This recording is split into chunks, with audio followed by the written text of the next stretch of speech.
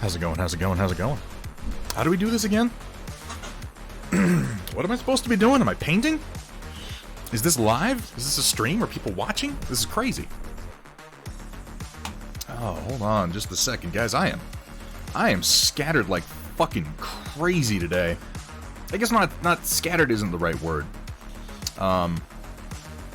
Mentally exhausted might be the right phrase. I've been head down in ZBrush for like the last... When did I get up today? Well, I've gotten a lot of work. Let's put it that way. Instead of me sitting here and trying to quantify numbers that I've clearly forgotten, I've done a lot of fucking work today, and I am a little brain fried. I'm looking forward to just doing a little painting. Just turning on that part of my brain, the artistic, non-technical side. The good news is I think I said on the Discord, I think I've made more progress, like broken through more plateaus, as far as utilizing ZBrush and Fusion 360 together to make interesting files. I think I've made more progress in the last couple of days than I have in the last 6 months, which is simultaneously exciting and frustrating, because it makes me realize how much more I could have been doing. Hey, what's up, Johnny? It's good to see you, man. So I might be a little fried tonight, and I apologize if that's the case. I might be a little bit off. I'm just, I'm trying to wind that part of my brain down. I have supported... Oh my god, so I completed my set of bases earlier this week. And then someone was like, hey, why don't you connect trays using this little tray system? Which I'm going to show to you because I made it and I'm really, really proud of it. And I was like, that's a great fucking idea. And then I made this little tray system for the standard Conquest trays, and I was like, yeah, this is great. This works really well. And then I realized none of the bases I made would work with it. It didn't function with the bases I made. So then I'm stuck in this position of like, do I release these trays to people and then these bases and go, hey, buy these bases and these trays. You can't use them together. How fucking stupid would I feel? The other option was to go back in from the start and rebuild the damn trays. And you know what? I did it. I just knuckled down and I got to work and I did it. And I'm glad that I did, because I learned a lot doing it. I did it a lot faster than the first time. The product is overall better as a result. It has also created I'm sorry to hear you're in the hospital. About to leave the hospital is good, though. Leaving the hospital is almost always a good thing.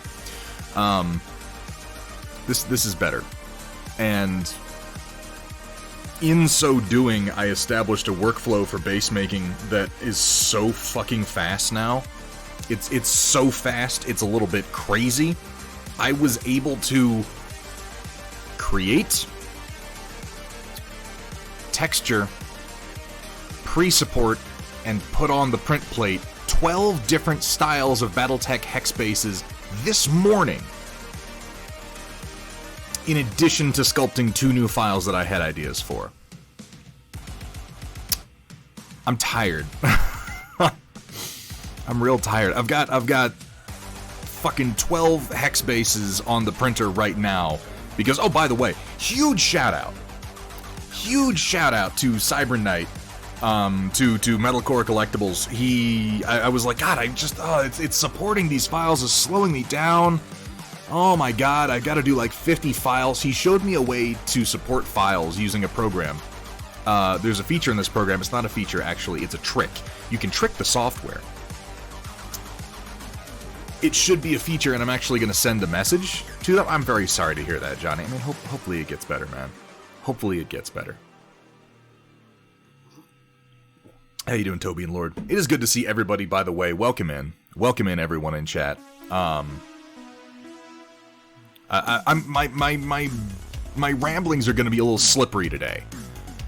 My mind is like a greased rubber trap right now, because I've just been hammering it against 3D design software.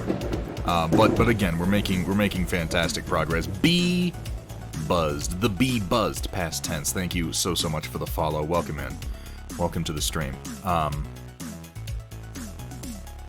I don't remember what the fuck I was saying. Oh yeah, okay. So basically, if you have multiple files that all need to be supported identically, like say a set of bases where they all have different sculpted details on the top, but ultimately it's the same supports no matter what. You can use this software to create a project file wherein you modify the base file, you orient it the way you want, you design the supports, you connect them, and this should be a feature. But it's trickery, and I'm going to tell these people this, because what you then do is you save the project file, you go to the original STL file, you delete the original STL file that you pointed it at, you then load up the project, and it goes, I can't find the file. I don't know where the file is. Can you tell me where the file is? And you're like, oh, no problem, and you select a completely different file. And it loads it up, it orients it exactly the same way, and it attaches the supports to it, and I'm like...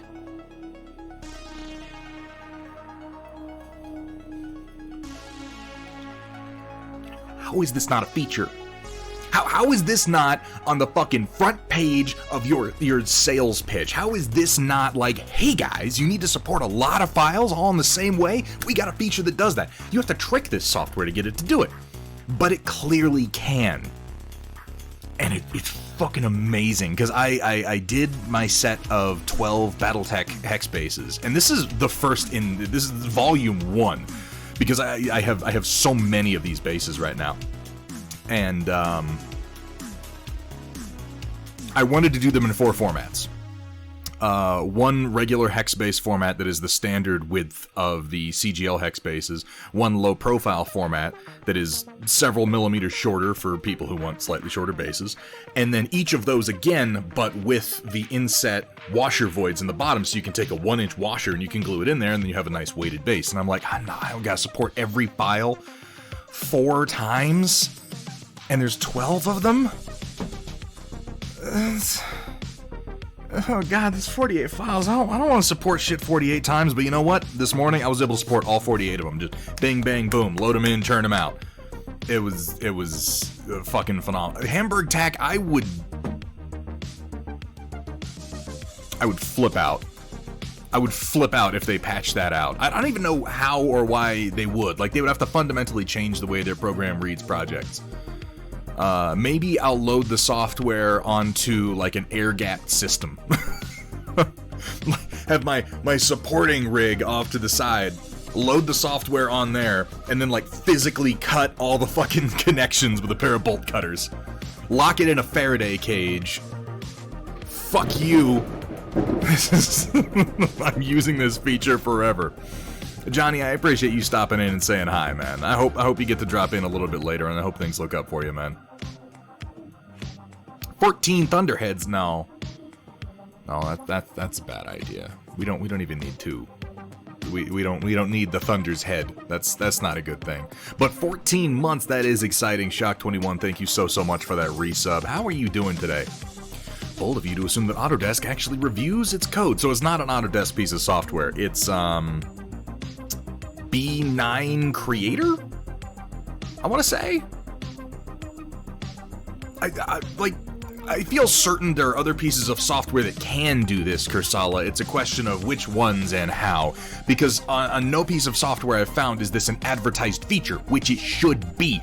I don't understand how nobody out there making this software is like, hey, people might want to do this.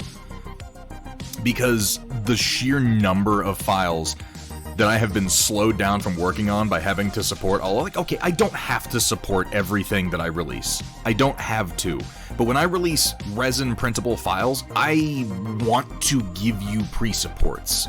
I want to give you good pre-supports. When I release resin printable files, I have test printed them multiple times to make them as close to perfect as I can get them. They won't always work on everybody's printer. Everybody's printer can wind up being a little bit different, but I can always say, hey, I have printed these. These will work. It can be done. I like to send things out with that confidence.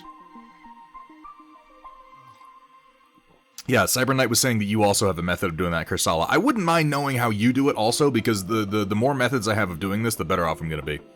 Overcame a bout of laziness and finished something. Shock, what did you finish, man? By the way, has everybody seen Dune? Because I might ramble about Dune, and I don't know what is the policy with spoilers on Dune. It's such an old story. That came out in, like, the early 60s. Yeah, the classic board game, Matt Yee. That's exactly what I'm talking about. No, I'm talking about the 1992 Westwood real-time strategy game, Dune 2. Spoilers for that one. That's what we're going to be talking about. Or alternatively, the 2002 strategy game Emperor Battle for Dune. We're going to be talking about the storyline of that.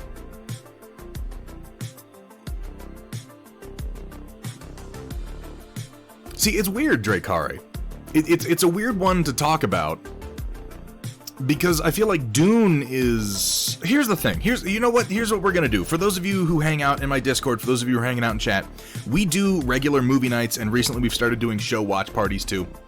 We have been hanging out, and White Wolf, this is another mug of mine. This is from Death Wish Coffee. And on the other side of the mug, it says, "Can someone tell me if the skulls of my enemies are dishwasher safe?" Which is a really silly, edgy thing that I don't give a shit what it says on this thing. Like, I wish that I could hand this mug to you. It is the most solid, comfortable mug that I own, and it's also giant. I quite like this mug. I think it has stupid text on it, but it's very comfortable. So we have been doing these watch parties, and we've been watching Doom Patrol. We're gonna try to finish off Doom Patrol probably in the first week of October. We have our movie night coming up here on the 30th on Saturday. It's always the last Saturday of every month. It's looking like we're gonna be watching, what is it, Trick or Treat? And Dracula Dead and Loving It, according to the current voting. I believe it's 20 ounce. Is it that much? It's the... I use one of those Keurig machines, and it's like the biggest one that it has. The biggest button fills this up nicely.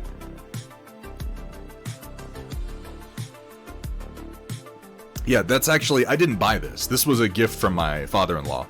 He gave me some coffee, and it came with these 2 mugs, and I just happen to love, physically, the mugs themselves. So yes, we're going to be finishing up Doom Patrol, and the reason I mention this is because once Doom Patrol is done, I'm thinking we're going to continue with our show watch parties. We're going to watch Dune.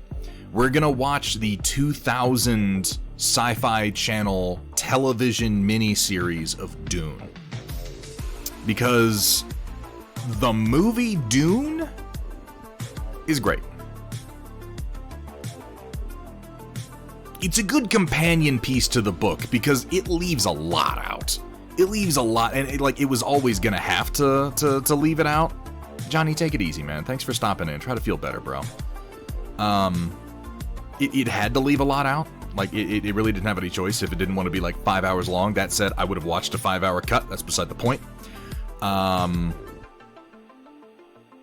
The mini-series covers the story much, much better. Hamburg Tack, like you're saying, someone who's had almost no exposure, enjoyed the movie, thought they did just enough to explain. Hamburg Tack, if you're into it, I would like you to try to watch the mini-series with us. Because, like, everything that's in the movie is basically in the book. They didn't really invent anything out of whole cloth to add in. It's all stuff from the book. But there's little pieces that are just pulled out and little bits of context that are shifted around to make it flow better as a film, and I think it's really well done. I just think that Dune, like, they honestly, they should have gone full Peter Jackson on it. They should have gone full Peter Jackson on it. They should have said, hey, we're making a trilogy. First of all, there's gonna be 3 movies no matter what, and secondly, we're gonna film them all at once and release them in consecutive years. Because the issue that we're having right now is that Dune Part 2 won't release for, like, a handful of years. And that's gonna suck, because there's no way you can view Dune as a complete story. The first movie, Dune Part 1, it ends right when things are getting good. It ends at a natural breaking point in the story, but it's pretty damn far from being complete. And there's one shot in the movie that did kind of annoy me, and that's the scene with the Power Rangers in it. I don't know why that's there. His little, he has one of Paul's premonitions where he sees the Fedaykin fighting the Sardaukar, and they look like Power Rangers with Iron Man armor, and I was like, it's an odd choice given how I don't want to say that the rest of the costuming was simple, because it wasn't. Actually, all the costume design in the movie is really, really good.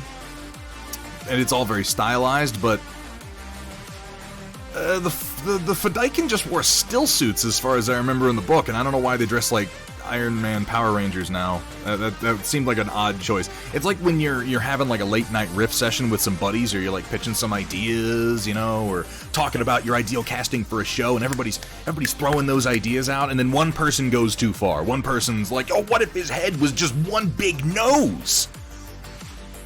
And everyone goes, the last idea was good, but that one, that was over the edge. We gotta dial it back from that, and we're just right. And yeah, the Fedaykin Power Ranger costumes were that for me. It was like, this is all great, this all looks amazing, every costume is ooh. Oh no. What are you doing there? Why do they look like Power Rangers? This is unfortunate.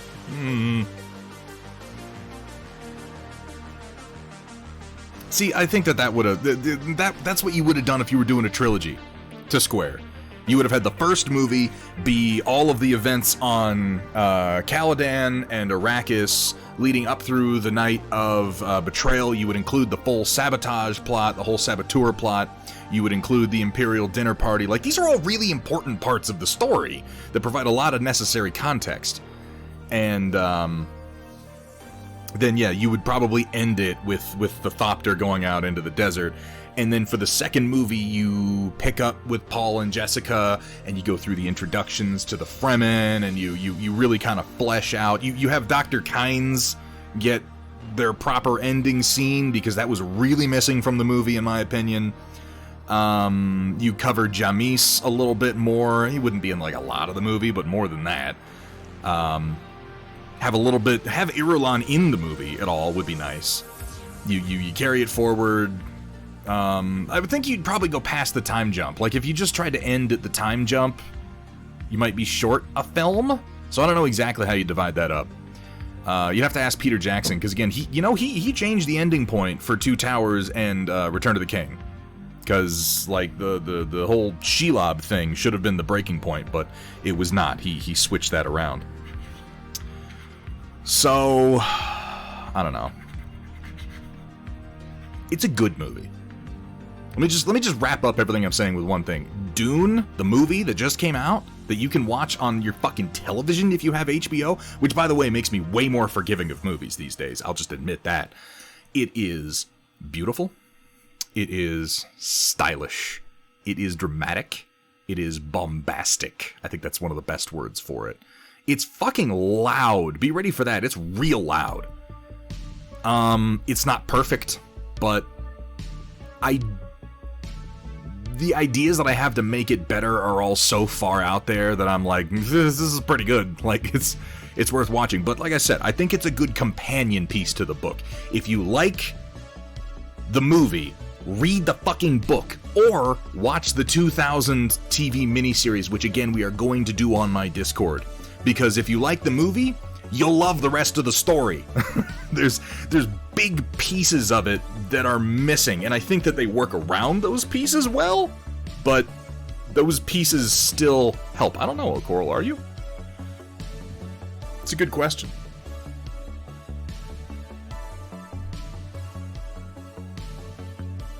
Yeah, no, you know, I'm not without nits to pick, Data Nerd, specifically regarding the castings. Dave Bautista's fucking wasted in the first movie. Stellan Skarsgård's fucking wasted in this movie. Like, they're obviously going to get more screen time in part 2 when that happens in half a decade. But I'm watching Stellan Skarsgård's performance, and I'm like, why the fuck did they cast Stellan? Like, barely does anything. Why did they cast Dave Bautista? Dave Bautista's a good actor. If you just wanted someone to be big and imposing and a meathead, you could have cast almost anybody. You cast Dave Bautista because you want someone who's a big, imposing meathead who has acting chops, who can deliver drama, who he has comedic timing, but in this role you wouldn't want him to. And then all he does is he like stands 50 feet away from the camera and he yells, and then sometimes he asks stupid questions, and he has like 3 scenes and then he's out of the movie.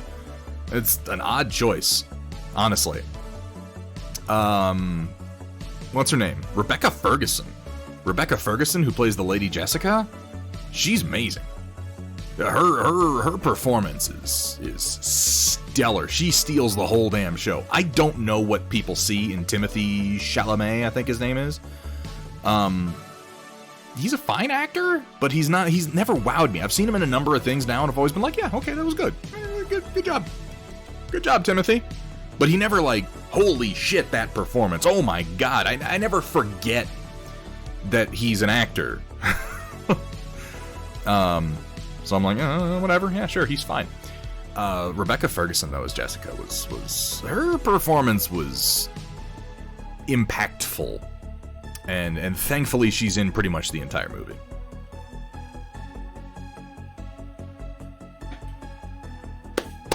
All right, what do you say we do some painting? Yeah, it's very loud. It is appallingly and alarmingly loud. I was watching it on my surround sound, and it was the big problem is the balance between the audio, like the dialogue audio tracks, and the music. Because it's one of those movies where I have to keep hammering up the volume when they're speaking and down the volume when it suddenly goes in my fucking face. Which is not great.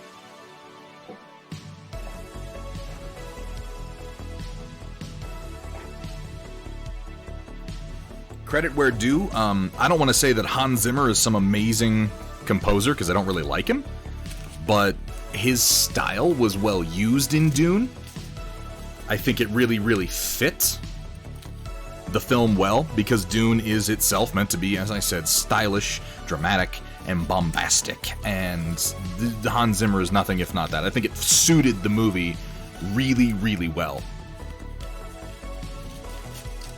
Again, I don't usually like Hans Zimmer, but in this context, I feel like his score was really well suited to it. And I do also want to say, the visuals in the movie were like a love letter to like 1960s, 1970s sci-fi artwork. The bagpipes came out of fucking nowhere to Square. The bagpipes weren't a thing in the fucking book. What was it with the fucking bagpipes? Whatever. They give me bagpipes, but they don't give me Gurney playing the balisette. And this is maybe my main gripe about the movie, is there are all these characters, with these amazing characters, who you wouldn't know they're amazing characters if you just watch the movie. You watch the movie and you're gonna be like, who's Gurney Halleck? He seems like a crappier, low-rent Duncan Idaho. And it's like, oh no. No, that's not the case at all. Got my monster base dry brushed up. I gotta add some flocking and whatnot to it. These are the finished cobblestone bases, though. I got a whole stack of them. Whole stack of them over here. I'm gonna flock them up, and I'm gonna do some photography later tonight on these, and then I can finally attach all my fucking models to them. That'll be nice. Oh, I'm gonna show you guys something.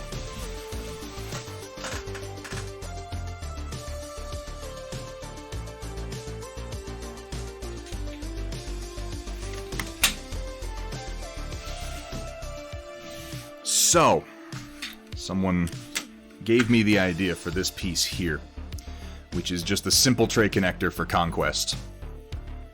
And I designed it to work with the standard trays that you get with the actual game. You just lock on like so, and you can put them into all sorts of different regiment sizes, and they fit well. And they won't slide off, and you can lift them, and you can move them, and then you put your finger in from the bottom and just pop them right off whenever you want to. And I was like, oh, this is a cool idea, I like this. And this is the moment that I realized, oh, my bases don't work with that system, because if you look at my bases, like the one I have here on my Theist Priest, it has my little magnetic puzzle piece connectors, which I still like quite a lot, because they give a lot of flexibility. And, oh my god. Oh my, why? I still don't get those notifications, and it's so frustrating. It makes human DNA and goat DNA. Oh, did you just make a donation and reference hands? That's terrible. Oh no. Hang on. I usually have Stream Deck pulled up, and then I forget to do it, of course. Or Streamlabs, rather, not Stream Deck.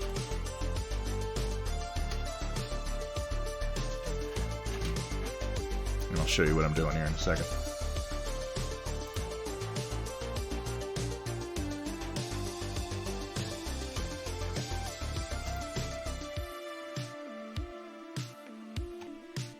Yeah, What do you get when you mix human DNA and goat DNA? You get kicked out of the petting zoo. Okay, that's... I was worried for a moment. I was worried for a moment that we were going to get more hands. Which is, awful. Splintered brush. Thank you so much for the tip, man. I appreciate it. Plank Walker, good to see you, my friend. Alright. So, what was I doing? Yeah, here we go. So you can see these bases, these are all the ones I've printed for myself. I can't use this system with, because obviously it's flat in the corners, and I have my little magnetic puzzle pieces, which, again, I quite like. I like this. But this is a great system, so I completely fucking redid all my files. And they all are built like this now. So, and this took some sizing to get it so that they would print and fit just so. The drawback here was I had to make sure that my files were completely identical down to the 0.5 millimeter. But now, you can just drop these right into this little physical connection tray to make a regiment and slide and move your trays around on the table. And I have this available in a whole series of different configurations, so they're getting better. The files are getting better with each iteration. And like I said, I had to completely redo every single file from the base up. I will say these files are also significantly more accurate, and they occupy about 1/3 of the storage space. The old files were 9 megabytes, these are 3 megabytes. Because I improved my methods in between iterations. How easy are they to do the resin printing with? I have tested these extensively, and my pre-supports work great. White Wolf. These are not difficult at all. The one thing you do want to do is when you are curing them, you want to be a little careful. You want to cure them, depending on how your curing is set up, you want to make sure that you're curing them evenly on each side, because if you don't, they can develop... Let me find one of mine that did it. It doesn't impact gameplay, but if you're a perfectionist like me, it could potentially annoy you. They can develop a little bit of a curvature. Oh, that's not a good example. Once I started curing them evenly, I didn't have this happen again, so let me find one that it happened on. There we go. There's one.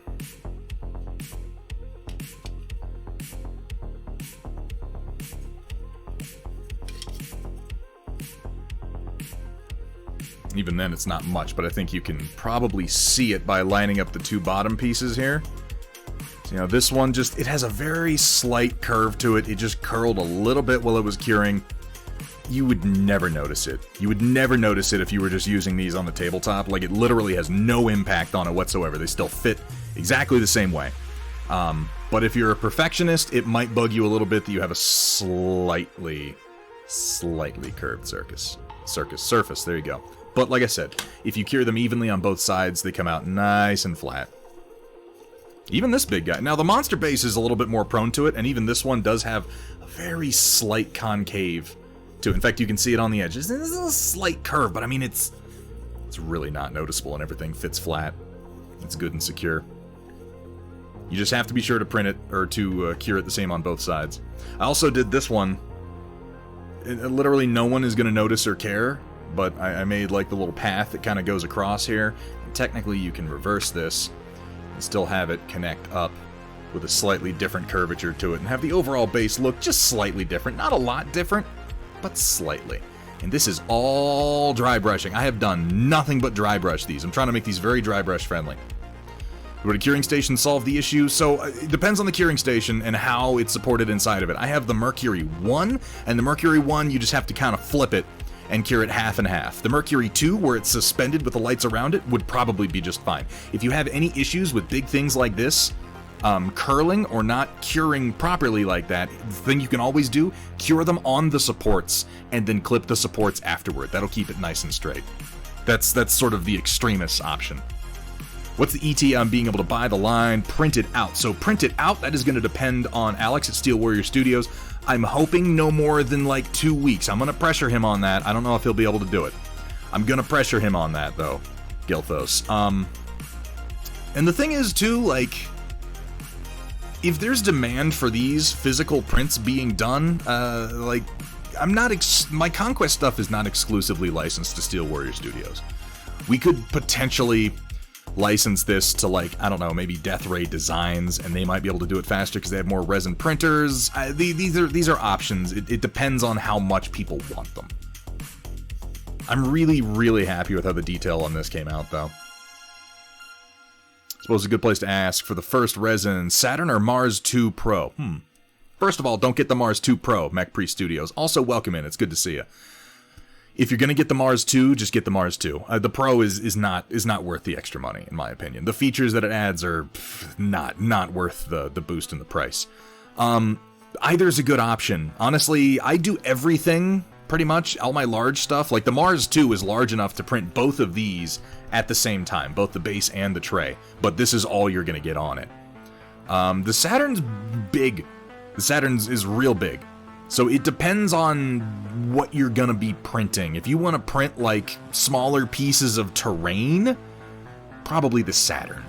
If you want to print mostly man-sized 28 to 35 millimeter figures, probably the Mars 2.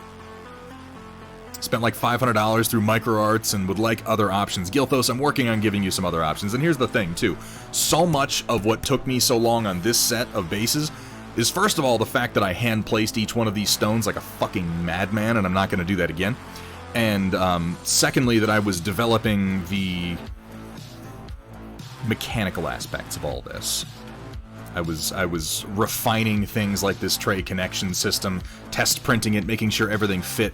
Because now that these base files are done, putting texture on the bases, that's the fucking easy part. That is absolutely the easy part. I could churn out another set of these in under a week at this point, and I have a list of 4 styles that I plan to release shortly after these become available, that are themed around the existing factions in Conquest, including one that is themed after the Spires, and another that is themed after the Wahadrun. Have a Saturn waiting on the Photon Ultra. How is the Saturn? I've heard nothing but good things, but I don't have one myself. And I want to show you, this is also a feature that's going to be on all of my hero bases, is I have these 3 extra magnets here. And I'm going to be working on some of these too. Then we have our retinue upgrade indicators. Let's say I want to do a Combat 3 upgrade. Well, that just sticks down right like that. Let's say I want to do a Tactical 2 upgrade. Well, that just sticks right down like that.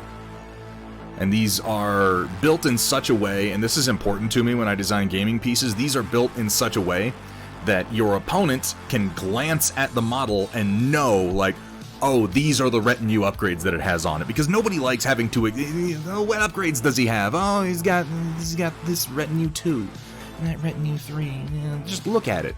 How many fucking swords are there? He's got combat 3. It's easy peasy. And these are available 1, 2, 3. Like, that's combat 1 right there. And there's 3 spaces for it. You can put them however you want. Arcane, combat, tactical. Dragon, we're going to make this possible for you in the immediate future. And there are going to be many more styles of this available. Also, there are 2 styles of hero base in this set. It's actually the same base with different parts on it. Here you can see. Here's this one, which I haven't painted the wagon wheel yet, but there's a wagon wheel against some stones. And then there's this little wooden sign sticking out, which is a separate piece, so that you can print and paint it separately and then attach it. This also makes it easier to ship, because this is going to be a pain in the ass and snap off a bunch if you don't make it a separate piece. Also, if you break it, you can always replace it. And the alternative piece for that is this little broken, and I need to put some oil paint on this today to color it, but this broken stone road sign.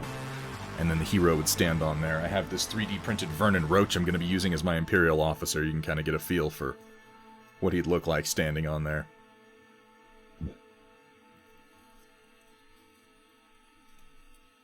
Speaking of terrain, I got one more thing to show you. I'm not going to make this whole stream me just showing stuff that I printed, but I'm going to show some stuff that I printed. Damn it. Is the hex-based style going to be available? Happy Man O'Coral, I am literally test printing my last plate so I can release a set of 12 rough terrain hex bases in 4 formats and 2 sizes. This week, in addition to the industrial bases, which are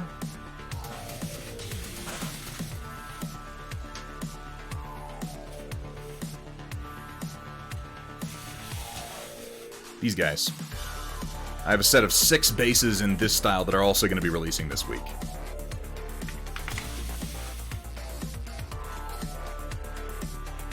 And then also, as people have noted, yesterday, I've made a lot of shit this week. I also made these, for those of you who want to use, now these are going up on Thingiverse for free tonight. These you can just download and print. But they're pressure fit hex bases, so you can just jam your standees down into them. This was Cyber Knight's idea. And I'm a little embarrassed I didn't think of it sooner. This was a great idea, and it was super simple to make. These pressure fit in real nicely, though. You just shove them in there, and they won't come out. They fit everything pretty well. People got so many standees. There's the base plates for those urban bases. Wait, which ones? Which ones, Okoro? Need some Angmar bases. Well, wait, okay. People, feel free to pitch me ideas. Also, Trotsky, fucking great to see you, man. Feel free to pitch me ideas. If you're like, I want to see bases in this style, just throw the ideas at me. I'm not going to promise you that I'm going to do them, but I can use them. So that's why I'm going to ask you, Rockin' Robin, you say you want Angmar bases. What to you says which realm of Angmar? What are you talking about? You talking about these ones, Okoro?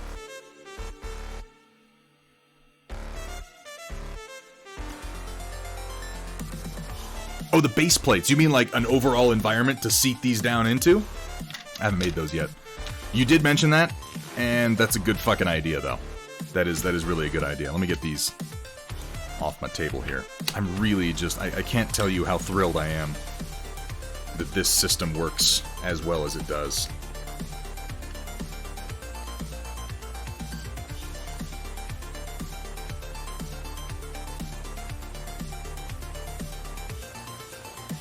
One of these is the wrong base.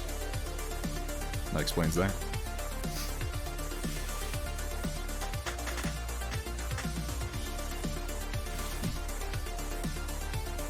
I'd have to tattoo it on backwards, otherwise I'd just confuse myself. Playground with skulls and ash, a la Terminator style. That is actually a good idea for some bases. The Sarah Connor scene, when she gets blasted to bits by the atomic fucking explosion. Yeah, I'm into that. Alright, I gotta work on my Theist Priest tonight, guys.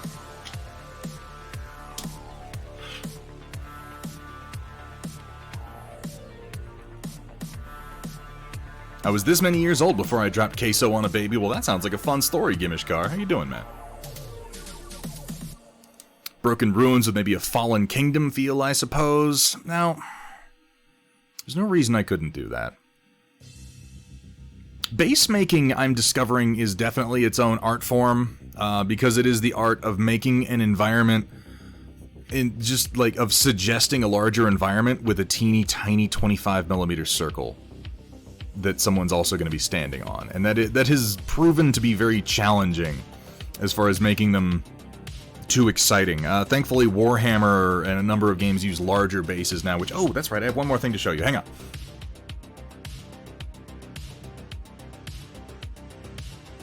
Hey, check it out.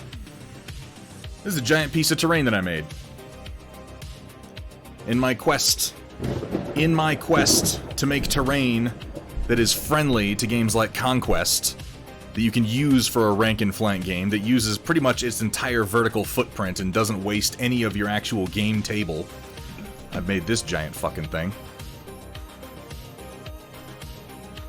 And I wanted to show, because it occurred to me after I did the first one. Gilfos, thank you so much for that Prime sub.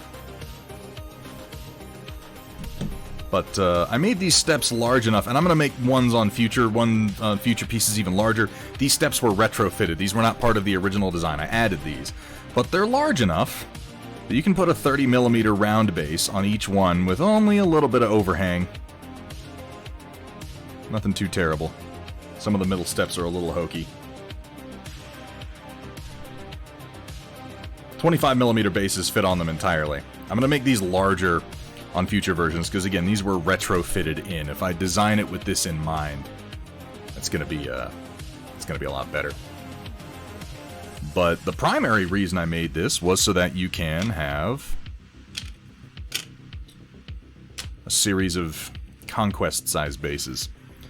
Fit easily on top and be stable, so you can call this a piece of garrison terrain with a capacity of 4 trays. And you can go ahead and put your actual trays right on top.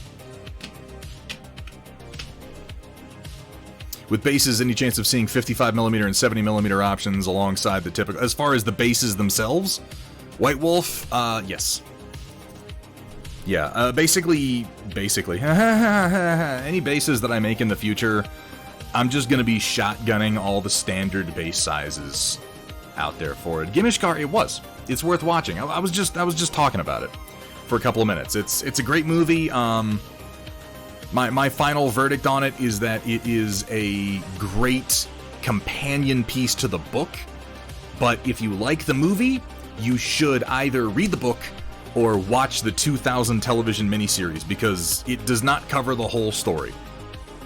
But it's a great movie, honestly. Yeah, White Wolf. I'm more. We're gonna have a lot more bases this fall-winter season. My workflow has been refined so much that I am excited to get more stuff out there. I'm going to be painting this guy up here in the near future. You can't really see all the features on it, but it's got like some rocky cracked surfaces on top there. Selling the idea that a base is part of a wider scene. Yes, Mech Priest, which is part of the reason I've been enjoying doing these ones for Conquest, because the extra tray gives me some more room to work with, but base design is an art. It is an art that I am slowly learning.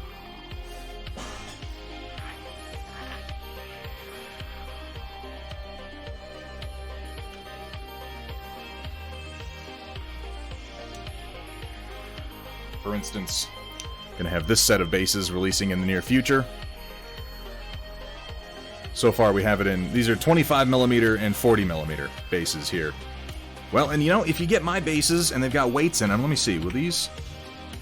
That's a little hokey at 40mm on this guy, but 25mm fits fine. Entirely on the step. If you buy base files from me, you're going to be getting them in multiple formats. You're always going to be getting a format that has a flat bottom that just prints solid, but you're also going to get these formats that have these washer voids in the bottom of them. So if you want to buy washers and put them in the bottom, which I highly recommend, with my bases you'll always be able to. Maybe a Minas Morgul look. See, that's what I'm thinking, is like a stone surface with a series of carvings in it. Rockin' Robin.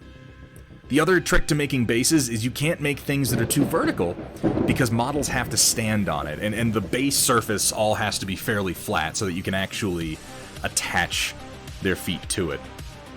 Chen Popo, thank you so much for the follow. Welcome to the stream, welcome to the Storm Chasers. Asri, it is good to see you too.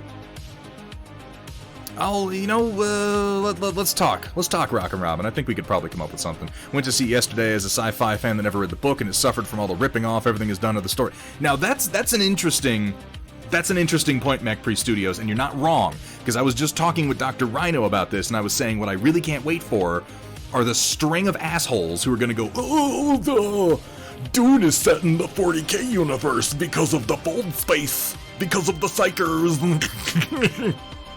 They're going to say it. They're going to say a lot of idiotic things. And I'm just trapped in the position that I've always been in of going, 40K ripped off literally everything, right? Like everything in 40K is ripped off from somewhere else. That's why 40K is as appealing as it is because there is not one single goddamn original idea in the whole fucking thing.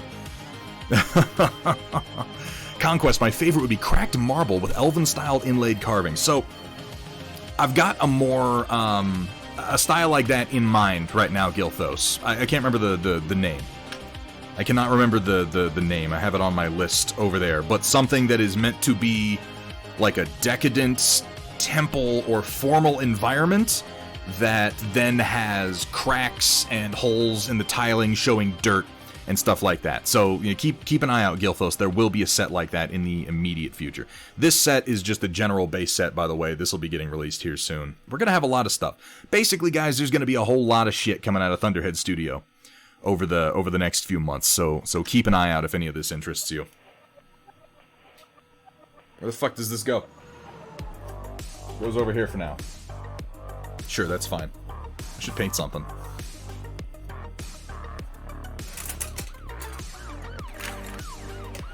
Get my oil palette. Hypothetically, if you were to base a shit ton of Skaven, how would you base them?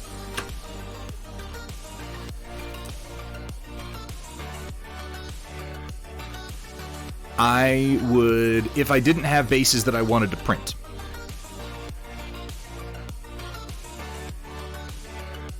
Of course, I don't have my Death Guard out here, or I would show you some good bases and in a good style for them. If you were talking, take a base and texture it yourself, Puck Duncher, and you wanted to do a shitload of them, what I would do is I would use texture paste, and I would leave little round or bean kidney-shaped depressions in it, and then I would come over with some epoxy. I would mix that epoxy with like a snot green or yellow paint, and I would then drool that epoxy into those depressions.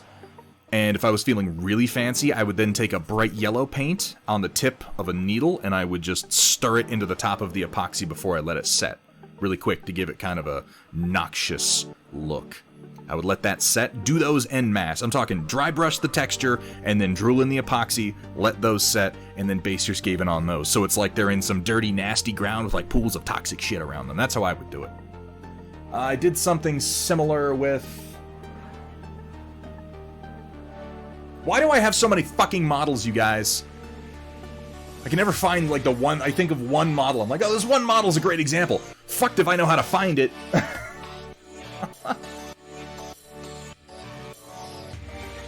I did it with my Veermin for Dead Zone, except with more technological stuff mixed in.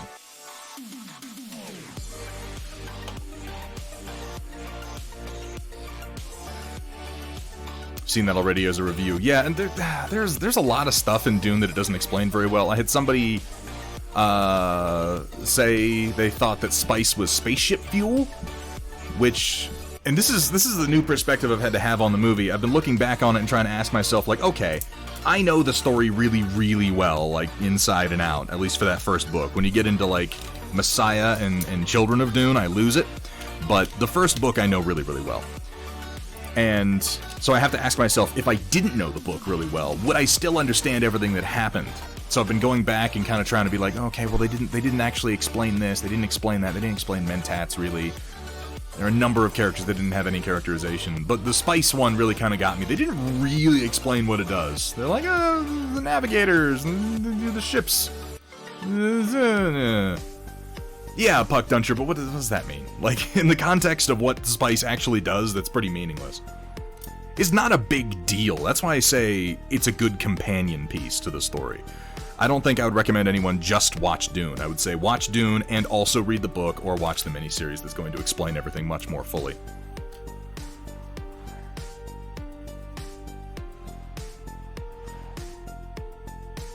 And that's fine, Shukan. You got no reason to. It's a good movie. I don't think it's not going to change the world or nothing, you know? If Dune was going to change the world, it would have done it back in the 60s. Oh, it is drugs, Data Nerd. Yeah, no, the spice is in fact drugs. The spice is a extreme hallucinogen.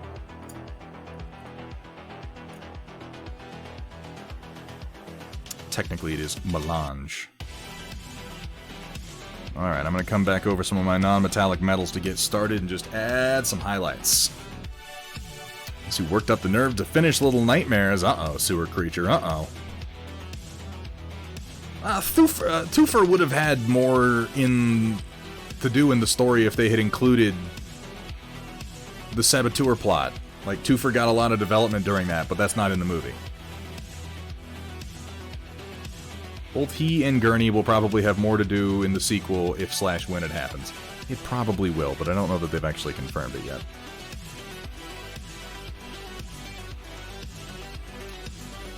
Leader of the Harkonnen, being bootstrap Bill in a fat suit with a Cornish accent, or Batista was for... I don't like... Okay, the Baron in particular was maybe my least favorite character in the movie. If you want a better idea for who the Baron is supposed to be, you should watch the miniseries, because Ian McNeice plays him in the miniseries, and it's much more how he's written in the book. Denis Villeneuve took cues from David Lynch for his portrayal of House Harkonnen, and that was a strange choice. Because David Lynch made... The Dune movie that David Lynch made is a bad movie. It's arguably a fun movie. There are certain things... It's a very memeable movie. but it's a bad movie. It's certainly the worst film that David Lynch ever did. Maybe not ever, but it's one of his worst films. I wish Brian Herbert were a good writer at all, Grimishkar. His shit is insufferable. Yeah, Mech Priest, the star power was a little overblown, because it was like you could tell how much development or screen time or how important a character was going to be based on who they were cast. Because, like, Shout Out Mapes. Oh, who's playing Shout Out Mapes? Someone you've never heard of. Oh, that explains why she has one line and dies in her third scene. That wasn't great. Fucking Yui was barely in the movie. Momoa, I didn't mind Momoa. I thought I'd mind Momoa more than I actually did. He was okay.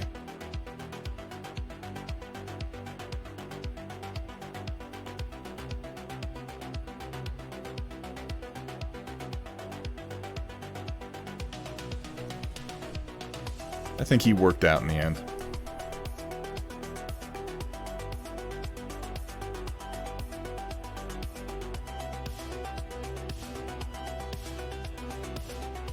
I'm trying to get my focus right here, pardon me. Well, okay, this is the thing, like, Sting throws everybody off, because Fade isn't even that much of a character in the story. Generally speaking, Fade is not in that much of the story. Arguably, Fade is less of a character than Raban is. Raban has personality traits. Fade is just a simpering little fuckboy that the Baron lives vicariously through, and loves because he's beautiful and physically perfect. Fade is an accessory to the Baron Harkonnen, so not having him in the movie, I'm like, that's fine. He's gonna play a part in the second movie. What was weird was that Irulan wasn't in the movie. She should have been. About as comprehensible as Senior Card Gauge. Yeah, the Baron Harkonnen. He's the kind of cool that's always like coming out of bushes right when you're walking by, you know? Try to stab Paul with his dick knife. It's in his belt buckle, isn't it? It's supposed to be in his belt buckle. The Emperor wasn't in the first movie. Yeah, there were a lot of people that just kind of weren't in the movie for whatever reason.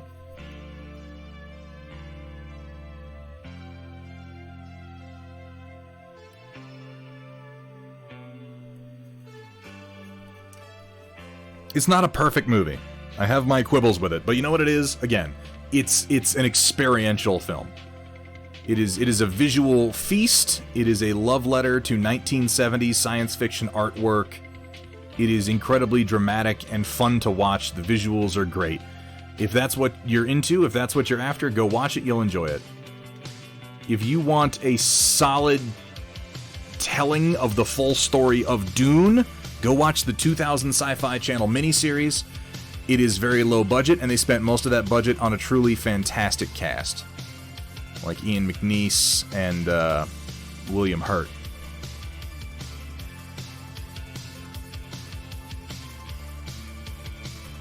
But again, we're going to watch that. We are going to watch that as part of our watch parties on the Discord. So if you're interested in that, you know, grab your tag on the Discord.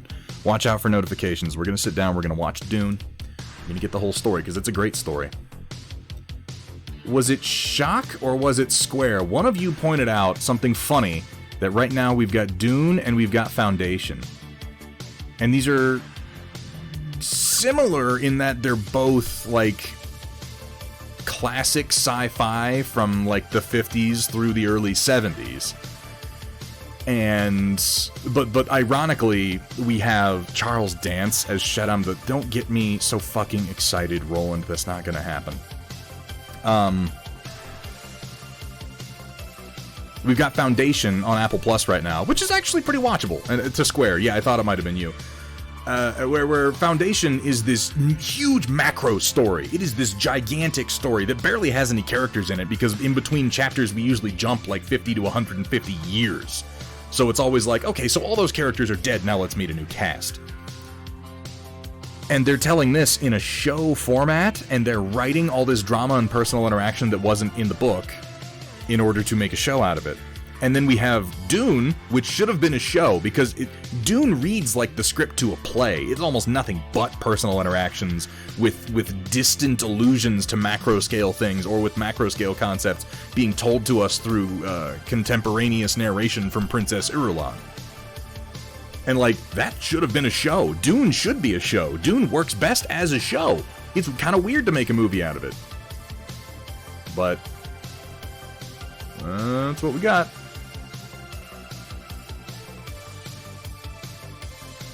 And not trying to be a downer on the movie at all, but can anyone legitimately tell me what the fuck it is people see in Timothée Chalamet? Because I am not getting it. I've seen him in a number of things now. He's not a bad actor.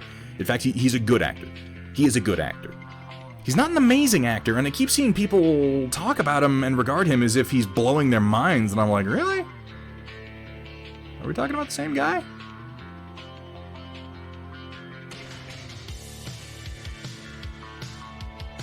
Because I'm not getting it.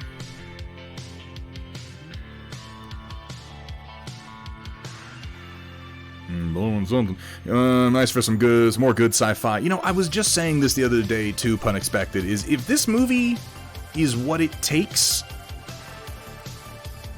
for science fiction, popular science fiction, to take a fucking shift away from more motherfucking Star Wars and towards some more high-minded 1960s, 1970s stylings and concepts, yes please. No Heinlein. Roland, no fucking Heinlein. Please, nobody make a bunch of Heinlein movies. What are you gonna do? What are you gonna make from Heinlein? Really? That's gonna be a movie anybody wants to watch? I make Farnham's Freehold? Who the fuck is gonna watch that? Maybe Stranger in a Strange Land? Maybe? Most of his stuff is unfilmable.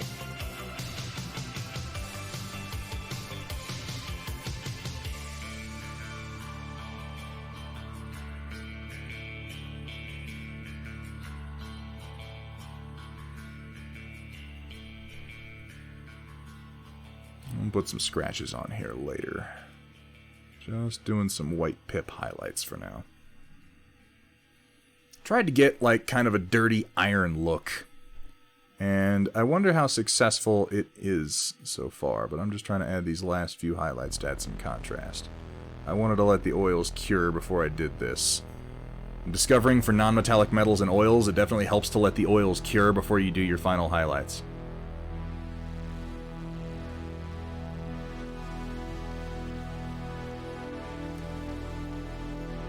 Yeah, I know, Sewer Creature. Like, that's why I said maybe Stranger in a Strange Land, but honestly, don't do Heinlein. Roland, we're gonna have to disagree on that one, man, because I fucking love Verhoeven's Starship Troopers. It's not like an accurate adaptation, but it was also never meant to be. I just don't feel like a full adaptation of Starship Troopers would even be terribly worthwhile.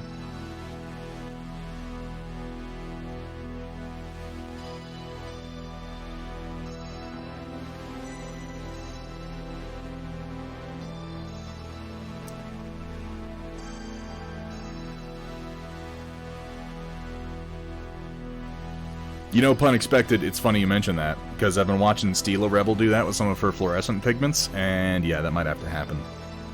Because those fluorescents are fucking amazing. Hey, what's up, Dave? I've read Hymn Before Battle by John Ringo. Reads like a Warmick gaming book in a good way. I have not, Trotsky. Found the first Starship Troopers movie entertaining, only partly a troll thing of the stupid popcorn fun to... Yeah, no, I mean, that's the thing, like... To understand Starship Troopers, the movie, you kind of have to have a certain amount of understanding of Paul Verhoeven, the man. And the history of his life, and the opinion that he had of Robert Heinlein after a brief review of the book of Starship Troopers. You also kind of have to have an understanding of who Heinlein was.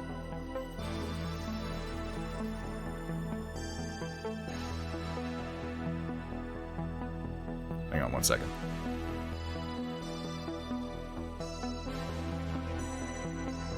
What was that? I was about to grab something and I completely forgot what it... Oh, I know. I was like, oh my god.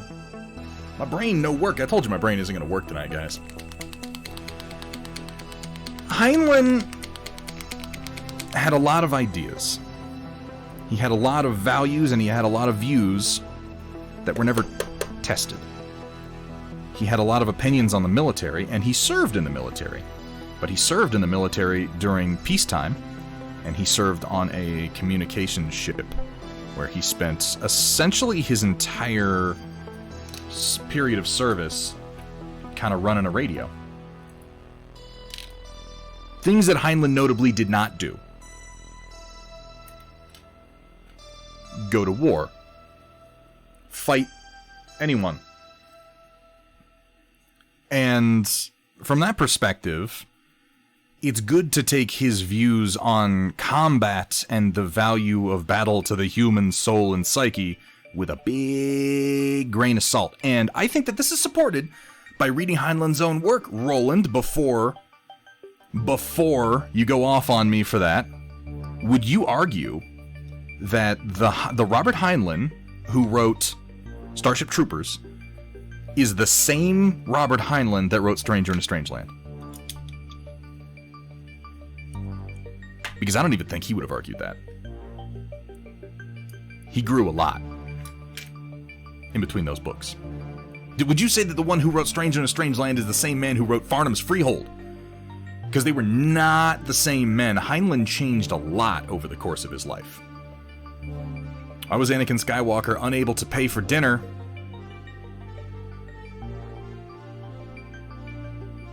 Oh, this is going to be awful. Oh, this is going to be terrible. I don't know. His MasterCard got declined.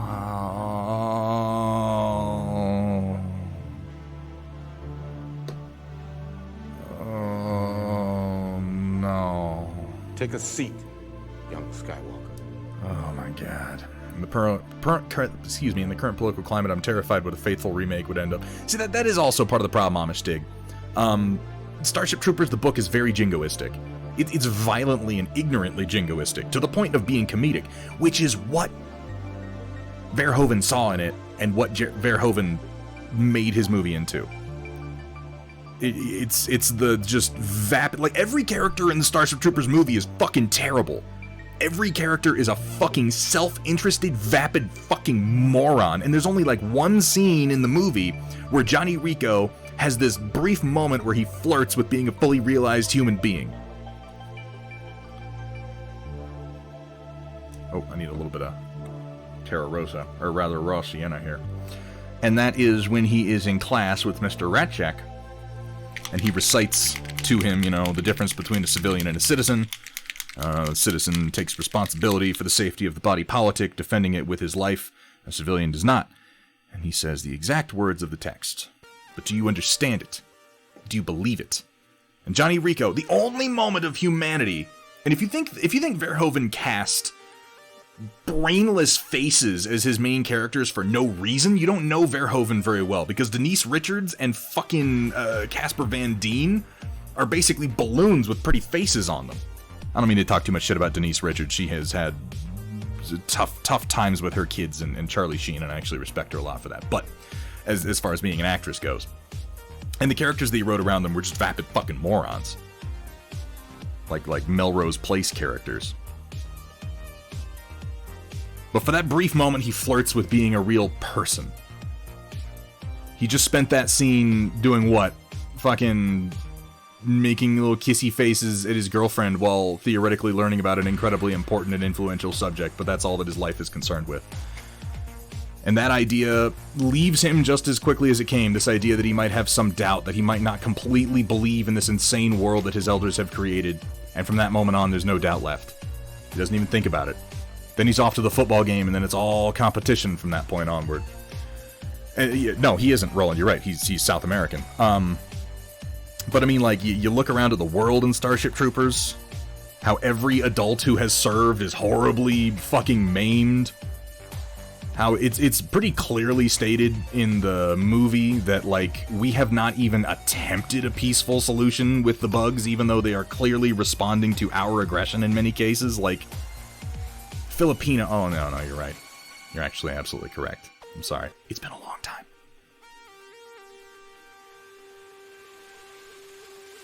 I was thinking Buenos Aires, and I just thought Argentinian. but no, you're absolutely correct. Also, his father joins in the book. It's not Zim at the end who gets the brain bug, but rather his father, who realizes the error of his civilian ways and goes off to fight after his family is killed.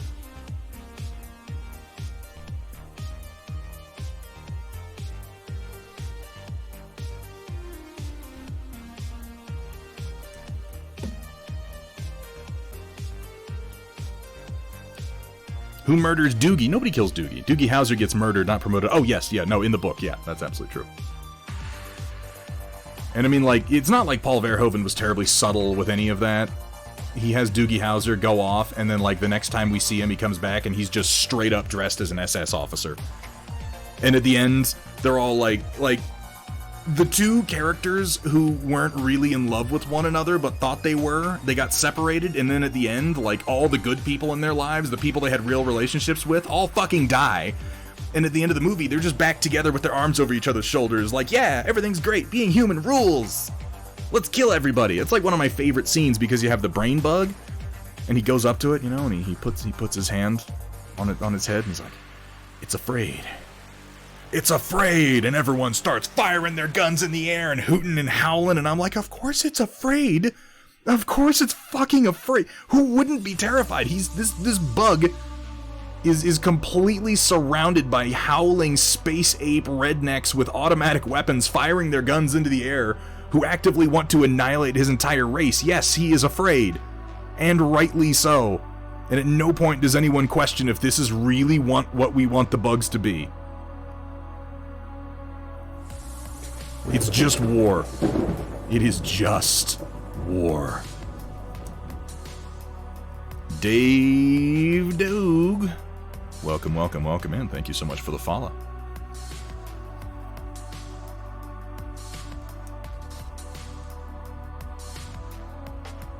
Well, maybe Shock 21. I don't think in the movie it's ever explicitly stated how the conflict started. I think that's on purpose.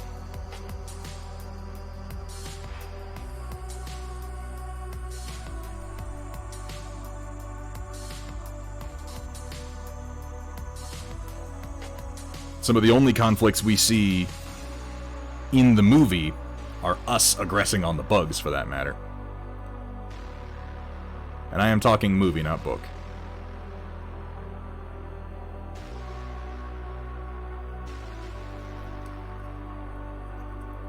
Who's with me? Who thinks Blade Runner 2049 was nothing much? Oh, fuck, I hate that movie, Dave. Like, you've come to the right place. I find that movie irritating. Blade Runner is quite possibly my favorite movie as far as filmmaking goes, and Blade Runner 2049 was irritating and, in my opinion, pretty lame, and a big part of my anti-Hans Zimmer treatise, because I felt like his soundtrack was almost entirely inappropriate for the subject matter. But I usually don't talk about it too much, because everybody loves that movie.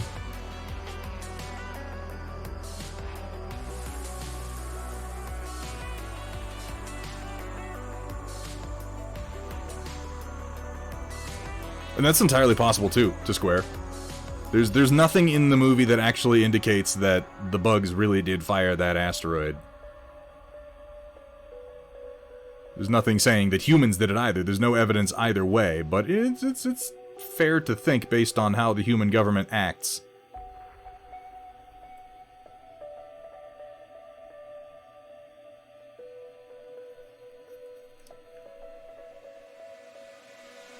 That would be very 1984, with them dropping missiles into their own cities to maintain compliance.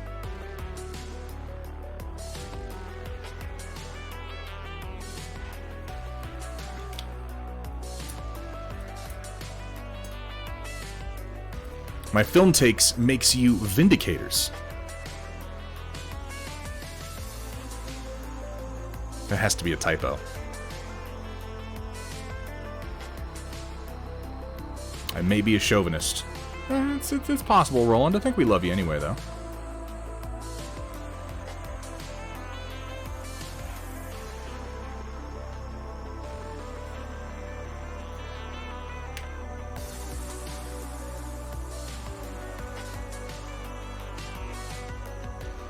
Vindicated. Ah, okay. Well, don't feel too vindicated. I am an unqualified asswipe on the internet. And just because I think a thing doesn't mean that that thing is in any way correct. I just have opinions. I can usually support those opinions with something. Usually. Thank you so much for saying so, Bitterbrush. I'm pretty happy with how it's coming together. I'm just trying not to ruin my good forward progress here.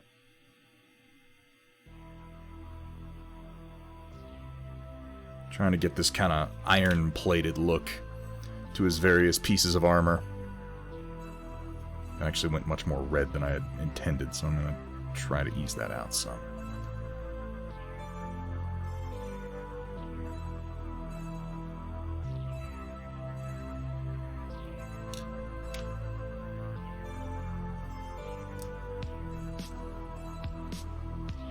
I am a qualified asswipe.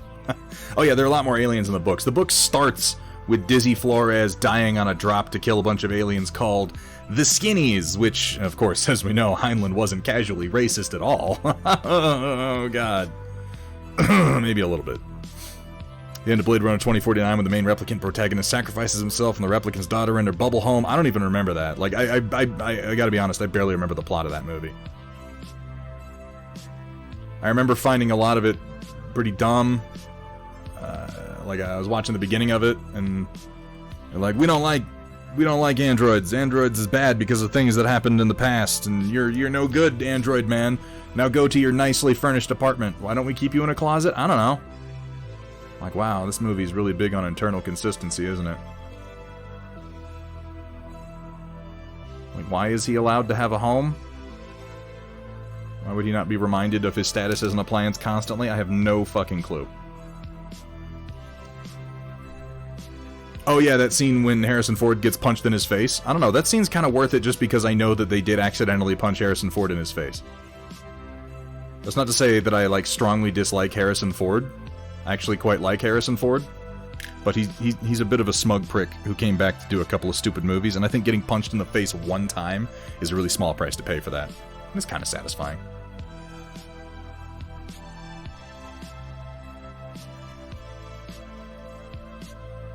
Oh, shut up, Roland.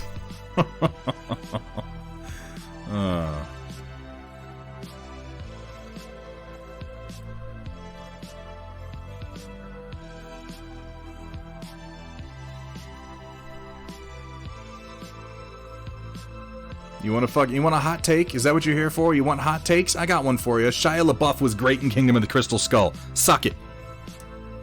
He was maybe one of the only parts of the movie that I genuinely enjoyed to some degree. Was his character and his performance. Up until he was swinging with monkeys. I'm not saying that part was good, because it wasn't. It was objectively awful.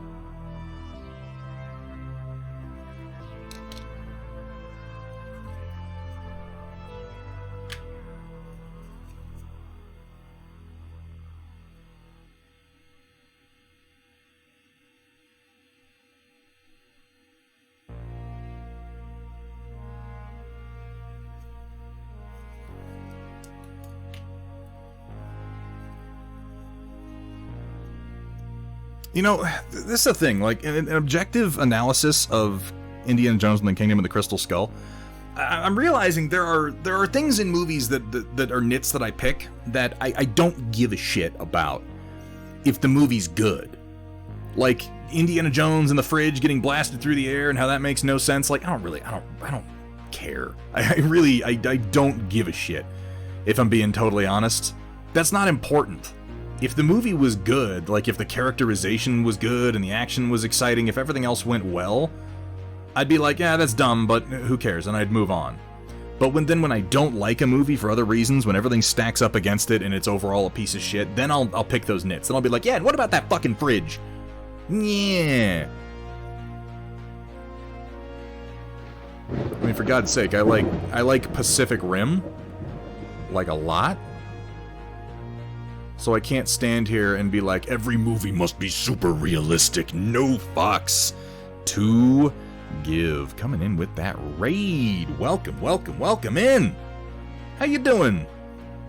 How was your stream, Jotun Wolfar? Thank you so much for the heads up there, whether I paid attention to it or not. It's very thoughtful of you. How is everybody doing today? How was your stream, No Fox? What were you working on?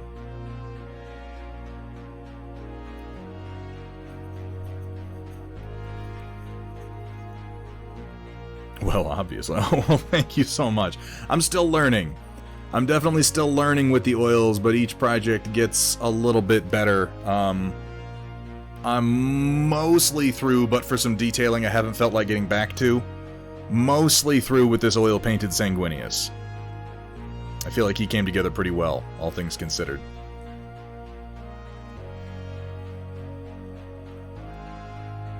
And I've been really exploring the non-metallic metals, trying to get bad at them. Trying to get bad at them. trying to get good at them. That's the opposite. I don't know why my brain would do that. Well, thanks for saying so, Fox. Helen was working on some Night Haunt, and I was working on some Orcs. Ooh, I'm gonna have to see some works in progress on those. Have I seen The Wandering Earth yet? I remember seeing like a Come and Get You for it, but I haven't watched it, pun expected. Trying to get bad at it. I don't do the words too good, you know what I mean?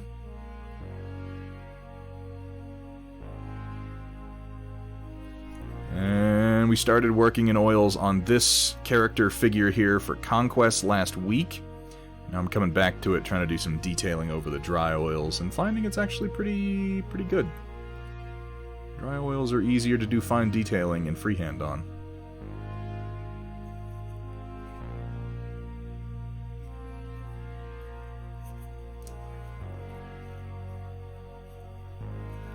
Like bad movies, but they have to be good bad movies. Army of Darkness, Speed Racer, Real Steel. You know, I've never seen Real Steel.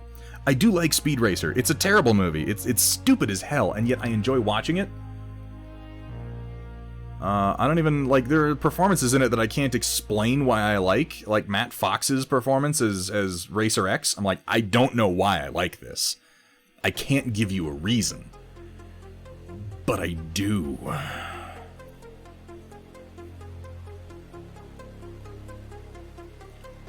Oh yeah, Dave. I'll pre-glaze and sponge a lot of the time too. I learned everything I know from watching Wapelius and Stila Rebel.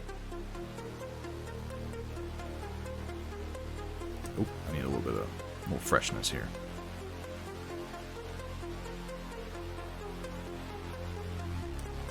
Cannot remember a single plot point of Speed Racer. There is Speed Racer's father makes cars, and there is a major car manufacturer. They make some sort of science fiction engine component that goes in the car, and that's run by Smug British Man. And then there's another company that also makes them that is run by Asian Man, and there's some corporate espionage going on between the two. And John Goodman suplexes a ninja, and then he calls him a nanja. That's right, Vergataron. John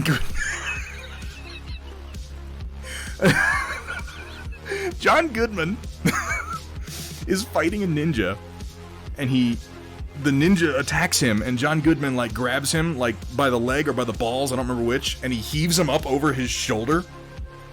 And then the camera focuses in on a championship wrestling ring on John Goodman's finger, and he goes, ding! And the ninja goes, uh-oh! And then John Goodman spins and throws the ninja through a wall? And then in the aftermath of the fight, someone runs into the room, and they go, no, it's Trixie. Trixie runs into the room, and she goes, oh my god, was that a ninja? And John Goodman says, more like a nanja. It's pitiful what passes for a ninja these days. And I remember that because it's the greatest scene in the movie. Without a question. I remember stupid shit, Dave. Actually moved away from the pre-glaze now in my workflow. Start with my darkest color, mix in my highlight, generates my mid-tone. Yeah, I've been changing up my style a bit too, No Fox. I've stopped bottling and pre-thinning my own paints. I've started just mixing them right out of the tube to the consistency that I want. I'm glad that I started where I did. But, you know, you adapt. you adapt as time goes on, as you try different and new things. Speaking of which, I need to mix some umber into my midtones here because I went way too red. Way too red. That's okay.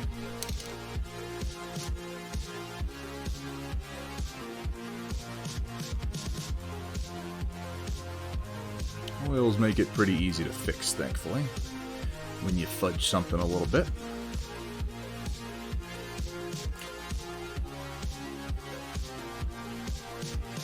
Yeah, and that's exactly how I treated it, No Fox. It was a great starting point, and I learned quite a lot doing it. Enough that I feel more comfortable doing it my own way now, which I think is the important step to take, is making... Here's the thing. You can follow tutorials on how to paint things all day long. It's a great place to get started with any painting project. Find something that someone did that you like, and go, how do I do exactly that? And just follow it step by step and do it. And in so doing, as you get practice, you will eventually start making decisions in your painting. You will eventually start doing things for a reason, because you understand what's going to happen, and not just this is the step. And that's the point that I like to get to, is the point where I understand what I'm doing enough that I am making meaningful decisions. And I think I've really kind of just hit that point with oil painting. Oh yeah, Marco Frazzoni's a fucking he's made a deal with like a demon or something. He sold his soul at the fucking crossroads.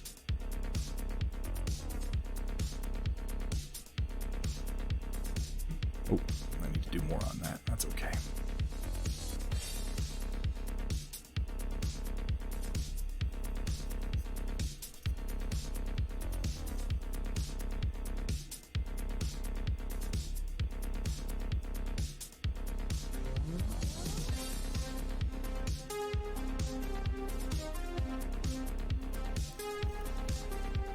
Debating on starting with acrylics on some parts of the Mini. I still do acrylics for a good number of things, and I'll switch back to them depending on what kind of paint job I'm doing.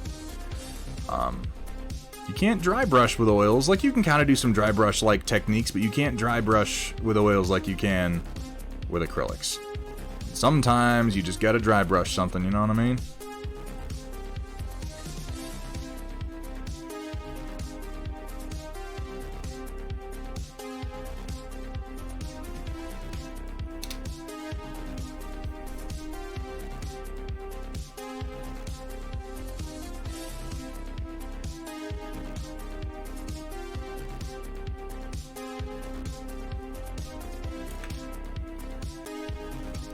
Anyone seen Dune? We were talking about it a little bit ago, Dave. I've watched it and I liked it. Didn't fancy going into theaters. Now it's too late to watch on the big screen. Moved to the very small screens and not worth it. Honestly, I liked watching it at home. I'm sure that because it is a very, it's a very loud movie. Because it's a very, very, visual movie, I'm sure it's very impressive in IMAX, but I don't really give a shit. I watch everything at home. It's good. It's worth watching.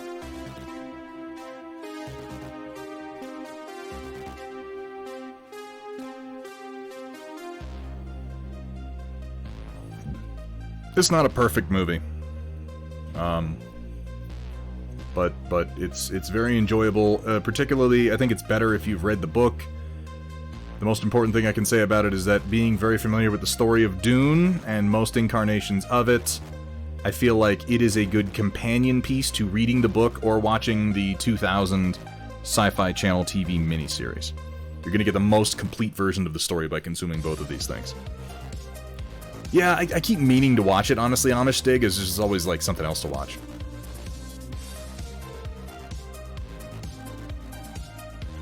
.5 out of 10. Don't want my money back, but I doubt I'll watch it again. I might watch it again, Amateur Paint Hour. I might watch it again just because, like, purely for the visuals. Like, the ornithopters were really cool. The worms looked good. Like, there's a lot to love. But at the same time, I would not try to argue you out of your position because I totally understand. It's very much a movie that is focused on style. And if that's what you want, you're going to get a lot of good style out of it. Visually, it has a lot of homage paid to like 1960s, 1970s science fiction artwork, and I really appreciated that about it. It has some good performances. If I'm being honest, it has a lot of really wasted actors in it, though. Not wasted like they're drunk. I mean, like, why the fuck was Stellan Skarsgård in the movie? I couldn't tell you. Why was Dave Bautista in the movie? I'm not sure. They cut out most of what Raban had to contribute to that part of the story, so... whatever.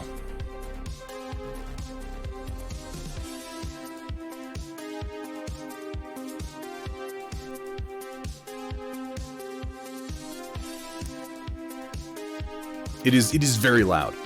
It is very, very loud. How you doing, Big Boss? Well, it is a prologue movie, Dave. It doesn't have an ending. It ends and it goes, stay tuned for the next movie. There's a whole flash forward towards the end of the movie that's just an ad for the next movie. Which is admittedly a little fucking lame. Like, I knew they were gonna do it, but that doesn't make it feel any better.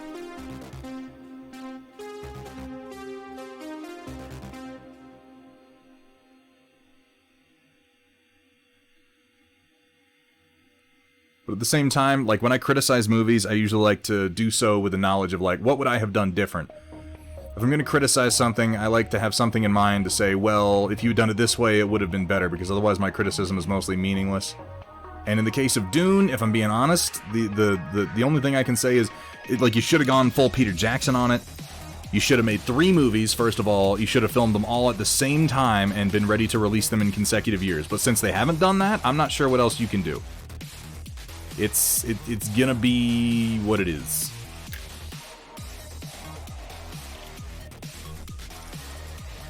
Yeah, I mean, like, yeah. It covers roughly half of the book.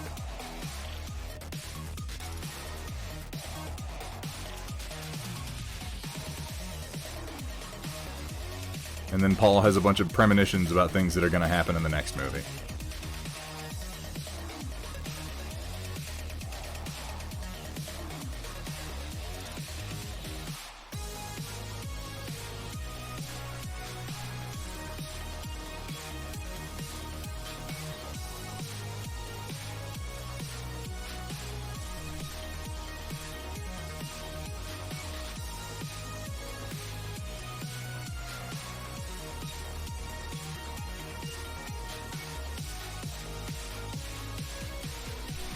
It's a fun watch, though. Like, I can't honestly say I don't think people should watch it. It's beautiful.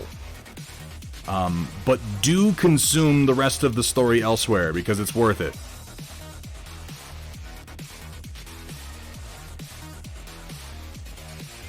And you do miss some kind of important components in the film, I think.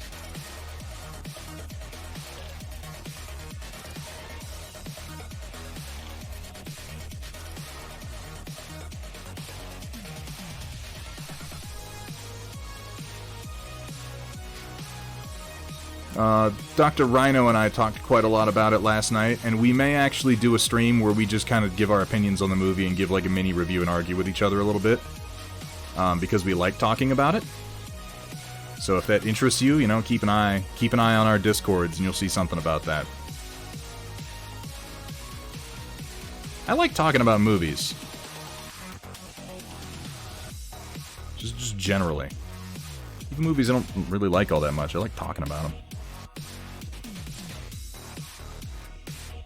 No, in fact, the entire sabotage subplot is removed from the movie. It's not in there. That's one of my big disappointments. Like, at the moment that the scene starts, where it's the night of the betrayal, you know, I was literally like, I think I said out loud, like, wait, this is happening already? There's so many things that haven't happened yet. Now, that said, Rebecca Ferguson's performance as Jessica was fucking phenomenal. There were a lot of actors in the movie, I'm like, they were kind of wasted on that role. Rebecca Ferguson was unfucking-believably good. Hey, Gus Schultz, it's good to see you, man. Welcome in.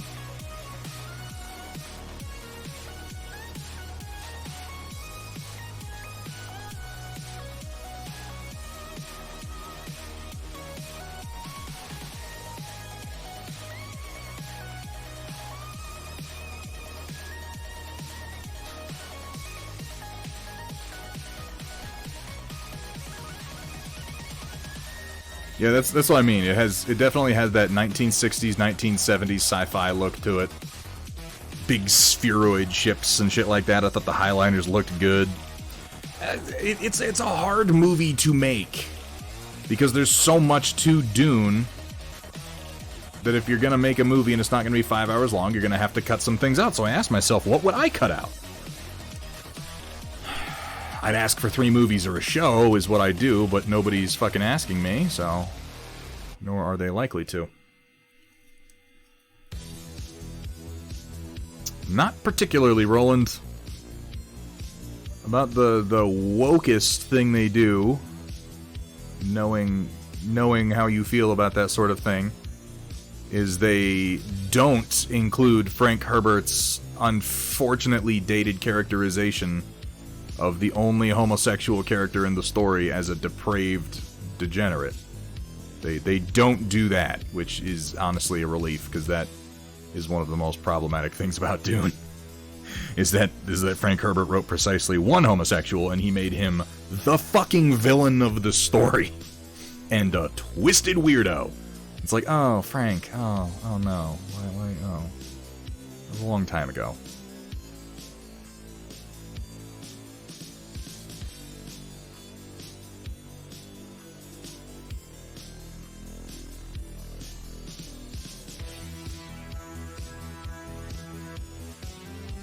Oh, he is. Certainly. It's just, it's very dated. It's very dated. I love the Sci-Fi Channel miniseries, Kevin Kitsune. We're gonna watch that, but I'll mention that again, folks. We're gonna watch the Sci-Fi Channel miniseries on my Discord in the near future. If you're interested in watching it with us, please get on the Discord, get your movie night tag, and keep your ear to the ground. If you watch Dune and you're like, this is cool, but I'd like more, we'll see if we can't get you some more.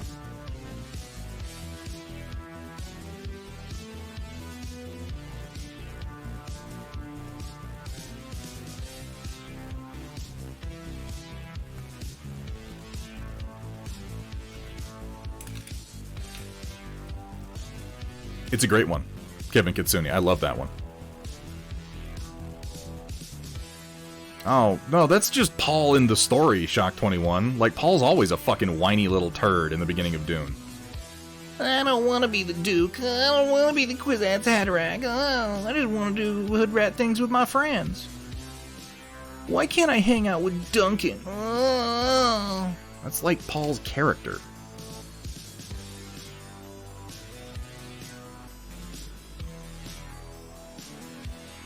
He truly does not like sand.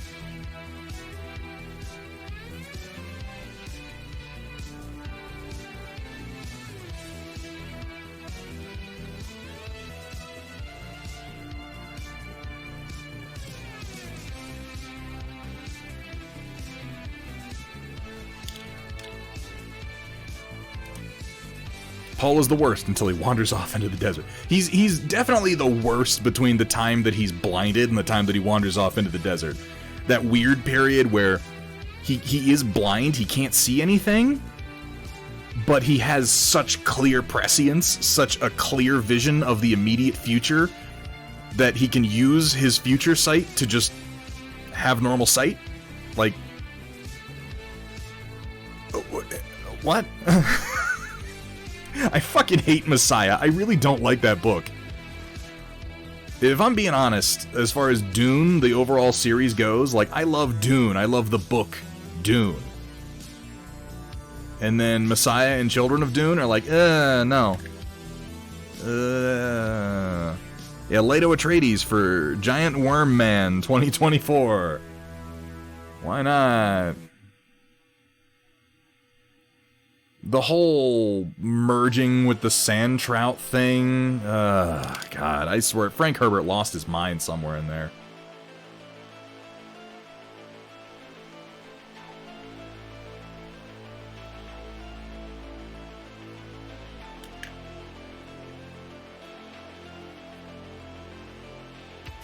I think Dune ends perfectly, too. Like, you don't need to continue that story, and that's a good thing, because it might as well not.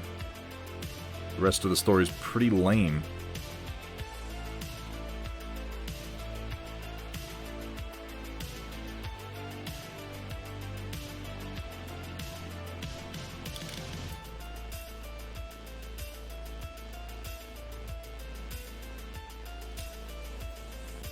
The butter must flow. It would be, that's what I said. Said he who controls the butter controls the concession stand. To the guy. And he looked back at me. And he held his hand up in salute with his crysknife. And he said, "Long live the biters." And then quietly he was like, "Of the popcorn. Of the biters of the popcorn."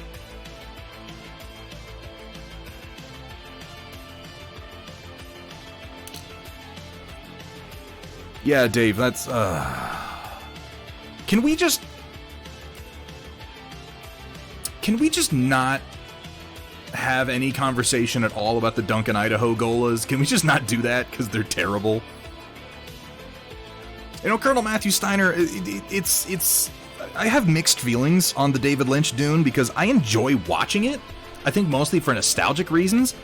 And at the same time, having become a fan of David Lynch after seeing Dune and then seeing the rest of his work, I think Dune is the least of his films. It's the worst thing that he did.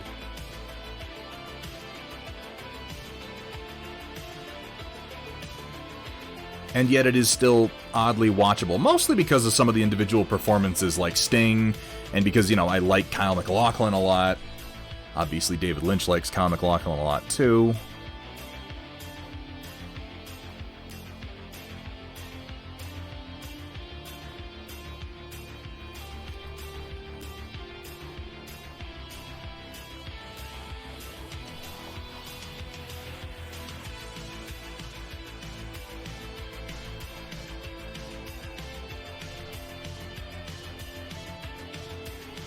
Hayden Christensen looks fucking old.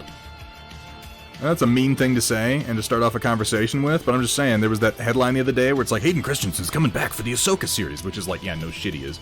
He needs to get fucking paid at some point. He is not aging gracefully at all. He looks bad.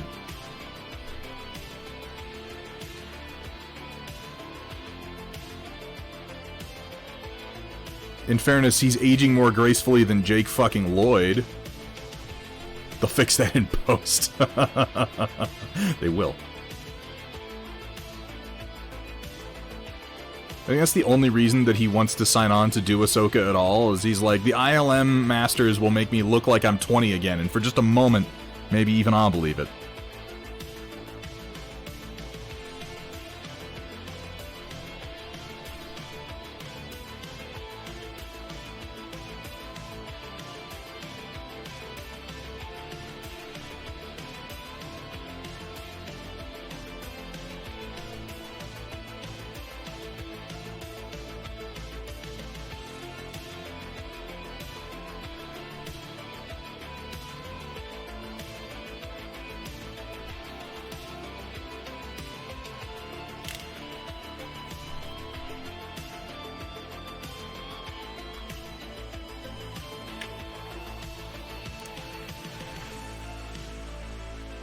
Well, I can't use my other one, because this just has a small magnet on the bottom. I've said before, and I'll say again, Matt Yee, I hate the majority of Citadel's products, but these painting handles, as far as the cost and utility goes, are one of the best things they've ever made. I'm not ashamed of that. It's true. I don't recommend buying anything else that they make, but this, yeah, this is good.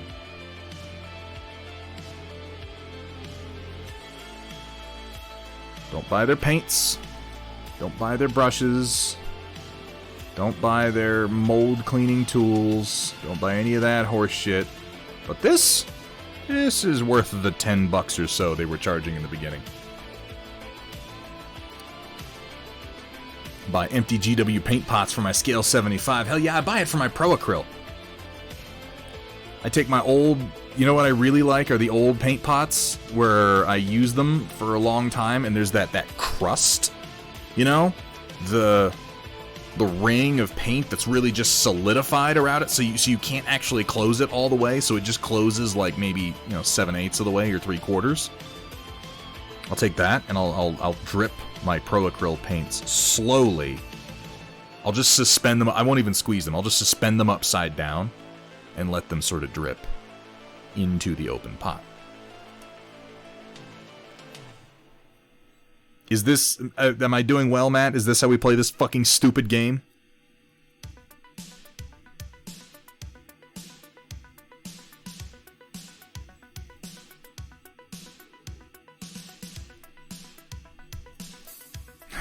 Of course not. Of course not. How could I suggest otherwise?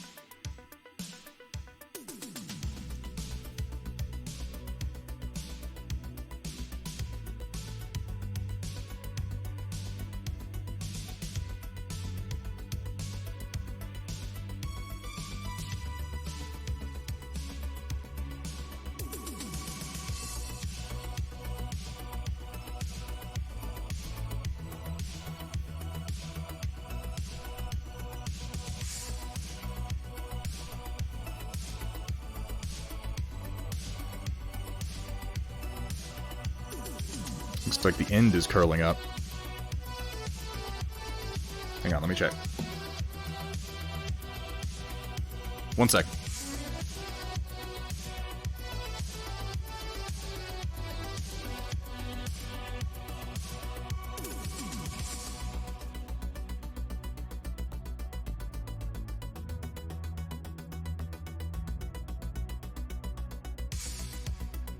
There's a tiny little bit of curl on that corner. It might wind up being inconsequential.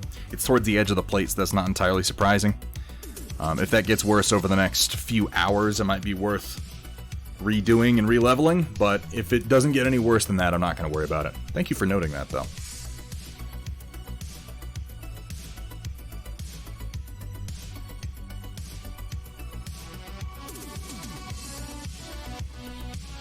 Painting super fucking slow tonight.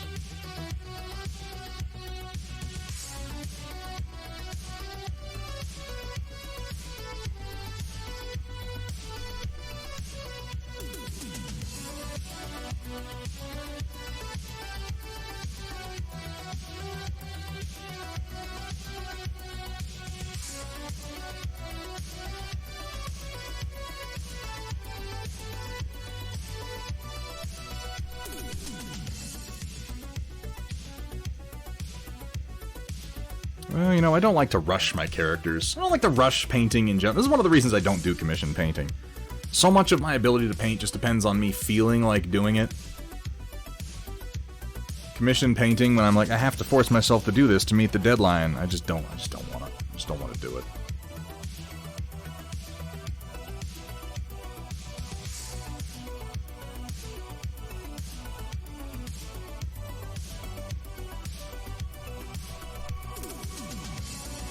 I'm trying to be fairly precise with these figures anyway, so I think taking my time is worth it.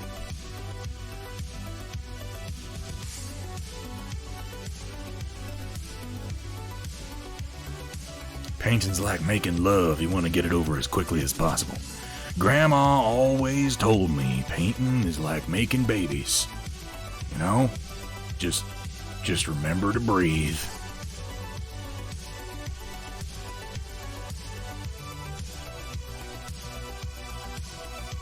Close your eyes and think of England.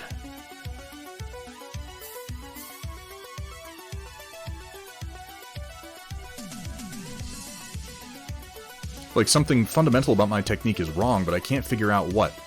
There aren't many wrongs in painting, No Fox. There's what works and there's what doesn't. So if something isn't working for you, I would say analyze and address it. But if it's working for you, I wouldn't overthink it. There are as many right ways to do it as there are people doing it, and your right way might not be somebody else's.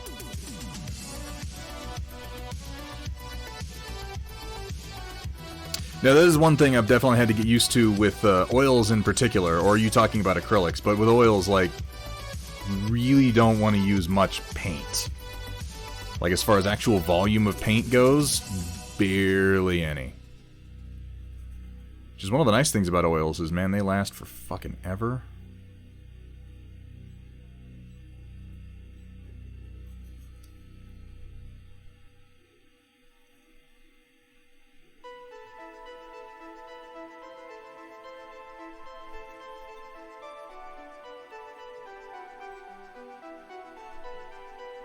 Work in progress you posted was of your orc you just finished in oils. Oh, nice. You should consider, No Fox. feel like dropping that in the Storm Report. I should probably mention every single stream we do a little bit on here called the Storm Report, where we share your art with the rest of the stream. We can do a little review of it. We can give some tips if you're stuck, or we can just show it off if it's just something that you're proud of. It's super easy to participate in. All you got to do is jump into the Thunderhit Studio Discord, go into the channel marked the Storm Report, and post your picture to be seen at the end of the stream. Please do. I'd love to see it, and I'd love to show it off some, too. You know, it's something that I say a lot. People who hang out here can confirm it. We are our own worst critic, not just in the sense that we are hardest on ourselves, but in the sense that we are often the least qualified people to judge our own work in any meaningful manner, because we're too focused on all the little things that we know are there, all the little mistakes. We're too focused on how we wanted it to go, to pay much attention to how it went and why that's a good thing.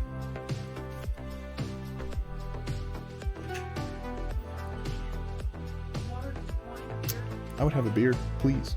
Thank you.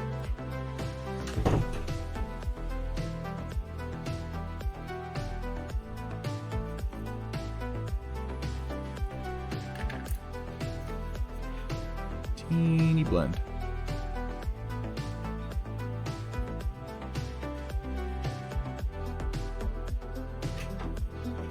Teeny blend. Thank you.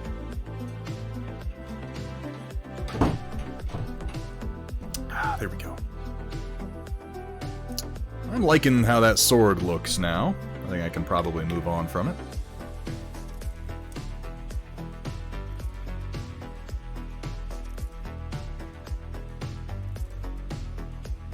Just a touch more highlight there. Just a touch. And I might come in and do some scratches on the sword later.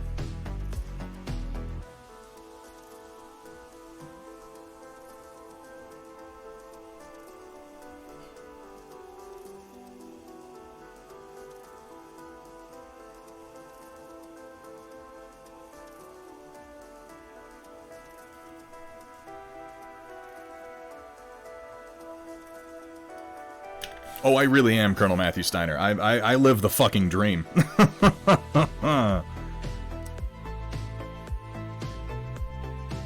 Alright, I need to lay in some basic work for my golds.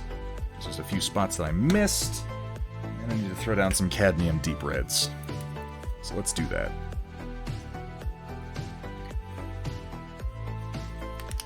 A dark art that's not really practiced in tutorial videos on YouTube and, say, Twitch. Miniature magnetization weapon options on vehicles. Oh, yeah. That's something I've been doing for a long time, is magnetizing. I started it in the early 2000s when it was genuinely difficult to find the right size rare earth magnets a lot of the time. I magnetized everything for a while until I realized there's a certain point of diminishing returns where it's not worth it to keep magnetizing. But finding that point is tricky. In the beginning, it's tempting to magnetize literally everything, but you have to kind of ask yourself, is this worth it? Some things, the answer is no.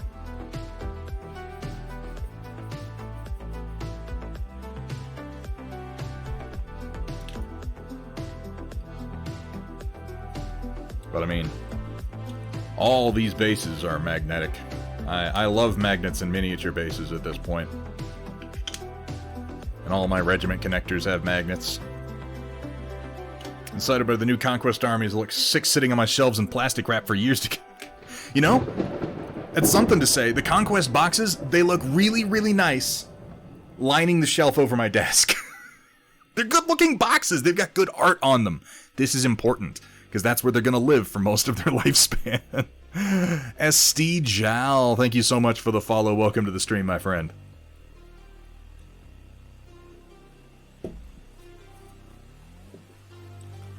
Put down my CAD red.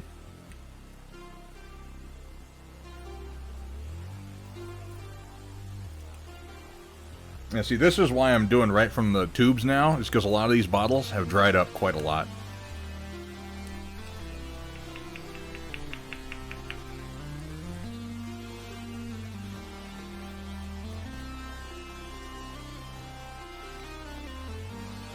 That phthalo blue I was out of the other day, I was like, how can I be out of it? I'm not out of it, it just, in the plastic bottle, it dried down into the bottom. There's not a lot you can do about it. So I tend to, when if there isn't a readily bottled one at this point, I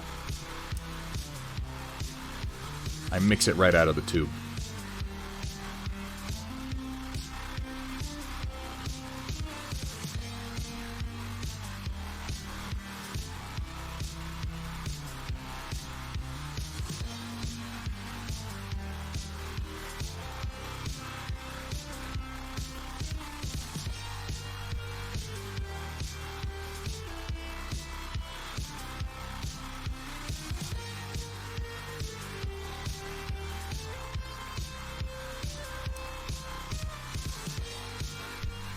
I'm literally never, ever going to... You know what? I'll do it one time. Are you ready, Matt? This is the one time this is ever going to happen. You better be ready to fucking clip it, man.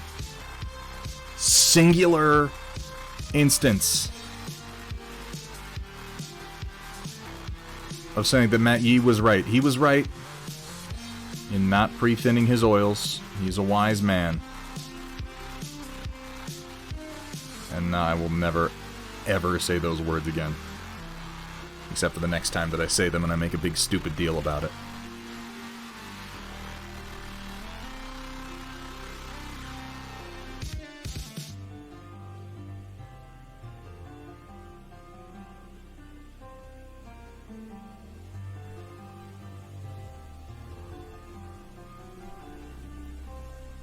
Finger on the button.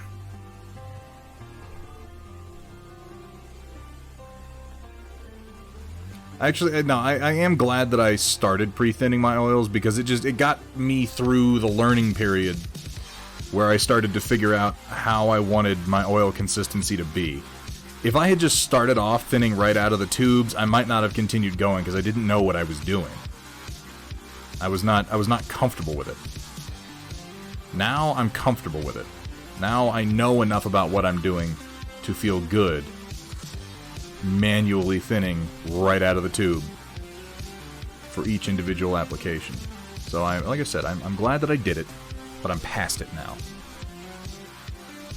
And you know, art, it's growth, it's change, it's progress. You should be a little concerned if you've been using exactly the same painting techniques for too long. This might represent some stagnation. That's not universally true, obviously. You know your situation better than anybody. I'm just saying, if you're looking to progress, stagnation is often the enemy. Oh, that's a really redundant thing to say, isn't it? If you're looking to change, it's bad not to change. So profound. So profound. How you doing, Dragon? Deep thoughts. Is that a shot of Bailey's on? Oh God, no. These are white spirits with some yellow ochre and titanium white in them. Abso-fucking-lutely not. Do not shoot that.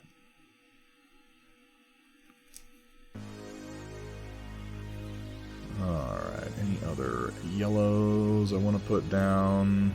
Not as such. I need to drop a little bit more umber. A few spots. Specifically here.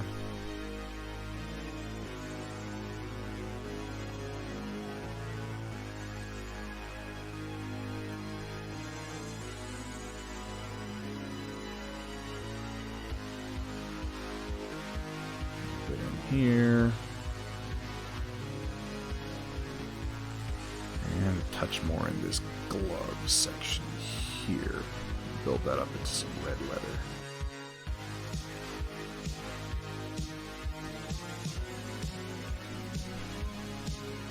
I have no idea what I see. This cuff, this little cuff. There's his gauntlet right here, and then there's this robe right here, and in between it is this cuff, and I just have no idea what color to paint it.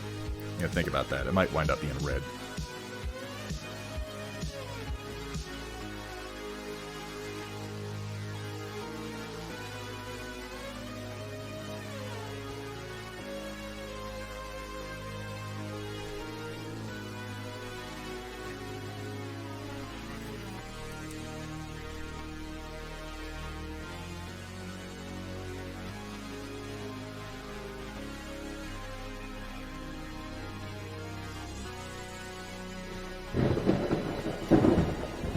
Hey, Haunter. Welcome, welcome, welcome in. Thank you so much for the follow. Welcome to the stream. Welcome to the Storm Chasers. I hope you're having a good day. I know I am. Some of that looks too matte to be fresh. A lot of this is not fresh. We started this guy last week, Fox. And I've let a number of the oils cure in between painting sessions. Specifically on, I've found that on the non-metallic metals, I like to bring it up to just before my last highlight, then let the oils cure, and then come in for the final highlight. The white just goes down cleaner that way.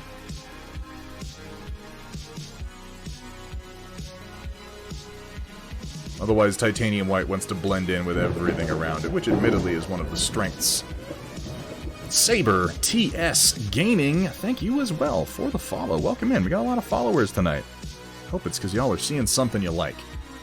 Not because I'm about to be the victim of a horrible, widespread practical joke. It's possible. Crazier things have happened. NJ Deadhead, thank you for the follow as well. Welcome to the stream. Welcome to the Storm Chasers.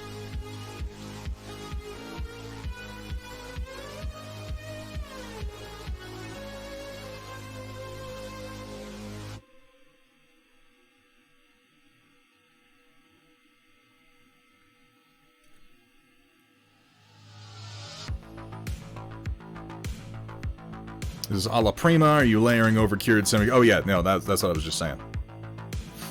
Talking white spirits developed a sudden allergy to CA superglue and acetone. Oh, an acetone plastic glue. Had to substitute Tamiya extra thin cement with. Oh, that sucks. Most of my work has been a la prima. Don't know how the heck Wapelius gets such crispy look. Yeah, I don't know either. Wapelius is a fucking demon. He's a warlock. He sacrifices virgins, or I don't know precisely what it is that he does, but I just know that the quality of his painting can't be natural. It certainly is not the product of literally decades spent painting in a row. It's definitely not that. That's not possible. Fuck that. Hellas Vixen. Hella Vixen. Either way, welcome in. Thank you so much for the follow. What the fuck is going on tonight? Oh my god. Scrub Angel Hobbies coming in hot with the raid. Welcome in, Raiders.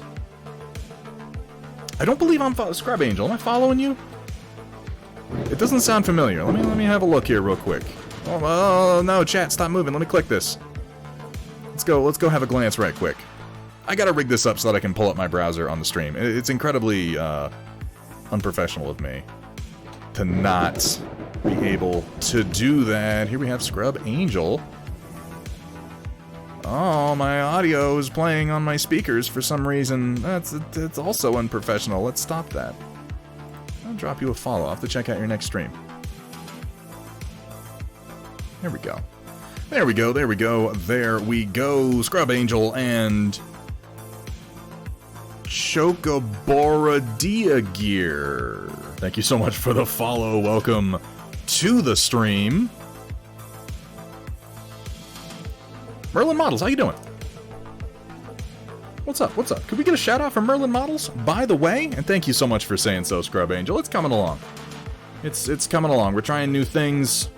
We're exploring some new ideas. I think this is about to become red. I'm really, really undecided on this teal color for the scabbard and for this part up here. What do you guys think? I think the little splashes of red are going to do him some good on the tassels there and on the scrolls over here. I'm really undecided on this blue-green on his belt, this tassel on his arm, and on his scabbard. Open to opinions. Oh, gotta take a drink. There's water in here, technically. There's, you know, it's the wet part of the beer.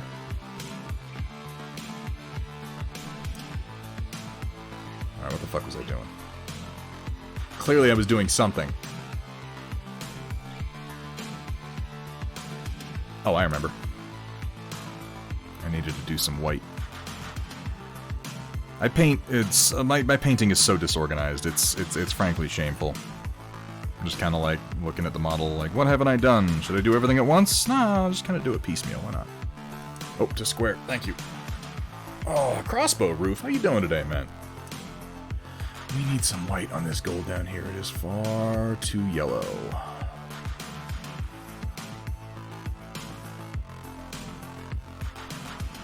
We got a lot of talented people in chat tonight. It's always nice to see you fine folk getting out there. Thank you again so much for the raid. I hope you had a good stream. I think I'd let everybody know, including our recent raider scrub Angel. Here on this stream, we do a little bit at the end of every stream called the Storm Report, which is an art sharing segment. I've said it once this stream already. I'm going to go ahead and say it again because it's true. Folks, we are, as painters, our own worst critics, and I don't just mean we are harshest on ourselves. I mean we are the least qualified people on the planet to judge the quality of our own work for the most part. It is a rare artist who can view his own work with any sense of objectivity. You just know too much about it. So I encourage everyone to share your work every chance you get to get outside opinions and perspectives, and a great way to do that is by jumping onto the Thunderhead Studio Discord, going to the channel marked The Storm Report, and posting something to be seen. You can ask for feedback, you can ask for advice on a work in progress, or maybe you just want to show off something you're proud of. You know what? That's fine too.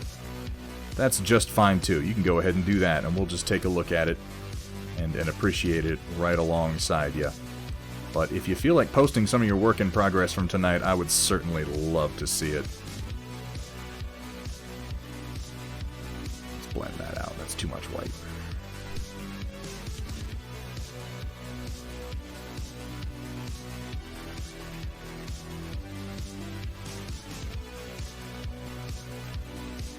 Oh. Fair enough, Chocobo. I should get a bottle of water so I don't kill myself. Oh, God. I've hated my stuff all year, Fox. Honestly, like, the last few pieces I've done are some of the first ones I've done where I've looked at them afterwards and actually been pleased with my progress.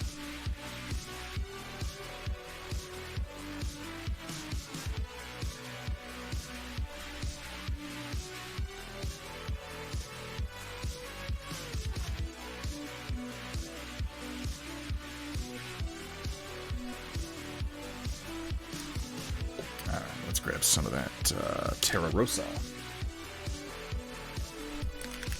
Hey, Sam Mini, it's good to see you. Do I have a public Discord? I do, in fact. You can access my Discord by hitting !Discord in chat, or there should be a button, like, right, maybe right there, maybe down there. It says Discord, you can click on that too. We got a pretty hoppin' Discord. It's you know, I'd love to say it's because I'm so awesome, but that's not even remotely true. We have a pretty great community here, and they make the Discord a pleasure to be a part of.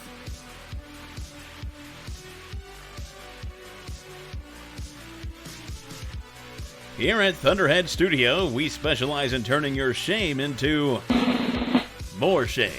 He's not wrong. In a weird transitional point in my art where I like things I complete till I paint anything somewhat similar. It's okay to be sloppy. Bonus points if it's white paint. This is one of the challenges of growing as an artist, pun expected, is almost every time you do something, you're going to get done, you're going to look back on it and go, I could have done that better, because you learned something while you were doing it. But here's the thing, that's good. That is a good thing, no matter what it feels like.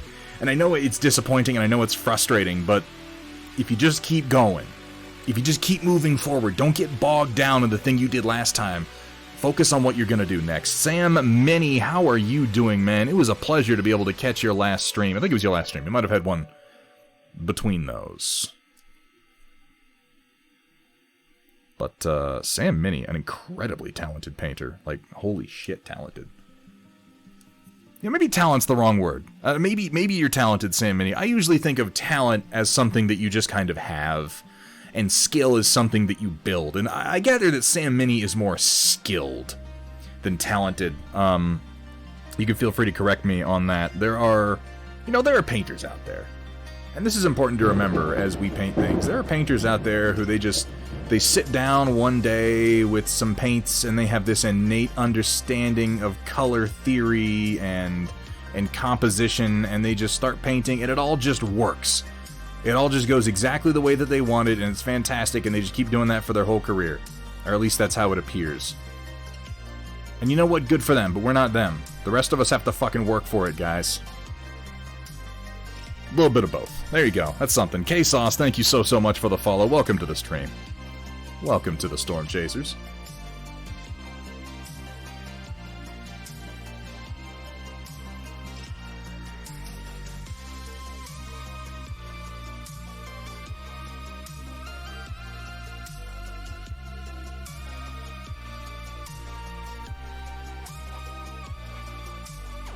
Rest of us have to work for it. It's a long road. The good news is you're not on it alone. A lot of us are learning right alongside you. Pun expected, you feel like you're not happy with your work sometimes. I'm telling you, every time I look at it, it blows my mind, man. I aspire to be as good a painter as you. So you can take that to the bank. You know, K-Sauce, I think it's probably more worthwhile when you gotta work for it. I think you'll probably appreciate it more. The people it comes naturally to. Katha 3H. Thank you so much for the follow. Welcome to the stream. Welcome to the Storm Chasers. Fuck, I'm not going to finish this minute. Oh, maybe I will. No, I've got an hour and a half before we do the storm report. I can get a lot of work done in that time if I'm not a complete moron. But therein lies the rub, I suppose. If I can get myself to a point where I just have a few details left to finish, which I think I can, I'll be feeling pretty good about it. I'm really like, should this be... No, I guess it shouldn't be red. Because the leather is warm. If I make it red, it's all gonna bleh together, and I don't want that.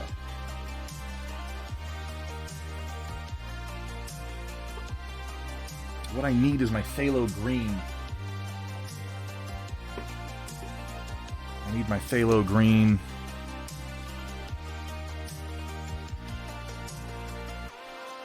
And maybe my cad yellow, which that has to come out of the tube. Oh, I just cleaned my desk and it's a mess already. Inquisitor Burnsy, how you doing today, man? Yeah, finally, it's done. I hate it. Well, you know, I had to accept a while ago, and I think a lot of us are familiar with this. There's this mini is done, and then there's I'm done painting it. I hit the second of those two far more often than the first. Reach a point where I'm like, could I do more? Yes. I'm also done painting this piece of shit, and I'm moving on with my life. When I feel inspired and I want to work, I try to get as much done as I can, because I know eventually I'm going to be sick of looking at it.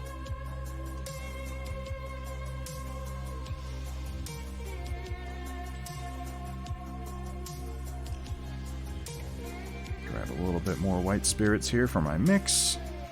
Thin this yellow to a point where I can use it.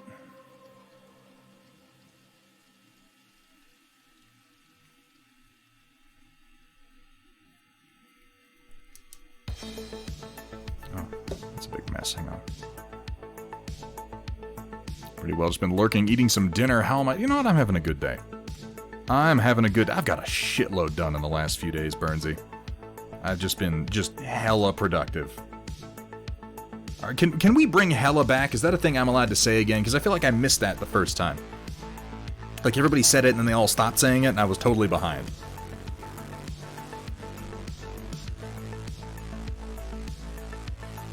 I want my chance to say hella.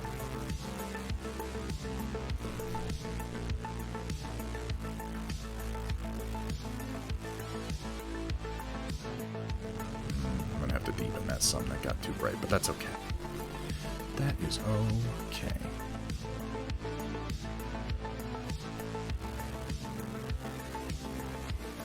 Nope, it's gone.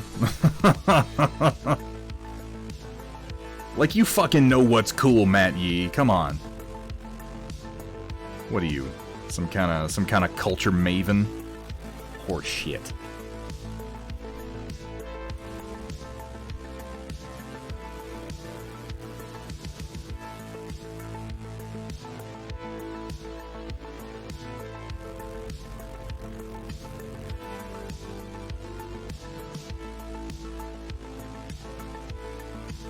Why don't I paint more statues? That seems so much easier. Why of all things did I choose to build my hobby around painting teeny tiny models? Sometimes I think I might be an idiot.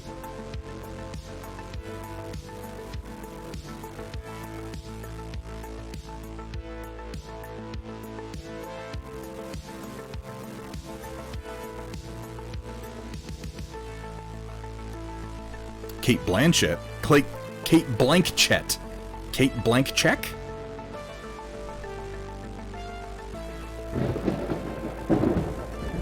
Is it just me, or is Kate Blanchett, like, hella hot, by the way? I feel like she only gets better as she gets older. She's aging like a fine wine, and I am here for the bouquet. Ooh, is that creepy? Ugh, that might have been creepy. I don't know. Shawing. I agree.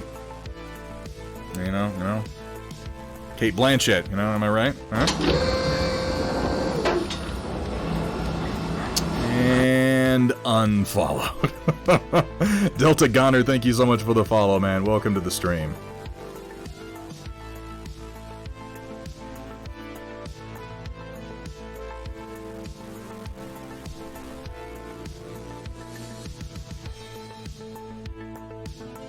You know what I think, Matt? I think you're hella behind the times, dude. I think you're hella lame in your lingo. I think that's your problem.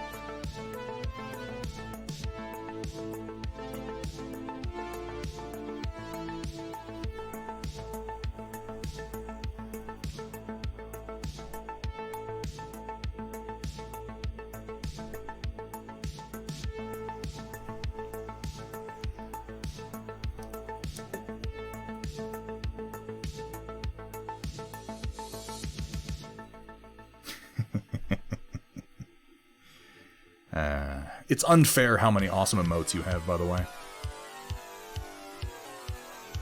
Like, really, some of the better ones on the entirety of the Twitch platform. It's a little ridiculous.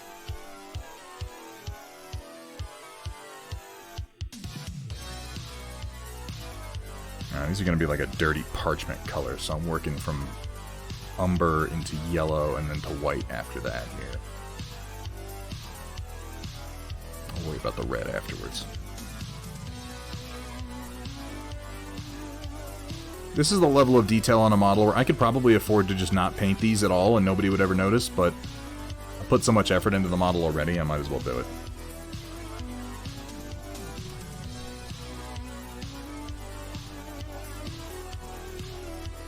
It's that little extra splash of color. I think it'll add a lot to this area of the figure.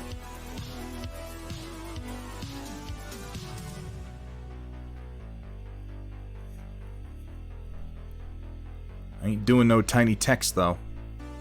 Tell you that much.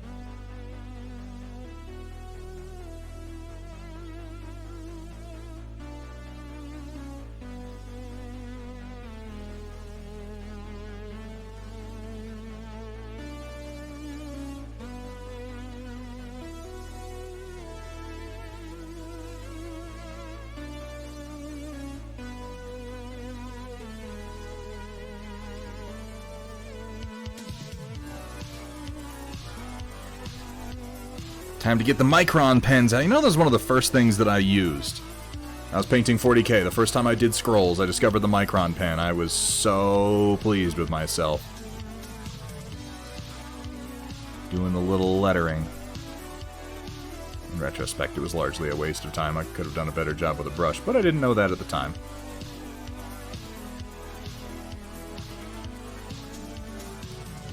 That's what decals are for. You know, funny you should mention that. Again, I look around for a model I don't have to show off, but yeah, like the best banner I ever did was for my Iron Snakes, and it's almost all decals, and then I free-handed Ithaca on part of the banner. It's the only part that I free-handed, and it's the best banner I've ever made. It looks amazing. All the decals plus the little bit of freehand are just right.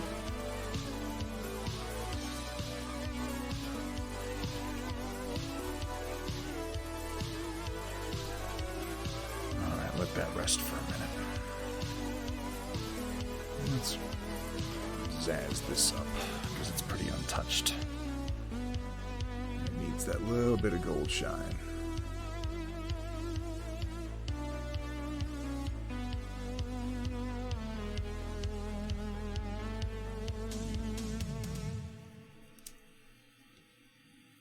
Hey, what's up, Rise of Mages? Rise of Mages? That's your name, right? Rise of Mages. What's up, man?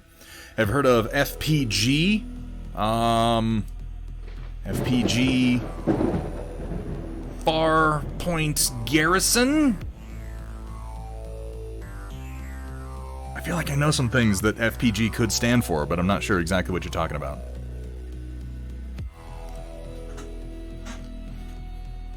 Dune! Yeah, did you see it, Rise of Mages? Did you like it? I thought it was pretty good.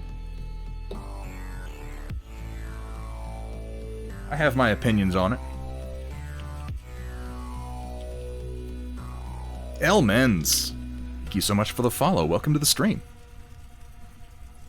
I know I've got a mixer, but with these oils, if I don't really get in there with my arm, it doesn't move them enough to make a difference. This is, again, why I've gone back to the tubes on these for the most part. Take a little bit of that pale rose blush and a little bit of my titanium white.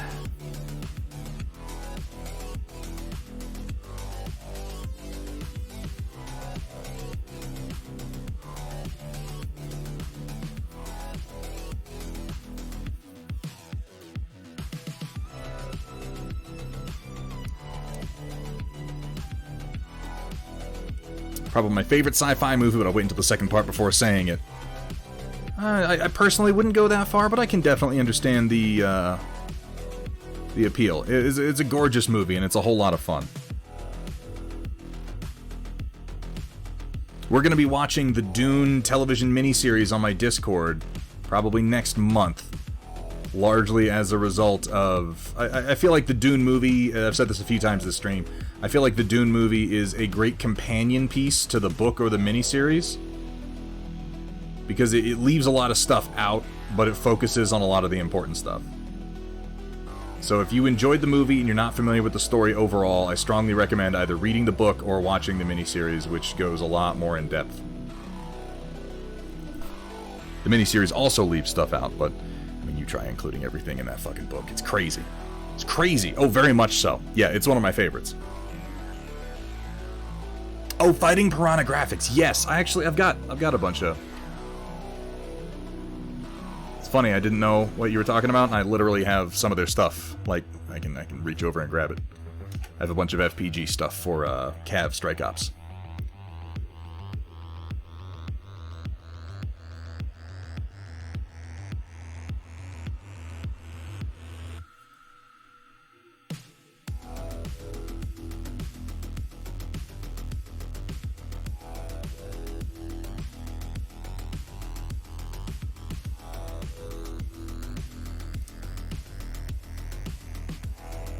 Fighting Piranha Graphics is an interesting company to me, because they're great. They're also weirdly stuck in the past, like, it's a company that I can only order from by sending them an email and waiting for a personal reply, which blows my mind. What gets me is that it has, as far as I can tell, no competition. Like, and please, if anyone knows of someone, put them in chat. Who else makes waterslide decals like Fighting Piranha does? Are those printers just, like, crazy expensive and nobody owns them or something? Because there's, like, nobody. If there's anybody, it's a very small, very, very short list.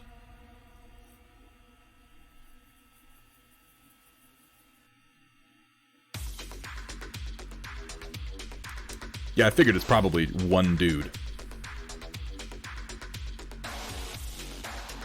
I don't like to make assumptions, though. People keep assuming that I'm more than one person.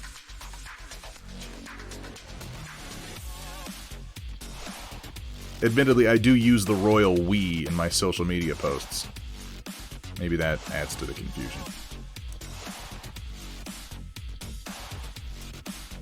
The printers are like tens of thousands. Yeah, I figured that was probably something like that, where it's just like the hardware to do it is so specialized and so expensive that nobody's really looking to break into that business. Oh, Merlin Models, thank you for the reminder.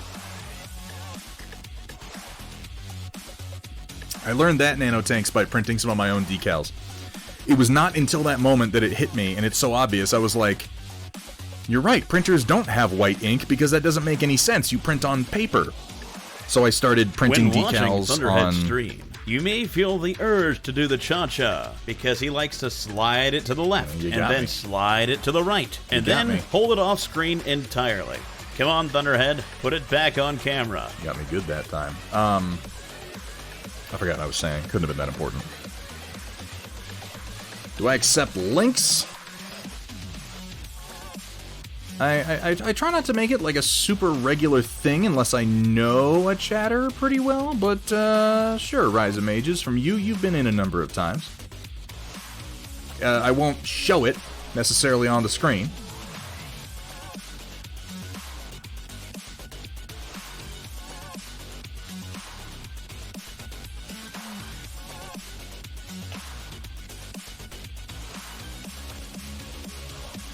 Ooh, it's a lot of books.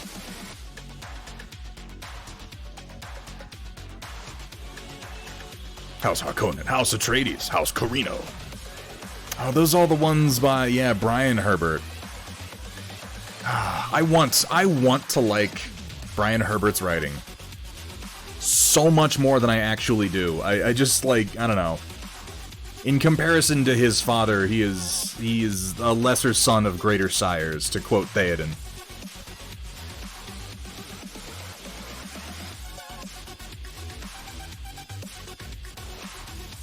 I'm a fucking, like, edgelord when it comes to Dune, though, you're gonna find, Rise of Mages. I'm one of the guys who's like, the first book only, please. Because once we get into Messiah and Children of Dune and God Emperor, I'm just like, I don't care. House Ordos doesn't exist, Roland. They're just the green guys. They're not a part of the story. House Ordos. Oh my god. What are you trying to do?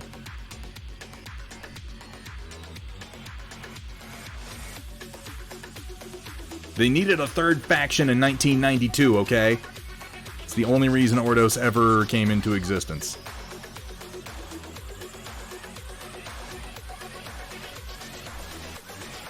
I always liked how it was either in Dune 2000 or it might have been Emperor Battle for Dune where they mixed in the TLAOK. So you could have like TLAOK flesh or face dancers and shit. That was pretty cool.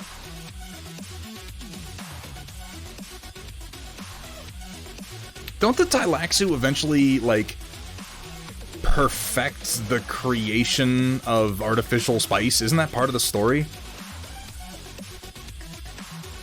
Yeah, no, I think Dune 2, if it wasn't the first real-time strategy game of that style, it was so close to it. Like, Command and Conquer was born of Dune 2.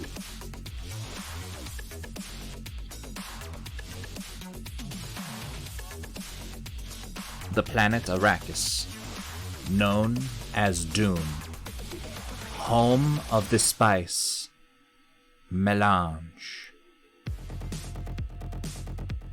Now, three houses fight for control of Dune. Oh, good times. Also, the little unit art in Dune 2 for the Sardaukar Heavy Infantry is the coolest the Sardaukar have ever looked, and I'm counting the new Sardaukar, who admittedly look very cool. But the Sardaukar from Dune 2 absolutely looked the best. Not their actual in-game sprites, because it was 1992 and they look like shit. But the art was really good.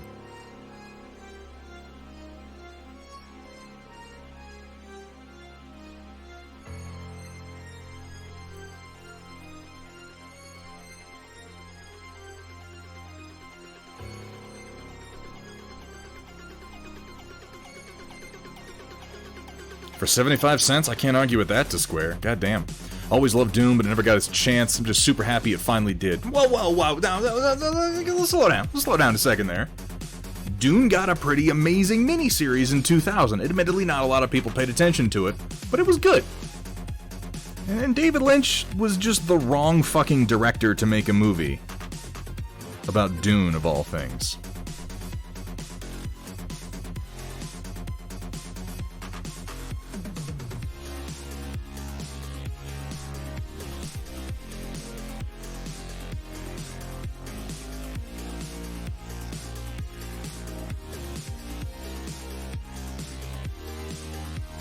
I hope. I really, really, like, the best thing that could come out of the popularity of this Dune movie and Denis Villeneuve and his ilk, the best thing that could come of all this is if people finally move on from fucking Star Wars.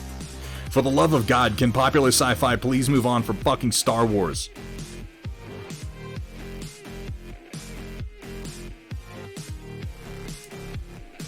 Played Dune 2 on the Amiga, damn. Toto soundtrack. There's a lot to love in that movie. This is the weirdest thing. I think Dune may be one of the best examples to explain to somebody how a movie can be very enjoyable and yet not be very good. Because I don't think Dune is a good movie. Not the new one, the David Lynch one. Like, it's a bad movie. It's the worst movie that David Lynch has made. He's still doing things, I think. Yeah, because he just did Twin Peaks: The Return. I say just, that was like a couple years ago now.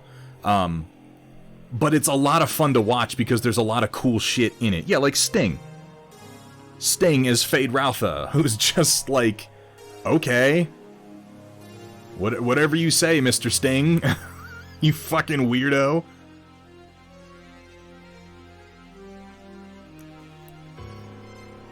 Kyle MacLachlan is kind of an off-putting Paul Atreides.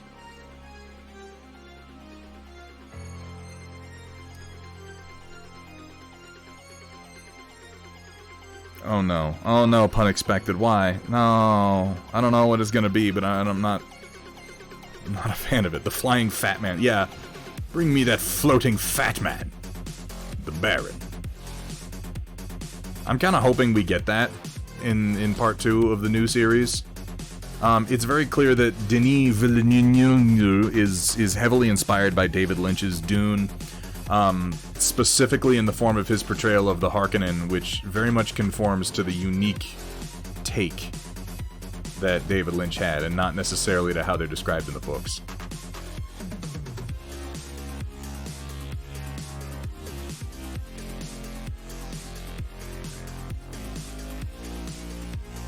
I'm not going to bother much with the back of his head. That's not really the focus of this model.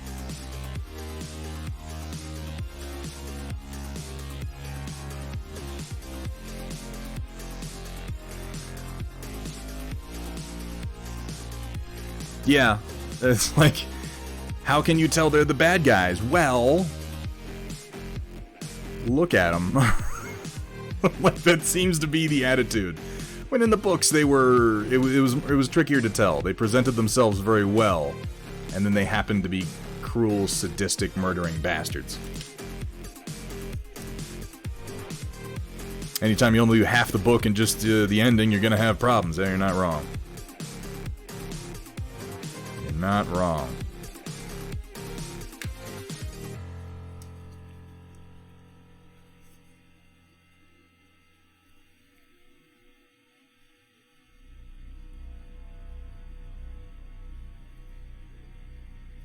Alright, there's that. Let's get a touch in here.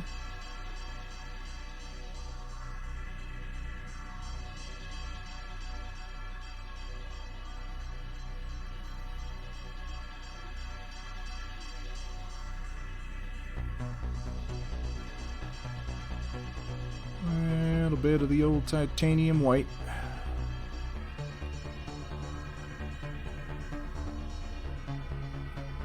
Touch right here.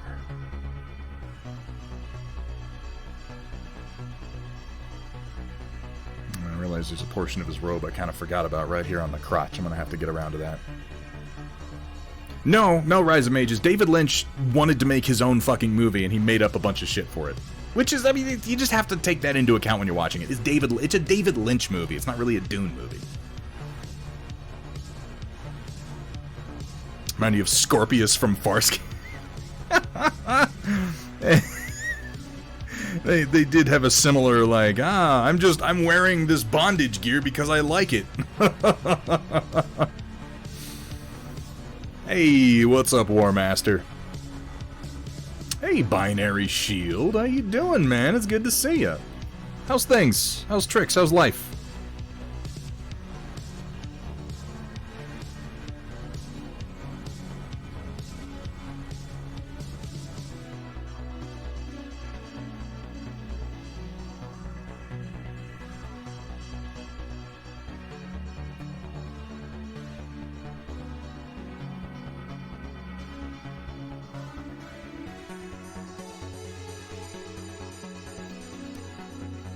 Well, you probably could complain if you really wanted to. But I respect that you don't want to. Oh, I don't find that surprising. She is, she's smart. She's a smart lady, that wife of yours.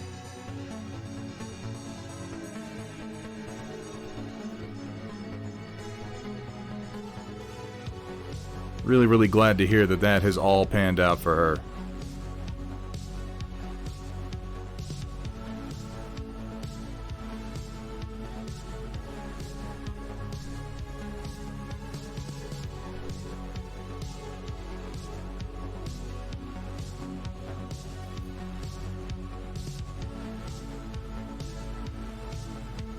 Ease up on that and come back to it after those oils have cured so I can put down some cleaner whites. It's a very, very small piece I'm trying to do here. Letting it rest, I think, is going to work to its benefit.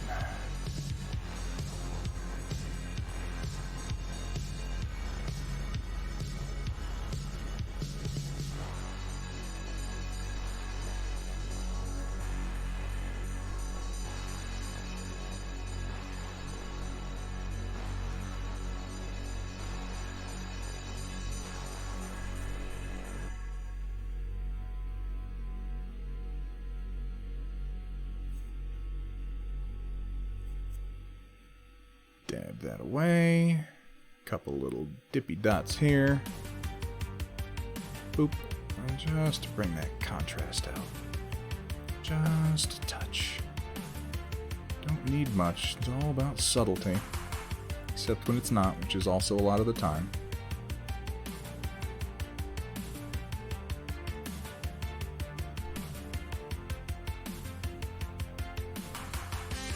But specifically, if you're coming in to do white on top of metallics, it is kind of about staying subtle and staying small. We can kind of finally start to see the details really coming together over the center of the priest here.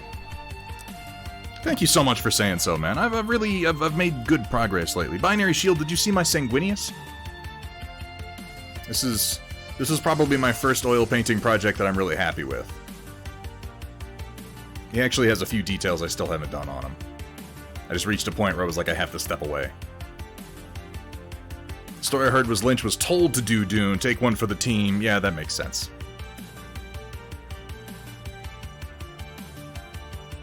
I don't know if I go that far, pun expected. I don't know if I've really taken 2 oils yet, but I am learning.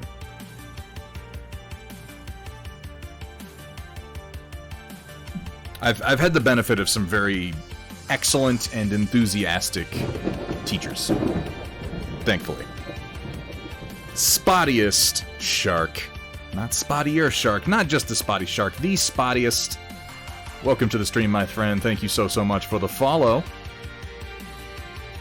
Alright, where am I going next? I guess I'm gonna work on these greens.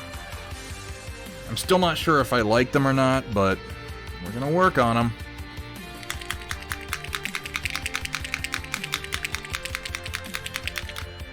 That's the one. Wapelius, Steel Rebel, and Matt Yee I credit with being my primary inspirations for getting even halfway reasonable at oil painting. If anybody's interested in oil painting, I cannot recommend enough that you follow Wapelius, Steel Rebel, and Matt Yee. And really, check out Pun Expected too. This guy's really kicking some ass lately. Alright, I got my phthalo green. I want some of that blue in there. I need a little phthalo blue. Phthalo blue and green together do something weird I can't quite put my finger on.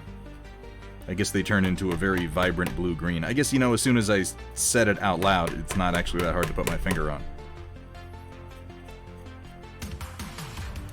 This is why I'm using the tubes now. I'm trying to get the last of the paint out of this bottle. Come on. Come on, you dirty bitch. I'll roll you out like a tube of toothpaste if I've gotta.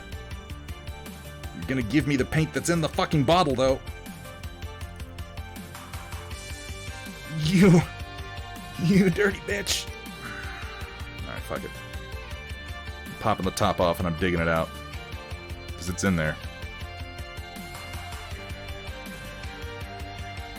can see it. It just doesn't want to come out. That should be good enough. I'll deal with you later. Grab some white spirits. Do a little mix here. Some phthalo blue and some phthalo green together with a little bit of cadmium yellow.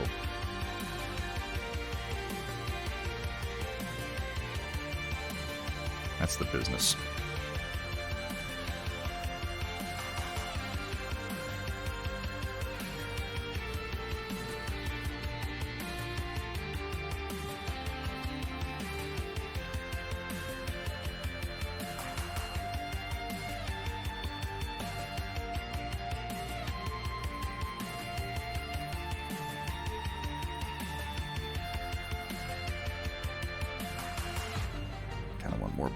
I kind of want more blue. Let me dig out some more blue. I'm just shoving a brush into a bottle at this point, like some kind of savage.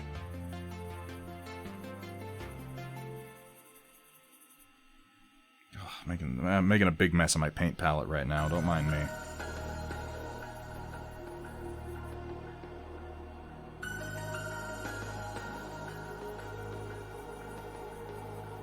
Let's desaturate this just a touch.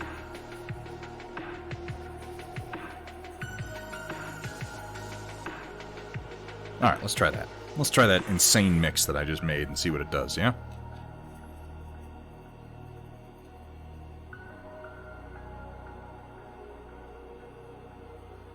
Phthalo turquoise. Yeah, pretty much. Oh, binary shield. I am so sorry to hear that, my friend. That is, you know... That's one of those things where we tell ourselves we're ready for it, we tell ourselves we see it coming... And it doesn't matter how much you prepare, it doesn't matter if you count down the days, doesn't matter if you have an appointment and you know the moment that it's going to happen, it hits all the same. Never easy. Never easy at all.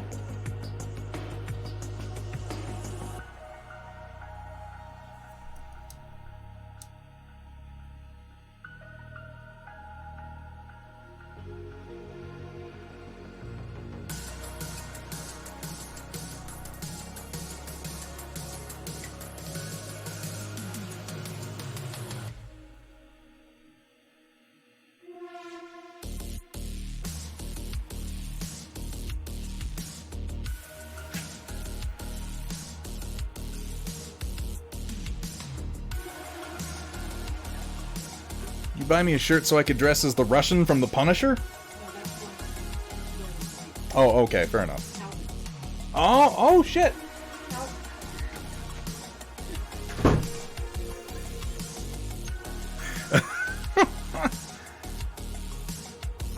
I was misreading the situation. It's actually the shirt that Calvin from Calvin and Hobbes wears. The Russian would be red and white, Calvin would be red and black. Well, that's, you know, I hesitate to say that's good, but, you know, the best that it can be, Binary Shield. Last pet I had to say goodbye to, I managed to be there right up until the very last moment, and as much as I hated doing it, I'm also glad that that was the case.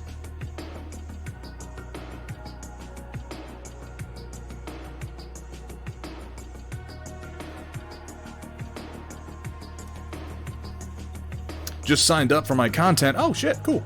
Oh, has there been an update from when the road-based STL will be available?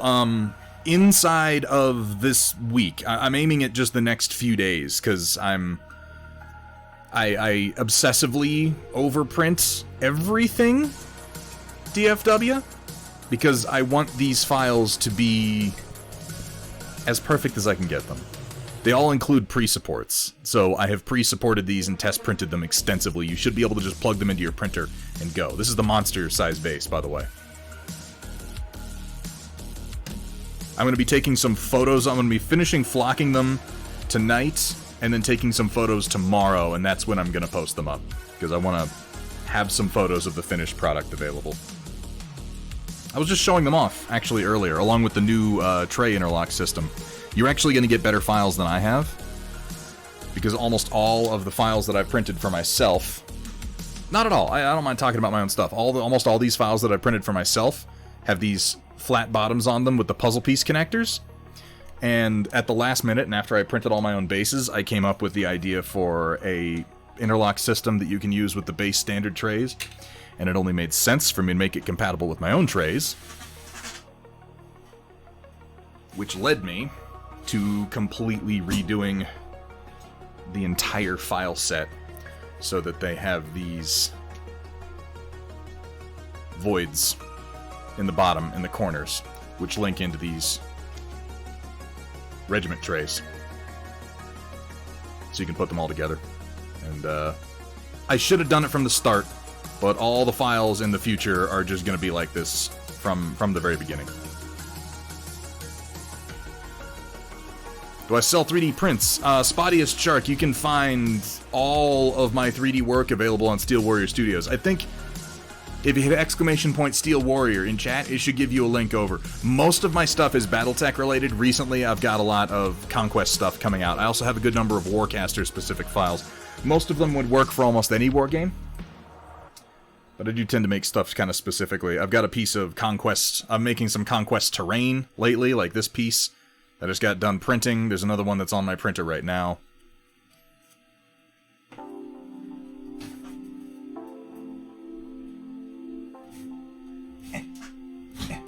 I hate it when I run over my headphone cable.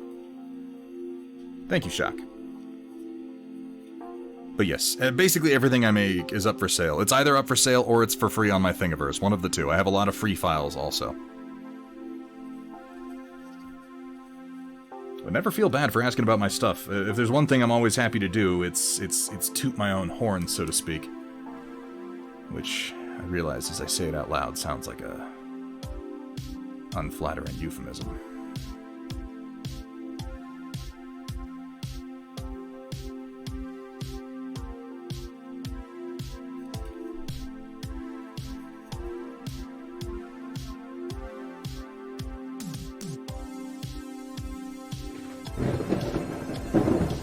DFW Dwegham, thank you so much for the follow. Welcome to the stream. Welcome to the Storm Chasers. Welcome, How's everyone, Conquest treating you so to far? Thunderhead Studios, where the only rule is Please don't show me your genitals. Please don't. have fun, be safe, and above all, Don't show them to me. For the love of God. Do not show me your genitals. This might seem like an odd thing for me to request, but we do allow people to post pictures to the Storm Report each and every stream.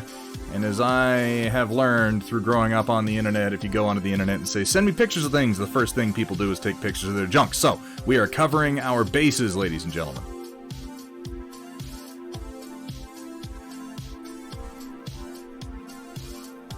Oh, not at all, Fox. I'm surprised you're still here. Usually after people stream, they go, like, do other stuff.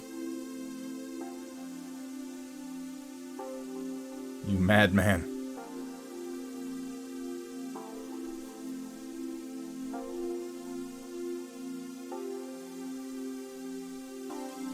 Oh, hold on. Let me grab a drink here right quick.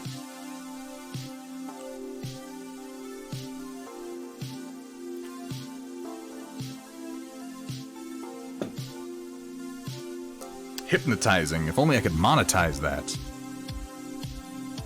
I gotta do the fingers.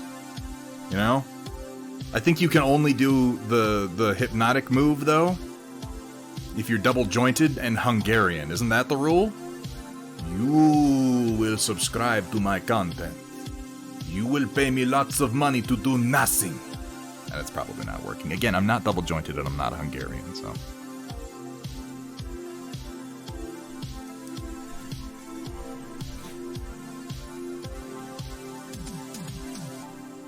Back with a burger and a scale model tank Orcris studio. That sounds like a fucking day to remember right there. That's called winning at life. How you doing today, Orcris?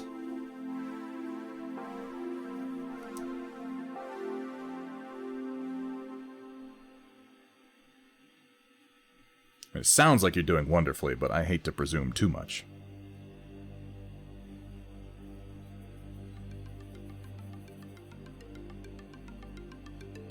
This is fabric, so I'm not going to go too vivid with it. I think I'm just going to go straight to desaturation and see how that works out.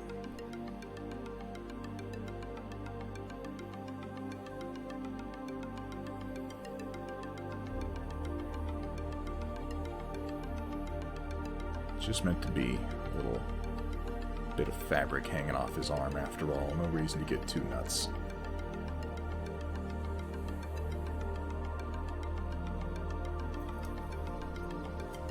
Hey, Sphere. Jesus, we have way too many talented painters in here. If all you guys are hanging out in here, pretty soon people are going to realize that I'm not very good at what I do. Sphere, welcome in, man.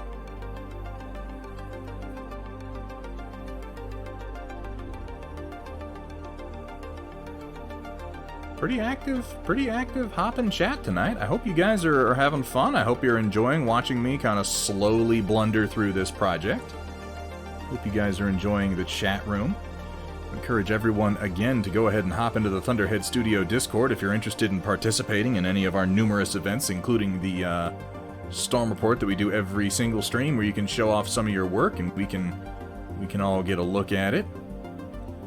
We also do movie nights. We're going to be watching some Halloween movies this upcoming Saturday. I think according to the vote I saw last, we're going to be watching Trick or Treat, which is fucking awesome, and Dracula Dead and Loving It, which is really, really stupid, and kind of a guilty pleasure. But then that kind of describes Mel Brooks' whole career as guilty pleasure, so I guess it can't be that bad.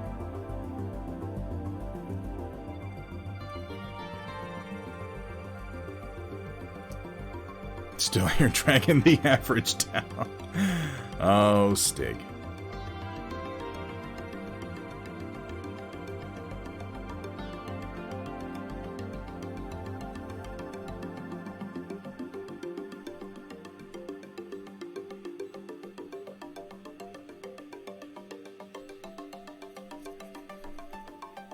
So close to pulling the trigger on a 3D printer, so torn on what to get. You know, I'm always happy to give advice on that, Binary. Of course, it depends heavily on what it is you're aiming to print, what your primary goals are.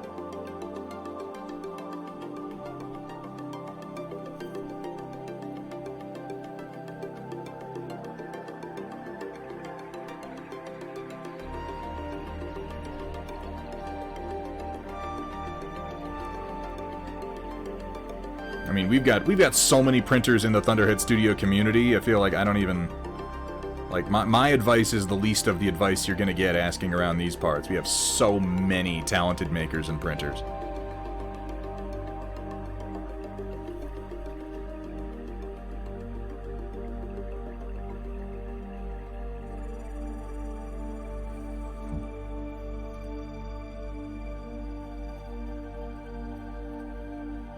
Not at all. I rarely get to stop into Orcris stream myself, and I feel bad about it too, but we who stream tend to be pretty understanding about that sort of thing. I sometimes get people, regulars, saying, I'm sorry I didn't make the stream, I'm sorry. Guys, I want you to know, each and every one of you in chat right now, I'm thankful for just the fact that you're here right now. Thank you. Thank you for coming. Thank you for hanging out with me. Even if you never come back again, I'm glad you were here tonight. I hope you get something out of it. I don't know what that could be, but I hope you get it, one way or the other. Let's do a quick blend here.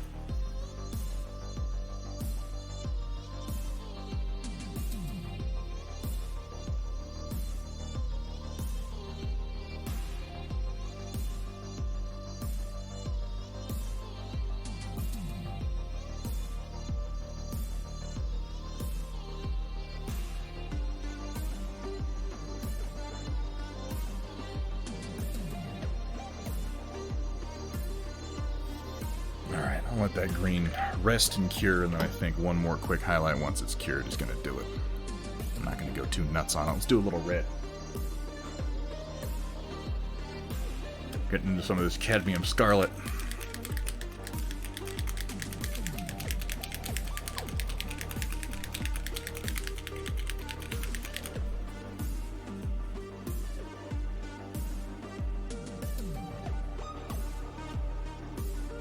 You know, sometimes you just need to take a break, Orchrist. Streaming in particular, it's a roller coaster. It's up and down. The people who hit those high numbers and stay there, I feel like that's largely luck. It's not all luck. To say that every big streamer is purely lucky is fantasy. That is the fantasy of the unsuccessful small streamer, but it is also fantasy to say that luck doesn't have a big factor in getting noticed on a platform like this.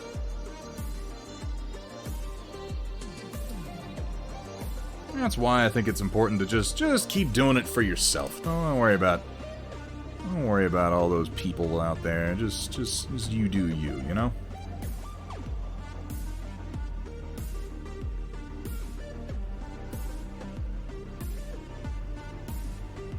Take a little bit of this titanium white. I'm gonna go straight pink with this red because it's just meant to be like a little tie. It's meant to be cloth, so it shouldn't be, again, terribly vivid or saturated.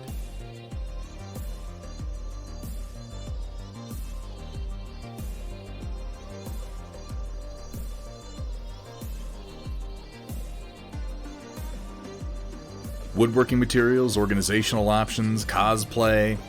Probably a larger format printer then. FDM, certainly. Resin wouldn't do you much good. But a larger format FDM printer.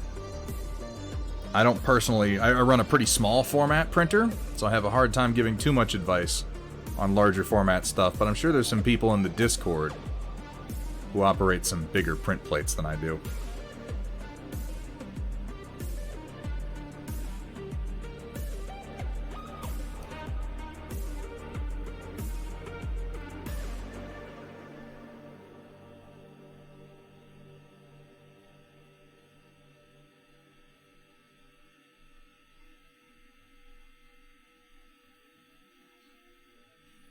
I do have a Sunlu S8 that was one of the easiest builds I've ever done, and it's a fantastic printer. It does not come with a silent motherboard. If that's important to you and you're willing to do some wiring, it's not difficult to add one, and I can recommend the Sunlu S8 as a printer on the same scale as the Creality CR10. That is an incredibly easy build and pretty good right out of the box, minus the silent motherboard, but depending on where you're operating your printer, that may or may not bother you. I work in the office where my printers go, so it being silent is kind of a big deal for me.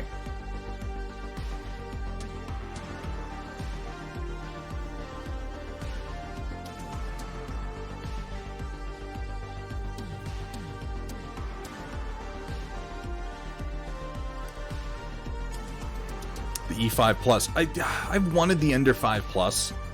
I've wanted to get an Ender 5 Plus for over a year now, and I have one question that keeps stopping me from buying new printers. Like, I have bought new printers, but they're always practical or on sale.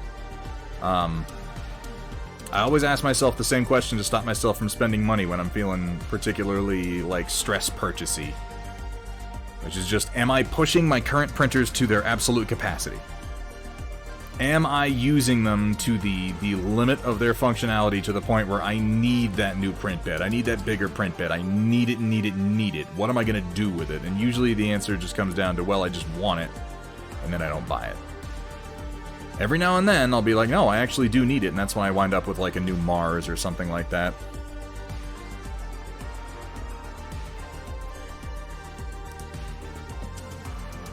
Trade off the white and do these scrolls. I do a lot of terrain. You'd be surprised how much you can get away with terrain-wise on even a smaller printer like the Ender 3 or something with a 200mm square build plate. But yeah, bigger is certainly useful.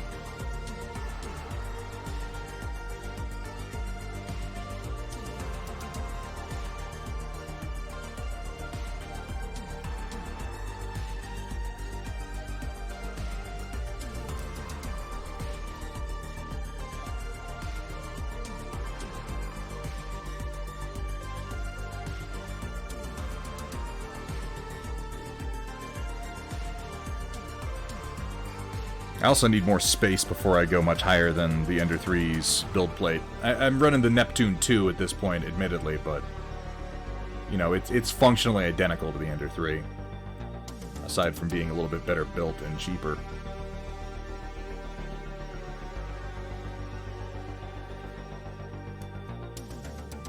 Stuff for Conquest, and 40k, and Malifaux, and Infinity. Oh, I know that feeling, Sphere. I play far too many games. Cav Tankerous, Minis, 16 months of subscribing. Fuck you! I still live on tonight, because this is a special Storm Report tonight. Ooh, what are we doing? What's special about it? Cav Tankerous, I'm very curious. How you doing, man? It's good to see you. Yeah, you've been busy. You've had stuff to do. I was just saying, I never expect anyone to be in my chat. I never expect anyone to hang out for my stream. So when you do show up, I'm just thrilled every single time.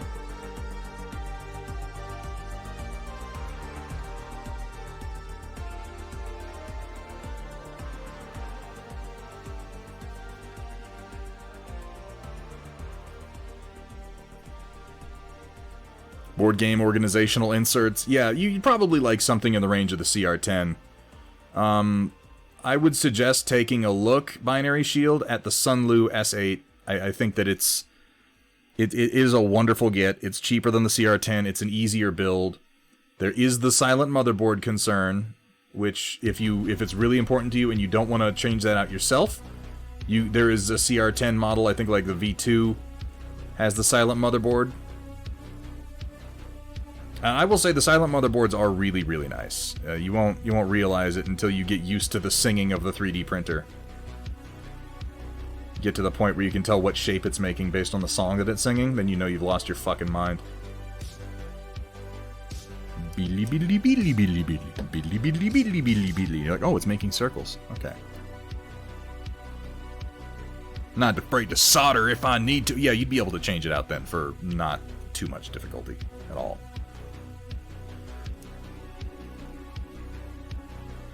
Getting real close on this guy.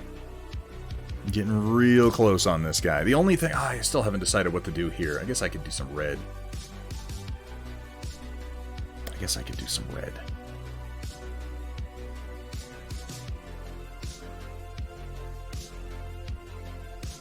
No, I could do that green, too. That might be a good opportunity to repeat that color, actually. That may very well be. Hang on. Let's think about that.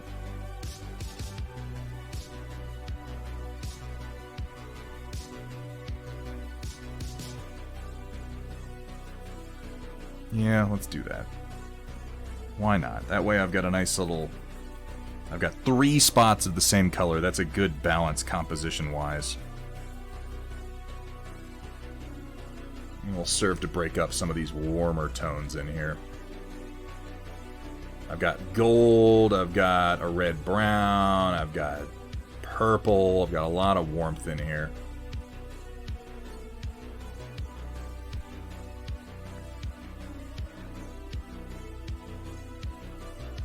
So then it'll be 1, 2, 3.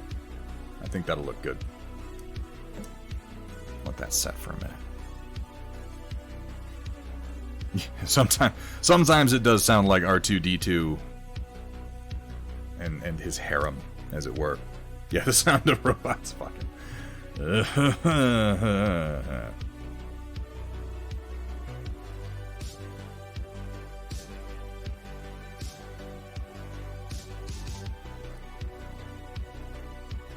How do we feel about this mini, chat?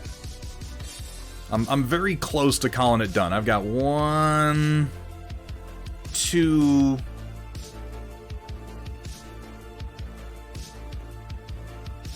like maybe 4 whole spots that still need some attention before I'm gonna be able to call it good, but I'm real close, I feel like. It is a particularly bizarre helmet, Captain Gingerbeard. I might come in and do some extra scratches and stuff, I don't know. But I've done his gauntlets, I've got his leather palm. Oh, unquestionably ready for the table to square. Unquestionably ready for the table. I think 1 or 2 more spots of white after the oils have had a chance to cure. And I need to do some more work on his base. I haven't painted this wagon wheel at all. I'm going to do that in some acrylics because I'm lazy.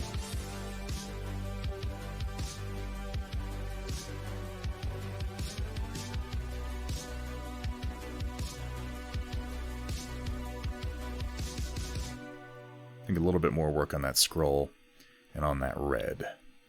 I think a touch more highlighting on the greens is really going to seal it. I think the armor looks pretty good overall. I'm liking the... I tried to do some mixed warm tones for the big armor plates to give it this look of, like, you know, iron, kind of rough iron.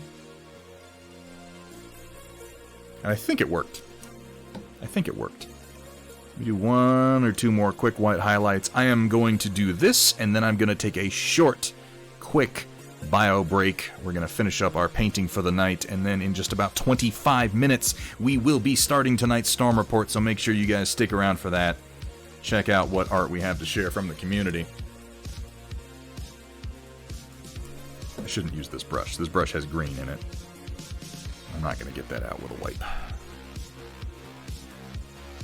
Let's use another brush. We have more brushes for a reason. Oh, good to see you, Sumitha. How's things? That brush has green in it, too. I've used both of these brushes on the same thing like an idiot.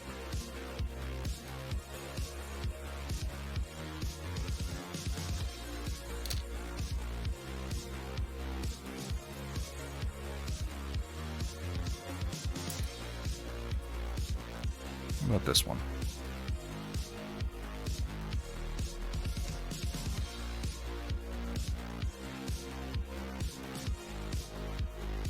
That's better.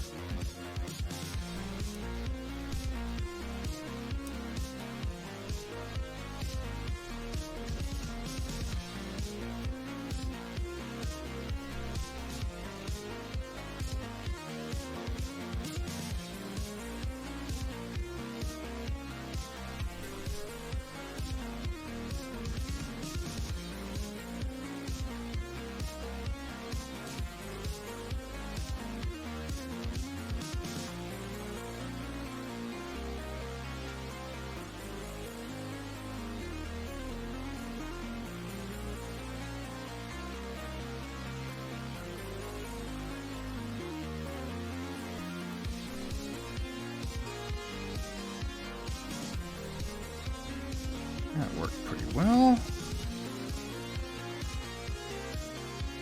I'm just gonna go ahead and drop my base ochre down here so I can do a little nub of gold. He's not gonna get much more. I'll worry about finishing that purple highlight as the last step.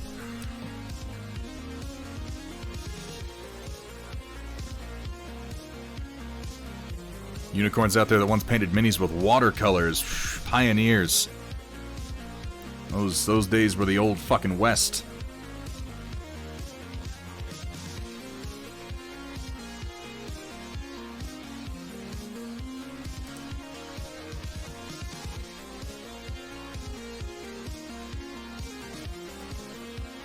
Few more touches in here. Nothing major, just pushing the contrast on the small details at this point.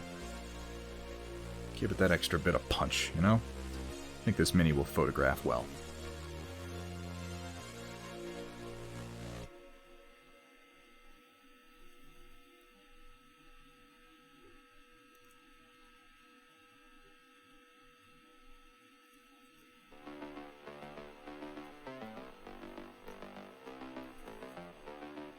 God, this brush sucks. I guess that's why I started using it for oils.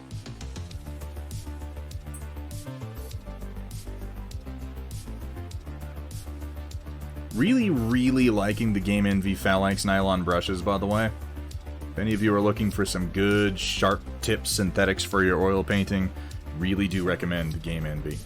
Their sable brushes are nice too. I've been using their sables for a while on acrylics. I cannot recommend them enough. Those are the brushes that I put in our Wayward Paint starter kits.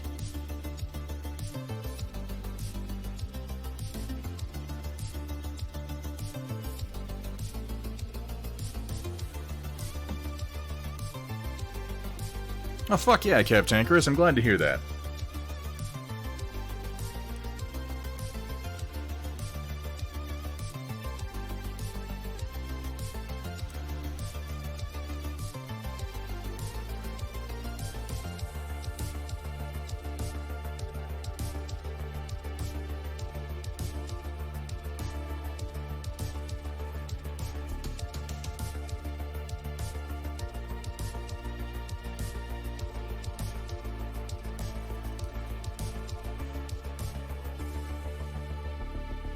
4 months. Ooh, that is rough. But hey. Light at the end of the tunnel, right?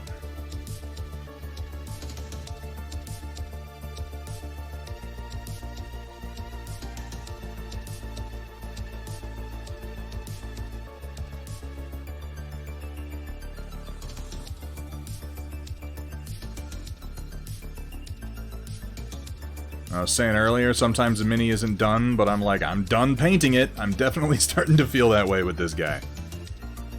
1 or 2 more highlights and I'm gonna be like, yup, that's it. Can I do more? Sure can. Am I gonna? Fuck you.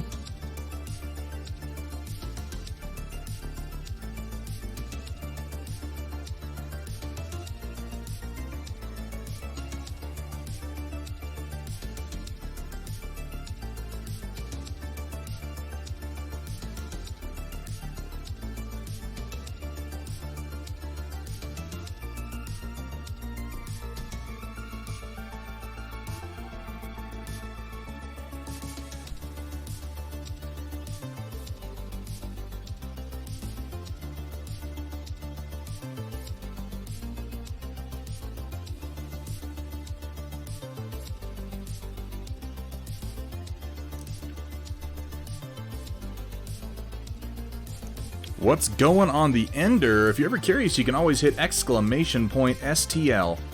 And assuming that I've updated my commands, you'll get a little blurb on whatever it is I've got going on the printer cam tonight.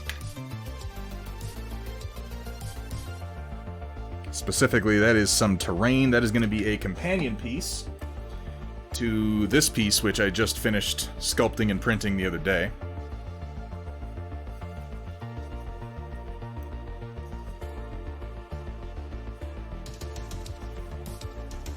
Going to be slightly shorter and a different shape.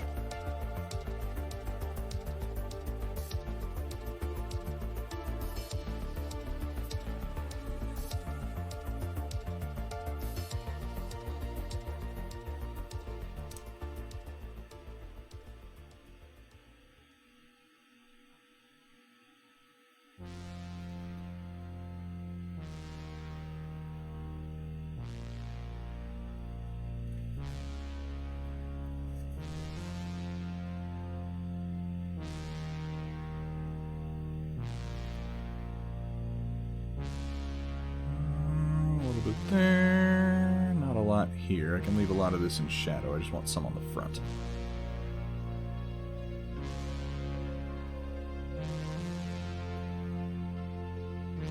This bottom corner here.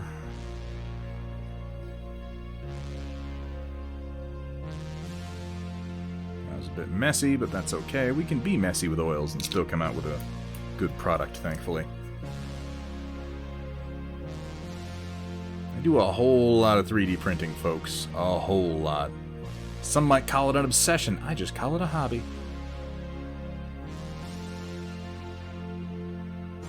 Makes you sound less embarrassing when I spend way too much money on it. Not like a lot less embarrassing, but a little less embarrassing. Small victories, folks. Alright, this is gonna get that same green. How much time have I got? A decent amount.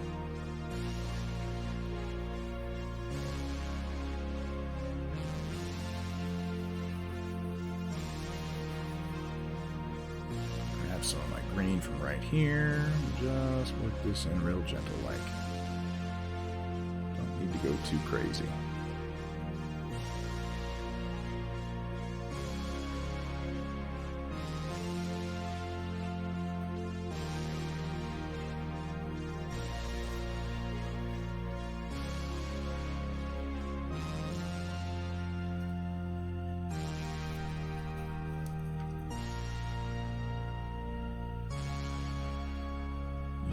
Yeah, 15 minutes until we're going to be getting into that storm report, so if you want to participate tonight, and I strongly encourage anyone who's even remotely on the fence to get out there and post some of your work. I've said it a few times tonight, I'm going to say it one more time. We are our own worst critic. And while that can mean we are the harshest on our own work, it also means to me that we are uniquely among the least qualified people to judge our own work.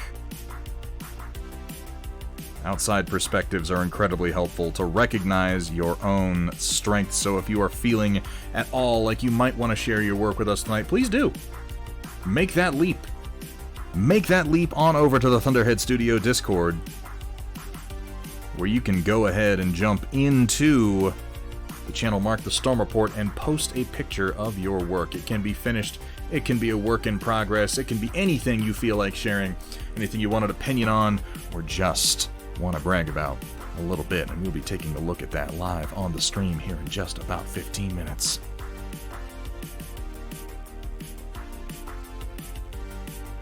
Alright folks, bear with me for just a minute. I'm going to take a short bio break and then come back and we're going to get rolling on that. I'm really feeling pretty good about this mini. We've come a long way just tonight, and I think one or two more quick details once the work tonight has had a chance to cure, and I'm going to call this guy done. I'm pretty happy with how the gold fabric has come out. I left it a little duller than the actual metallic gold, and I think that makes it look decently like fabric. This model's ridiculous. By the way, for those of you who are interested in Conquest, we are going to be giving away this mini. You can see I went with the box art on this guy, by the way. That was my inspiration for his look. You can kind of see that there, yeah? A little brighter. A little brighter. But we are going to be giving away one of these Theist Priests. I ain't sponsored by shit. I ordered two when I meant to order one. And instead of sending it back, I figure, screw it. I'm just gonna give it away.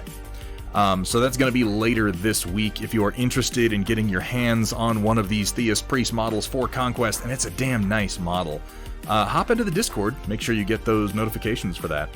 I'll be posting up when it's going to become available. I think I got it reasonably close to the box art, in the spirit of it, certainly. Reasonably so.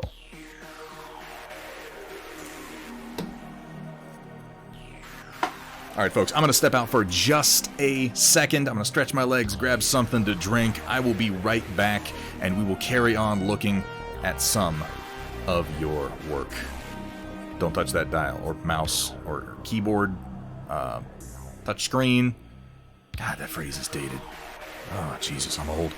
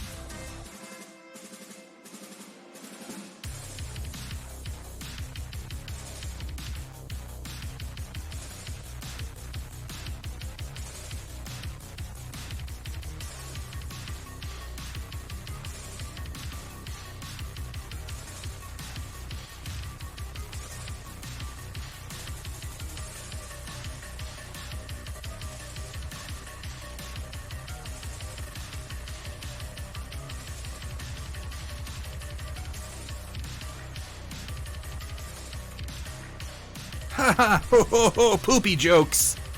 Poo, poo, pee, pee. And the few people who were still lingering past the break have just left. How you doing, Oprah Smash?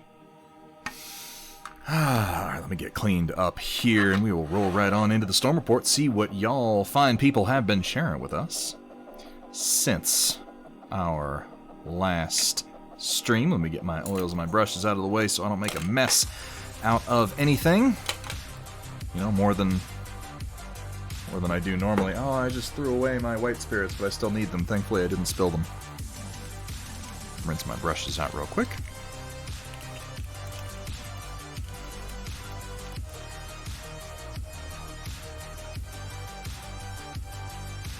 Give them a more thorough cleaning after this, but remember, folks, always clean your brushes when you're done using them. It's, you know, sometimes you just want to drop them and go do something else, but a little bit of work now will save you quite a lot of work later.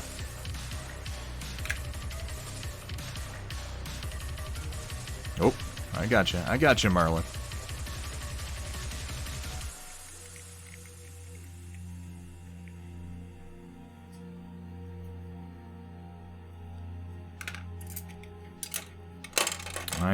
I know, I shouldn't say that I'm old. I'm turning 35 next year. Ugh. The years just keep adding up. They never stop. It's bullshit. There should be a cap, you know? Like a point that you can't go past. Everyone has to get old up to a point, but this is just getting ridiculous at this point. One last look at our Theist Priest for tonight. I'm feeling pretty good about this guy. I'm going to let these oils cure. I'm going to hit him with one or two more quick details, like on the blade of this sword on the back here. And then I'm going to be sealing him and calling him good.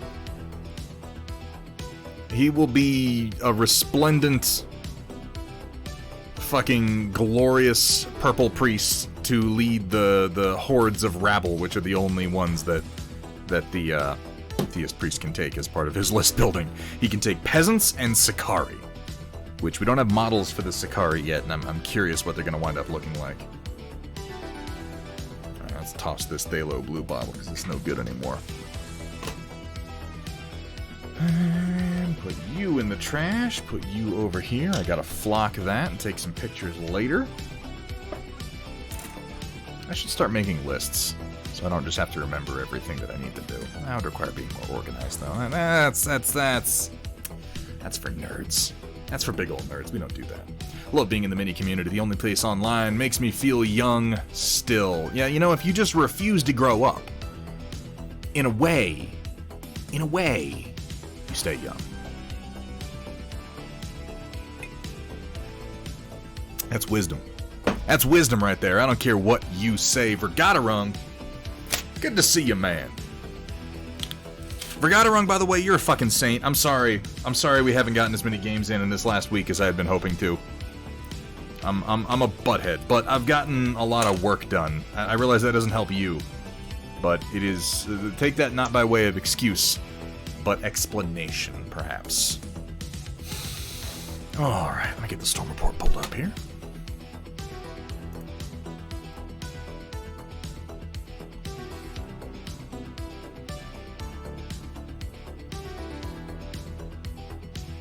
By the way, White Wolf, I read what you said about the terrain. I'll see what I can do for you on that front. It'll be tricky. It'll be tricky to get up to 60 millimeters on those steps, but I'll see what I can do. There might be something. All right. Where's the Storm Report? There it is. There it is. Let's go up to the top. Oh, looks like there's a fair number of things in here tonight. So we might as well get started. What do you say? All right, locusts and gentlemix, get ready to feast your eyes on gloricate and wet palates with the occasional culinary atrocity thrown in on tonight's Storm Report, brought to you by viewers like you.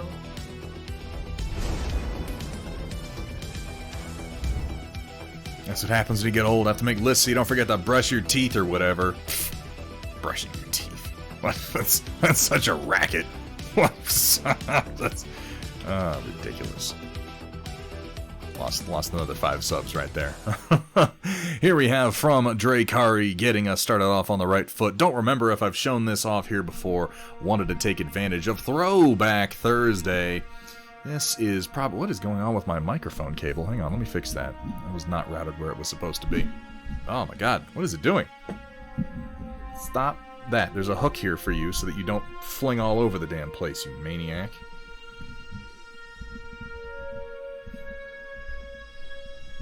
There we go. Okay, now the microphone is actually turned towards my face. Avash! Avash! I didn't get a chance to show you. You came in late. I didn't get a chance to show you my priest. He looks good. I'll post some pictures later. Anyway, so let's see. Probably the only example I've done of something I'd like to be doing monthly, if not weekly. Couldn't be weekly. Don't have a resin printer. Also don't model that fast yet. I did this about 2 years ago. I'm guessing May 2019. Sketched up my model with paper and pencil because I hate myself. No, that's not because you hate yourself, Drakari. That's just smart. I sketch like ass. I have no, like, pencil to paper artistic talent, so I'm actually quite jealous of that. Modeled up in Blender because I'm cheap, and no, that's, you know what, I'm not going to address every point in this. You're neither stupid nor cheap. Got it printed out from Shapeways, because clearly I hate myself on my wallet. That part I agree with. Painted it up in mostly GW paints that I mentioned I hate myself. Okay, I'm starting to buy this more and more the further we go.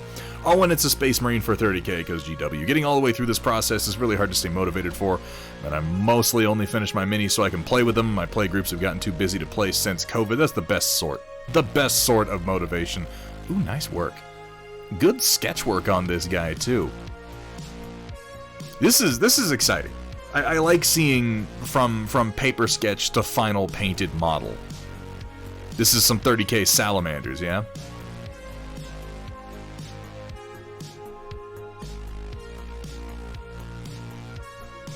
Very, very nice. He's a big old boy, and he's got that. What mark of armor is that? Is that Mark IV? The iron armor, I think it's called? With the little vertical mouth slits. I think that's Mark IV. Mark III, Mark IV.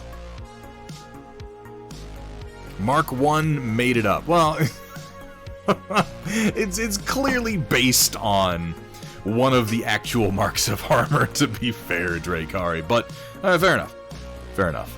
Hate Twitch right now, trying to log in on my tablet, and it's being... Dude, yeah, Twitch on any mobile device, tablet or... smartphone is bullshit, Captankerous. Closer to Mark III. Yeah, it seems very similar, particularly in the design of the helmet. Very much like Mark III. Really nicely done on this one. This is like you're better at using Blender than I am or ever will be. So take that to the bank. You did, however, get it printed on Shapeways, and that does mean maybe you hate yourself a little bit. Shapeways is like still a thing. A little surprising given how much more accessible resin printing has gotten for people. I wonder how they're going to adapt as these printers get more and more and more common. Lovely work on this Drakar. And honestly, thank you for sharing the entire process. This is the part I'm really bad at, is just concept sketching. This is something, like, if there's one step here that I need to practice the most at, I feel like I'm pretty good at painting. I'm getting better at modeling. I can't hand sketch for shit, and I need to do more hand sketching if I'm going to keep modeling, because I need to keep giving myself that visual inspiration. Yeah, with the dollar signs. Well, thank you for sharing that with us, Drakari. That's pretty awesome. Here we have from Ren Momo. Need a backstory for these three. I don't know why. It just seems appropriate. Look at the hat on this fucking guy. Like, I like his hat. But this hat is, like, I like it, don't get me wrong. What is his story? I guess I kind of get the feeling. I see a man with a hat like that, and I think, there's something there. There's a reason. You don't just wear a stovepipe hat. This isn't something people do without some compelling reason. Shapeways has doubled down on offering all the really high-end materials and operations for businesses. That seems about like the direction that makes the most sense for them to Square, as far as trying to keep up. I would have thought making themselves more affordable, but, you know, at the same time, as a business, you don't want to get caught in that race to the bottom. This is kind of like typical garb for Worf when going planet side undercover. Yeah, Worf's outfits, but he had to cover the whole forehead. Give him a break. The like 3D modeling community for 3D printing is currently trapped in that race to the bottom, and it's a little rough. More and more people are getting into doing 3D design and designing models for 3D printing. I am in a unique position and incredibly lucky that everything that I make is available as physicals, which is something that a lot of 3D designers don't have, is a producer like Steel Warrior Studios, where you can go and just buy physical copies of their stuff. But the people who are just selling files, they're in that race to the bottom price-wise. You can see it in every single Patreon out there. Everybody's got their own Patreon. Everybody's competing to have the lowest possible prices for their models, and it's just like, it's so hard to break into in any meaningful way right now. If you're starting a Patreon, you gotta be like, it's $1 a month! Because there's 30,000 Patreons, and most of them are gonna be cheaper than you. It is rough. I still am glad that I don't have to have a Patreon to keep this going. I don't like Patreons. I think the Patreon model is a mistake to really get into, but that's another conversation. I really like the kind of low-slung M2 that this guy has on him, and I definitely see why you want to give these guys a little bit of a backstory. I'll ponder that, Ren. We can come up with something. Nice job on those. Here we have, from Wheezy. Did we get links for the Conquest movement trays? I haven't put them up yet, Avash. I was showing them off a little bit earlier, in that I updated my,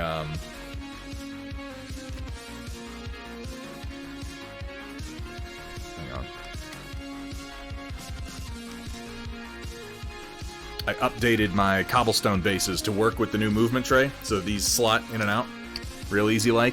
I haven't put them up on Thingiverse yet. The files are going to be available for free, and you'll be able to buy physical copies of them from Steel Warrior. Like I was really just talking about the bonus of working with Alex over there. But now all of the 3D printed bases have these voids in the bottom, so you can use them with either movement tray system.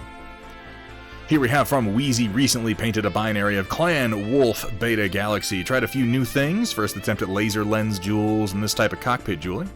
I think the lasers are pretty good and the cockpits are okay. The Timberwolf cockpit is the best, as the glass is large and easier to work with. Also tried some higher contrast edge highlights. Not sure if I like them or not. Finally, my Timberwolf missile box was melted. I think it was from the sun shining through my painting magnifying lamp. Whew, that's bad luck.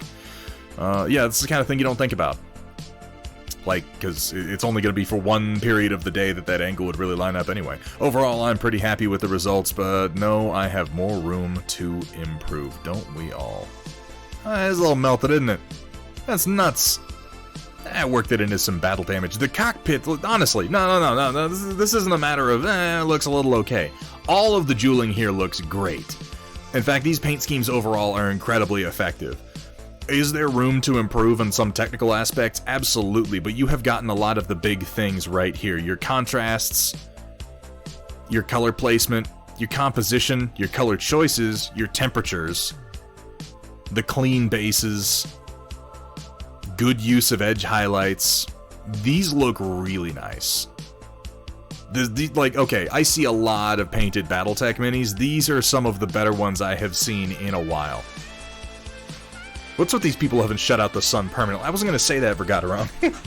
Though every access point for the sun to my office is gone. I never have any idea when the sun is up or down. The cockpit jeweling looks phenomenal. I realize this is now known as the Duncan Rhodes method, despite the fact that he is far from the first person to do it. This is just how it works in this world. Did a really, really nice job at it. Damn, I really, really like the cool black you have on the legs, too. All of the lensing is very effective. Could some of it be a little finer? I mean, yeah, but like, it reads really well even at a distance, which honestly, it being a little chunkier is kind of better for it being a tabletop figure at 6mm. You don't want your details to be too fine, and the contrasts you have across the top half are really striking. Really well done. Yeah, too bad Filthy Nature had to intrude upon you. Just battle damage it. Just make it look like that's on purpose. It'll be fine. It'll be fine. Here we have from Zombie Brush Studios, Tiny Tank time is over, now to trench it up. I'm excited about this. Not just the fact that this is a really, really clean paint job on some of these excellent Death Ray Designs tanks, but the Zombie Brush Studios, this incredibly talented painter, really, really good streamer, and all-around great dude, is going to be painting one of my trench foot minis here in the immediate future. And it's good, because I stalled a little bit on mine. I'm so bad at painting the minis that I actually sculpt myself. So I'm glad that other people get excited about it, because I cannot wait to see what Zombie Brush Studios does with the trench foot, and oh man, am I ever going to use his photos for marketing purposes. You better believe it. Lovely work on these. This is our House Steiner Liren Guard color scheme. Mostly blue with a little bit of white on the right side. Very cleanly done. Good panel choices for the white striping. Really, really nice contrast across the white. I love that nice deep shadow that you have on the white panels. And again, these tanks are available from Death Ray Designs. I can't recommend DRD enough. They do fantastic work.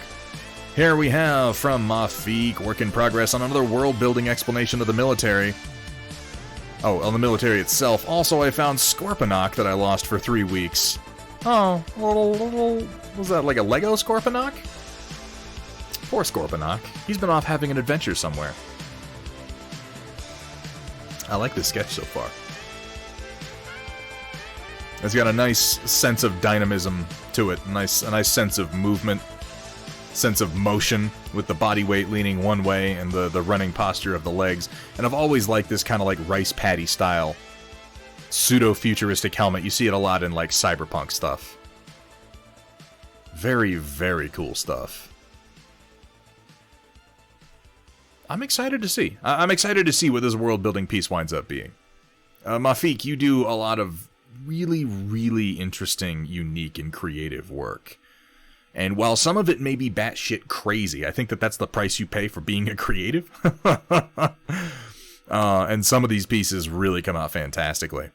Definitely go check out some of Mafik's work on the Thunderhead Studio Discord. He has his own art channel, and some of the work in there is pretty fucking great. And he also has a whole long series of tank waifus that you know you want to see based on the name alone. PSA, play Job. Wait, what? Playing some Jackbox, it looks like. Wood Job, shove like 3 dozen salami down Dexter's windpipe, beats poopy water.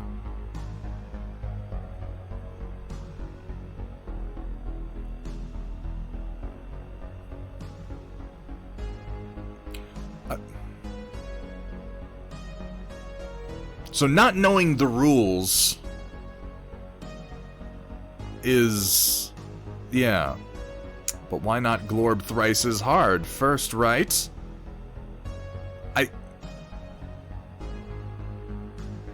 Are these different parts of the sentences being contributed by different people? Is that what I'm to take away from this? Because I haven't played this one yet.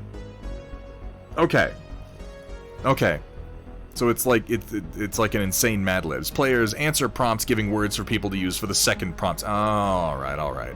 You have to sort of build sentences. Oh god. So that's something else that happens on the server a lot, is a good number of games of Jackbox, which are quite a lot of fun. So make sure you get your tag for that too, if you want to join in on some of those games. I need to jump in. I know that you just got a series of new games, so I need to jump into some of the new ones. From Darkheart, my new leg decoration. Oh no! All busted up. That's no fun. As long as it's healing, Darkheart. As long as it's healing. I guess the good news is, if you can't amble around on it too much, you got more time to paint. Oh, God. Oh, my brain is broken. Oh, no. Get better soon. Get better soon, Darkheart. Here we have from Gear Falcon, Black Templar. I don't know if I'm done with him or not. Nobody can tell you. Nobody can tell you that, Gear Falcon. Only you can. Can I just say, people have done Black Templars in a lot of different ways over the years. I love the deep blood red on the weapon, and I love leaning into that kind of yellow cream color for the white parts of the armor. A lot of people go like pure white or even cool white. Warm white works so damn well with their particularly gothic look. This looks fantastic. I could definitely see where there's more that you could do, Gear Falcon, but if you called it... do the eyes. I would say throw a wash on the chest eagle to darken it down some, and try to get in there on the eyes and give them at least a little blip of a brighter red if you can't give it a full lensing job. I know that Space Marine eyes are very small. But if you were to get in there and give the eyes a little bit of a glow and darken the chest eagle just a little tiny bit, this would look pretty damn... I mean, it looks good now, but that would really give it that pop. Really give it that pop while not requiring you to work too much harder or too much longer. Lovely work, Gear Falcon. You've had some pretty fantastic Space Marines lately. Here we have from Carbonic Acid, finished my second Mac Augmented Lance for my narrative game tomorrow. All painted and based with Rainy River Design stuff. Fuck yes, guys. In case you're unaware, our very own Kursala and Data Nerd have a pretty amazing home run company called Rainy River Designs that makes all the Thunderhead Studios merch. If you're interested in getting like a t-shirt with my logo on it, I have no idea why. You can though if you feel like it. You can get mugs. You can get all kinds of cool shit there. The hoodies are absolutely my favorite.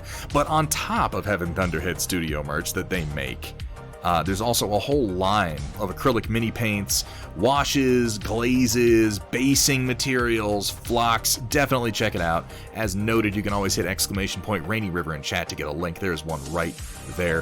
If you paint minis, just go check out the line. It's really, really good stuff, and they're constantly updating with new paint sets, new pigments. They've got metallics now. When I'm doing acrylic painting, I'm leaning on Rainy River quite a lot now. This is a lovely job, by the way. I love the blue-green. The orange is such a nice little splash of color you got in there. This is this White Rook? Is this one of White Rook's X-Men with the custom weapons? He's done a really good job with these. I've been following him on Instagram. Yeah, this is a 3D print. He did a bunch of different poses and versions with a whole series of different cultural weapons. Sumatha. Yeah. There's one with a hammer, there's one with an axe, there's one with like a katana, like there's all kinds of shit. Did a really good job on him too. He's been feeling his way through Blender to some pretty amazing results. Lovely looking job all around. He's gonna look great on the table. I love the little facing marking in the red. The little splash of red on the cockpit just does so much to create that focal point, doesn't it? Wonderful. Wonderful work, Carbonic Acid. Yeah, the contrast between the base and the model is really effective. Here we have from Rockin' Robin Workshop, someone you should be following here on Twitch if you're not already. He's going to be doing more streams in the near future. Solomon Grundy, born on a Monday. Oh, this is nice looking. This is really nice looking. Now, this is a bigger mini than a lot of the Batman minis, so I can tell that he's had the opportunity to play a little bit more with his blends and his shades, because we got these nice purple shadows down here in the flesh, leading out to more blue grays, creating this nice contrast across his big zombified ass. Good use of the greens that we have appearing in a lot of his bases. I like that he's carrying his own tombstone. That's a nice touch. Poor Cyrus Gold. Poor bastard never stood a chance. Very, very effective work on the skin in particular. No, Matt E., that was already coined by Weta Workshop during the making of Lord of the Rings. They are known as bigatures. And nobody can change that at this point. I like how we've got some warm tones mixed in on the gravestones, too. Giving them almost like a little bit of a granite appearance. This is lovely. This is lovely work. Good job on the eyes, too. Ooh, it just struck me how that's kind of jumping out at me. Now, Rockin' Robin also has his own channel on the Thunderhead Studio Discord. If you are interested at all in he's done some truly amazing work on specifically Lord of the Rings and Batman the Miniatures game from Night Models figures. If that interests you at all, please go check out his channel. He has an incredible backlog of really, really good paint jobs. Some of the more ridiculous paint jobs are some of the best ones. He's got a Polka Dot Man, a Kite Man, and a Condiment King. that are fantastic. Pinkish eyes. That little... You definitely want to avoid pure white for eyes. Definitely want to avoid the pure white. The little bits of color you worked in there, just they contrast so well. Here we have from Kursala, playing a few rounds of Job Job, the new Jackbox game. We were gifted this glorious piece of wordplay by Riot Sister. I have suspended delicious nutrient garbage and melty meat pit. I need to forget about being a grow-up. Seriously, I do need to forget about being a grown-up. That much is just true. Suspended delicious nutrient garbage and melty meat pit. That just sounds like a sandwich, doesn't it? Like, I hear that and I think like a patty melt. Though it could just be because this is the time of night when I inevitably become quite hungry. And my mind is just doing that. Is there any way to know when your mind is fooling you? I guess that kind of, that's sort of, that's built into it, you know? If your mind is fooling you, you don't know about it, because it's your mind. Melty meat pit is my new favorite euphemism. That's a terrible euphemism. That is a nauseating euphemism for anything other than a sandwich. For the love of God, Kursala. Here we have from Mafik as well. It's not my decision to force them to join the military with disfigured bodies. They have a reason to fight. Commander Breakneck, my God, what a name. Meeting with other commanders during the Scrap Age. Military of the Broken Void is some unique soldiers, most designated as Dullahans, Overgrowth, Faceless, and Wire Cutters. Despite this, they're all once soldiers from the past, from medieval times and present. Oh, they're pulled into the future. As long as they get the job done and protect what they believe in. So this is the piece that we were seeing earlier. We have more soldiers joining the fray. This fellow has like a Headless Horseman vibe going on. I like that. I appreciate them labeling this gun EMP so that I'm not confused as to what it is on this long neck fellow here. I like this overall look. The loose sleeves and the sort of wide rice paddy hat. The little face mask with the offset little eye lenses. That's a nice touch. This gentleman just has an axe. Everyone else has EMP guns and automatic weapons, and he's got an axe, but he looks satisfied enough with it. Them thighs. This is indeed the thickness. Okay, yeah, I mean... Yeah. Wouldn't the melty meat pit be your stomach? Look, I have read... You know what? No, I'm not going to finish that thought. That was going someplace bad. Let's just keep going. Let's just keep moving. We've got more Storm Report. You know what? I got to get a beer. Hang on.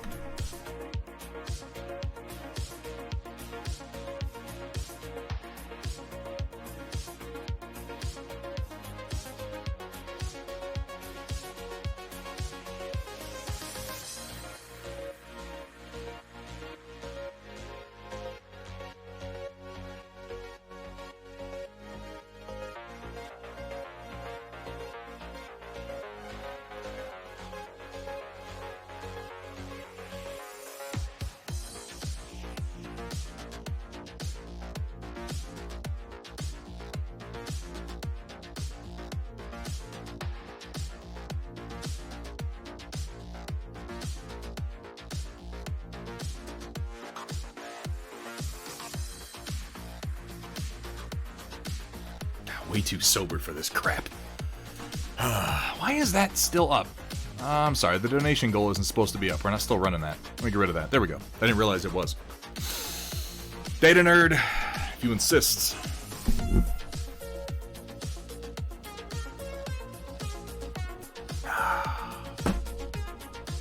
You can't kill me without a head.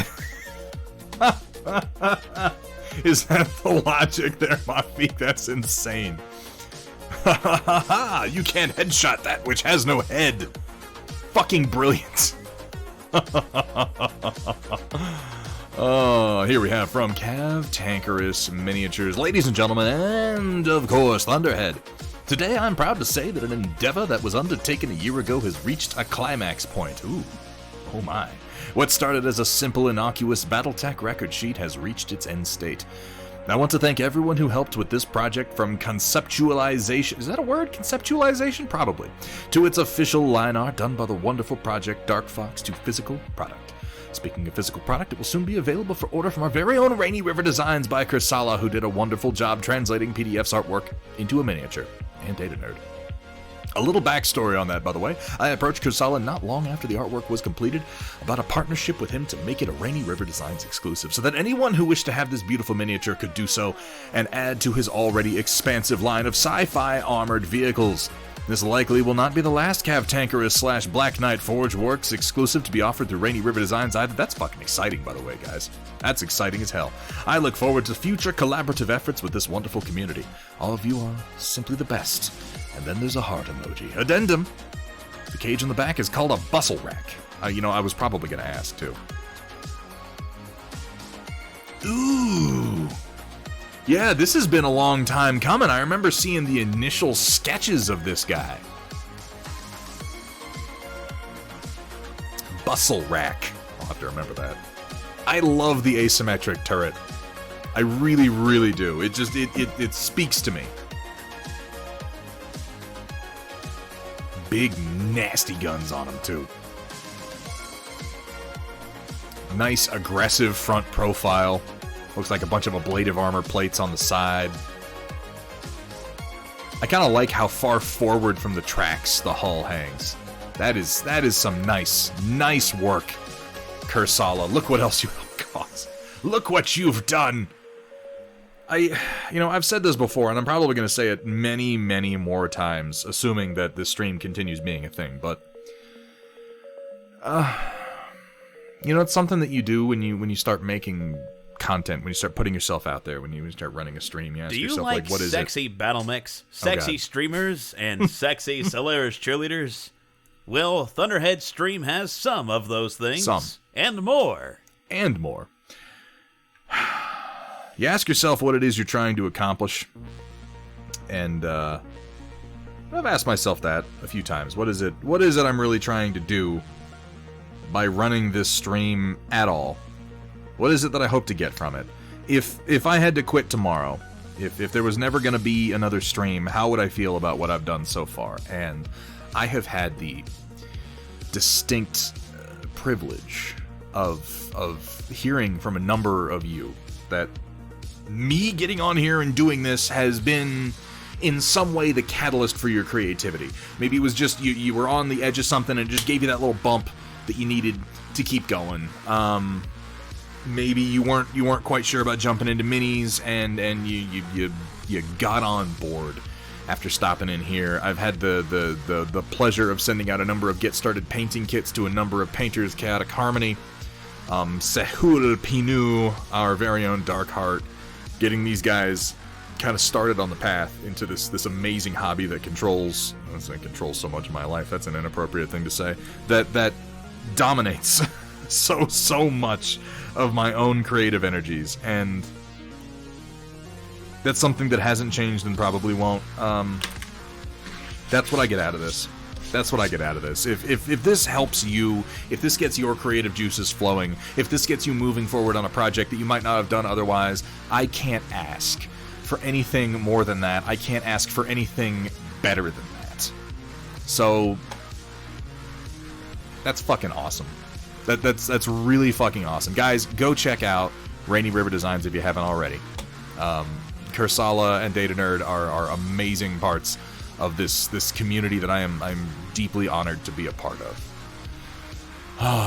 PSK, thanks for stopping in, man. It's good to see ya. Get you some sleep, man. Go get you some rest. Thank you for saying so. Alright, what do we have next? From Data Nerd, Tiny Hands wanted to enter a local pumpkin carving contest. I have the ability to make stencils, so designs and carving have significantly improved this year. Stay tuned for how it comes out. I still need to carve my pumpkins. I haven't done it. I want to put... I'm just gonna do my logo on one, because I'm an unoriginal asshole. Does that say Voyager? Is it a Voyager pumpkin? What's the story there? It's an interesting design. I like it. I like the way it's got a big, jagged, nasty smile. I like the kind of the scully nose hole on it. V'ger. Oh, we should do that for a movie night. We should have a movie night where we watch Star Trek: The Motion Picture, because I know it's been too long since I've watched it, and I'll imagine there are a bunch of people out there who could do with a good rewatch of Star Trek: The Motion Picture. The first one. It is slow. It is a slow-moving, high-concept sci-fi movie. And we never got another one like it. And it may have seemed boring at the time, but I think that with the benefit of hindsight and seeing what science fiction has become, it is all the more meaningful and all the more important. Sidrian, thank you so much for the follow. Welcome to the stream. Welcome to the Storm Chasers. It's a school name. Okay. Yeah, I want to see this. I very much want to see this. Please keep posting, Data Nerd.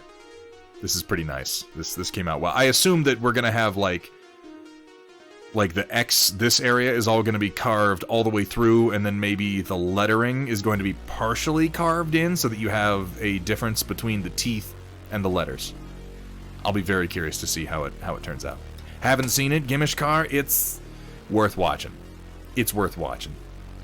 Oh, all mysterious. Well, I'm excited. Here we have from Squared. Got an Axeman and a Bushwhacker in progress for my Somerset Strikers. Lance, the Somerset Strikers. Is this where I do the My Home Planet meme? Is that what I'm supposed to do? For those of you who haven't seen the Battletech cartoon, this is a really good rendition of them. I like this camo scheme. I'll be really excited to see when the stupidly bright colors start getting slapped on.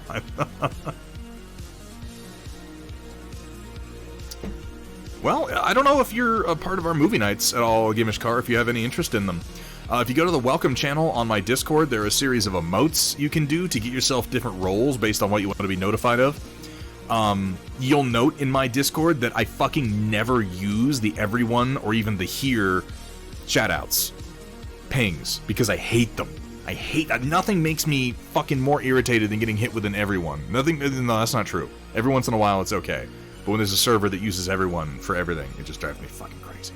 So I try to never use them unless there's like a security thing going on. Like when Twitch, got all its data dumped. I think PDF used the everyone tag, but that makes sense. But yeah, you can go ahead and get a tag for movie nights, and you will get notifications for when we're doing movie night voting and meeting up to watch some stuff. Really, really lovely work on these. I want to see the bright colors. I can't wait to see the bright colors go down Squared. I want updates on this. I want to see more. Here we have, also from Zombie Brush Studios, Food Mimics of Mimicness. Why is that donut smoking a cigarette? They're not just mimics, they're like, in several cases, they're mimics with human teeth, which is somehow even more unsettling. And that's not a mimic, that's just the Ginger Dead Man. I've seen that movie, it had Gary Busey in it. Wait, did it? Gary Busey's voice, maybe? I don't know, it was a Full Moon production. Charles Band does what he will do. The ice cream sandwich is particularly unnerving. The ice cream bar appears to be in a state of extreme distress. Oh, look at him. Oh my god. What the fuck is happening? I'm really made very uncomfortable by this donut. This is like the Harvey Weinstein of foods. Something about it is just... Ugh. Popsicle looks how I feel looking at this. There you go. Yeah. Moment when the snack cabinet becomes the things of nightmares. I think this is what inspired that terrible Seth Rogen movie that he did. I understand why this fellow is so angry. He does have a big chunk taken out of him. Is he Neapolitan or is he strawberry? That probably explains why he's so fucking angry. No, Matt. Don't get too excited about the donut. Don't look, okay? This is just a general rule, and maybe you're just the person who needs to hear this tonight, Matt, but don't put your dick in there. Don't do it, okay?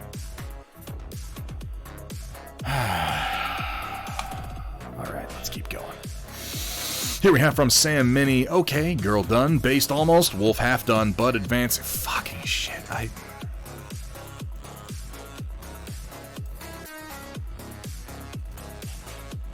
This is the downside of attracting such talented painters to this community.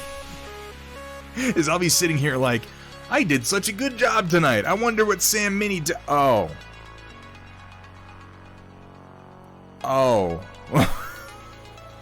Fuck.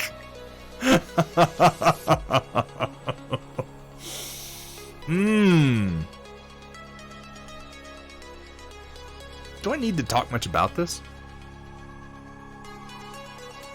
Everything about it works so well. Still my favorite part of this is the lividity of the flesh tones. It's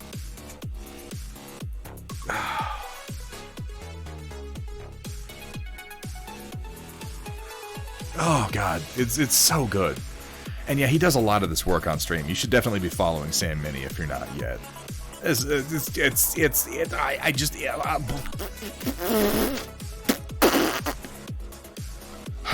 just gonna drink more.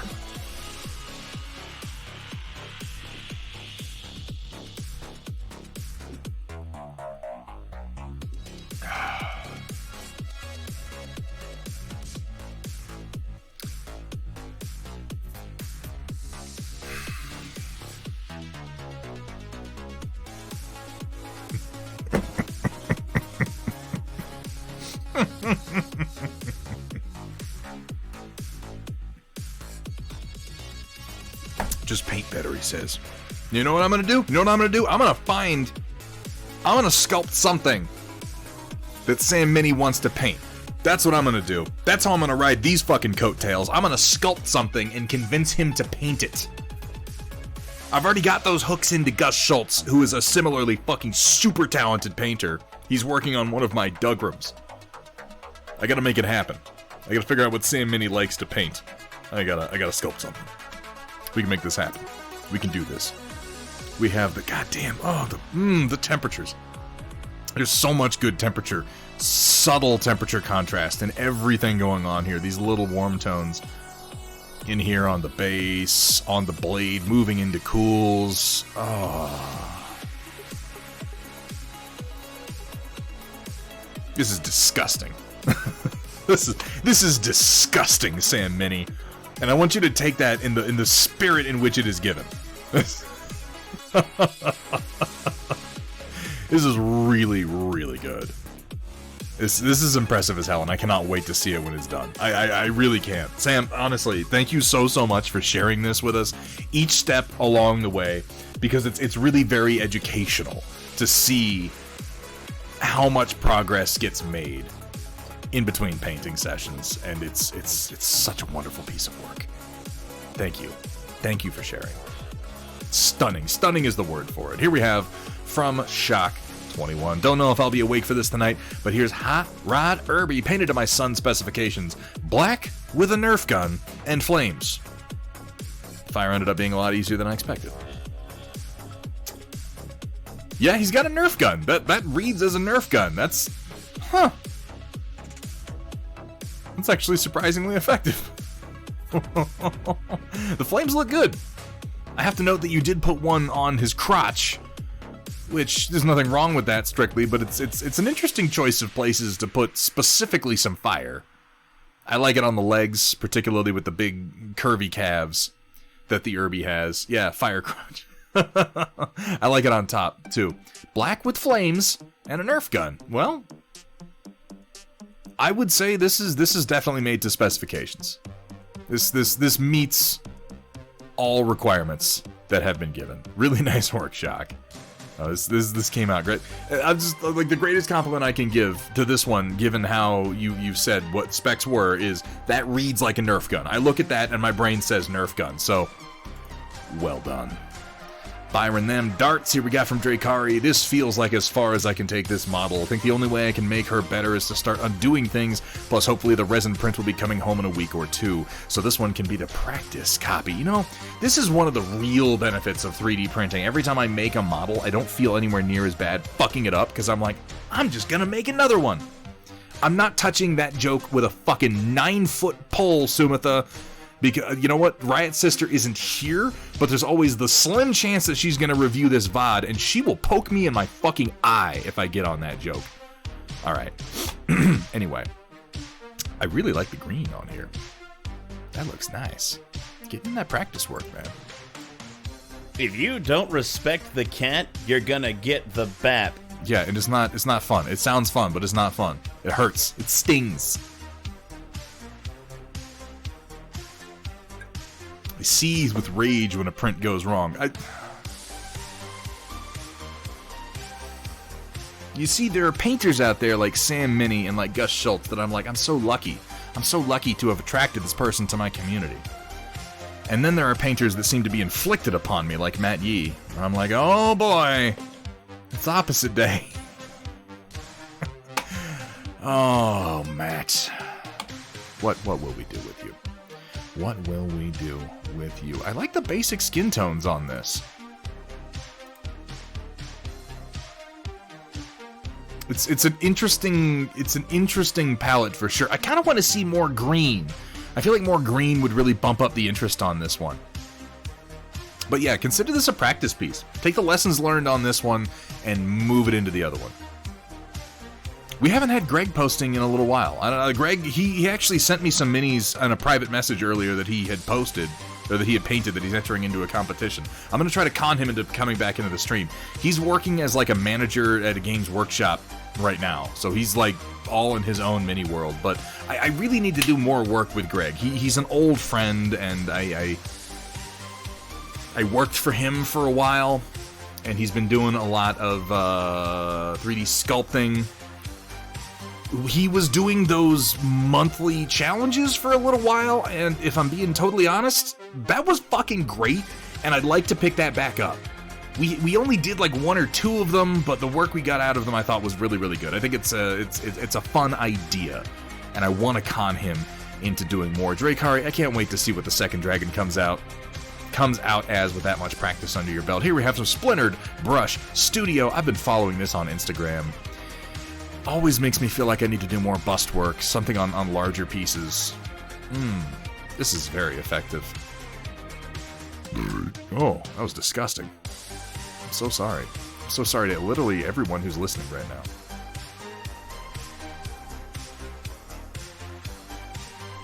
I really like this in particular. It's difficult to get this kind of sheer effect, but there's a little bit of the skin. Like, if you look closely, there's a little bit of the skin tone in here. Here, and here. Not just down around here. There's some here, but there's a little here, and there's a little bit here. This is so tricky. This is like doing sheer fabric where you can see the skin. You know? You can see the skin under the texture of the hair. And the texture itself, yeah, is very effective. I like this. This is It does it is kind of femme RoboCop, isn't it? Yeah, it has the It's less terrible than RoboCop, because when RoboCop takes off his helmet, he's just a face. He's just this horrible, fleshy face that's like been stapled onto a metal skull. I always love when Murphy takes his helmet off and you're just like, oh, Christ. Oh, no.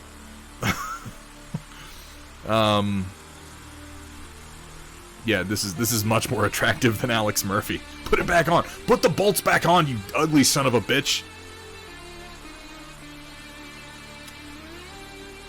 I'm sad that remake sucked.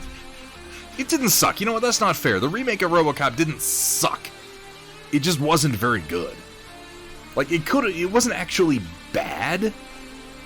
It wasn't good. And yeah, Verhoeven's RoboCop is fucking amazing. Absolutely amazing. To the point, it's amazing to the point that I'm about to do this. Hold on.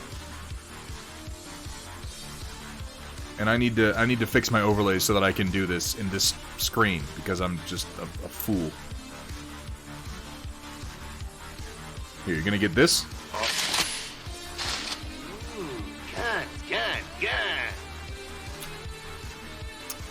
And then you're gonna get this one, and then we're done.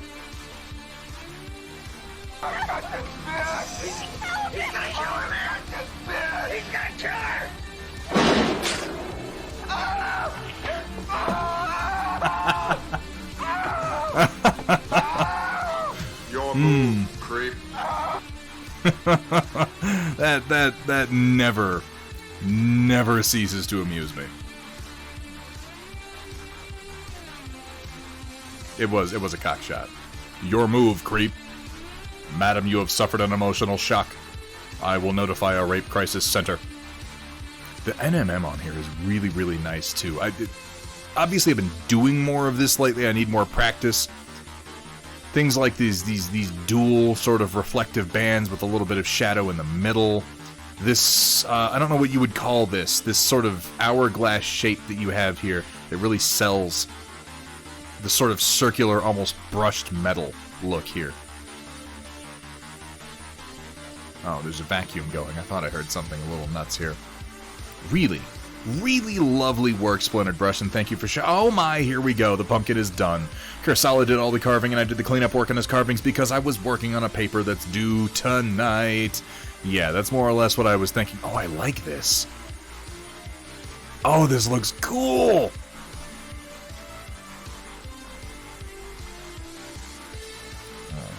Tiny Hands is going to be the fucking envy of the whole pumpkin carving contest. You know, Rise of Mages, for a while there was a rumor. As far as I know, the working title for the actual briefly considered Spaceballs 2 was called, and I thought this was fucking brilliant, was called, because in Spaceballs 1, they mentioned, I think Yogurt says, God willing, we'll all meet again in Spaceballs 2, the search for more money. The rumored working title for the actual Spaceballs 2 was called Spaceballs 3, The Search for Spaceballs 2. And I'm a little sad we never got that. Which technically would have been Spaceballs 3, The Search for Spaceballs 2, The Search for More Money. And I'd still watch that. To this day. Here we have from Sphere. Just an assembly day for me, but afterwards I assembled me some homemade chili. Oh, how close are we to the end of the fucking report? Why do you always have to put food in here? What am I eating for dinner? I don't even know. I should figure these things out earlier. Oh, God, I'm so irresponsible. I'm like a child, man. I appreciate that you know the secret to a good bowl of chili is just lots and lots of melty cheese. Because that looks delicious. Why do I allow food? I don't know. Why do I allow anything? Why do I do half the shit that I do? Who even knows? Here we have from Mech Priest. Finally decided on my try-hard army, going with Harlequins and synthwave colors with teal underlighting. You crazy son of a bitch. Ooh, but it looks good so far. Look at that. The yellow to the red. Really, really well done blends there. And yeah, that teal underlighting. So, okay. Are you going to carry... How high? How high is the teal going to carry? Because we've got it here on the little base bit on the stone, and it looks amazing, particularly with these kind of deep maroon shadows that you have on here. Oh, that color contrast. That temperature contrast is just, it's gorgeous. And it looks like we got a little bit on the foot, but are we going to carry the teal higher? Is my question. Obviously, we're very work in progress here. I want to know how high it's going to go. I want to know how high, Mech Priest.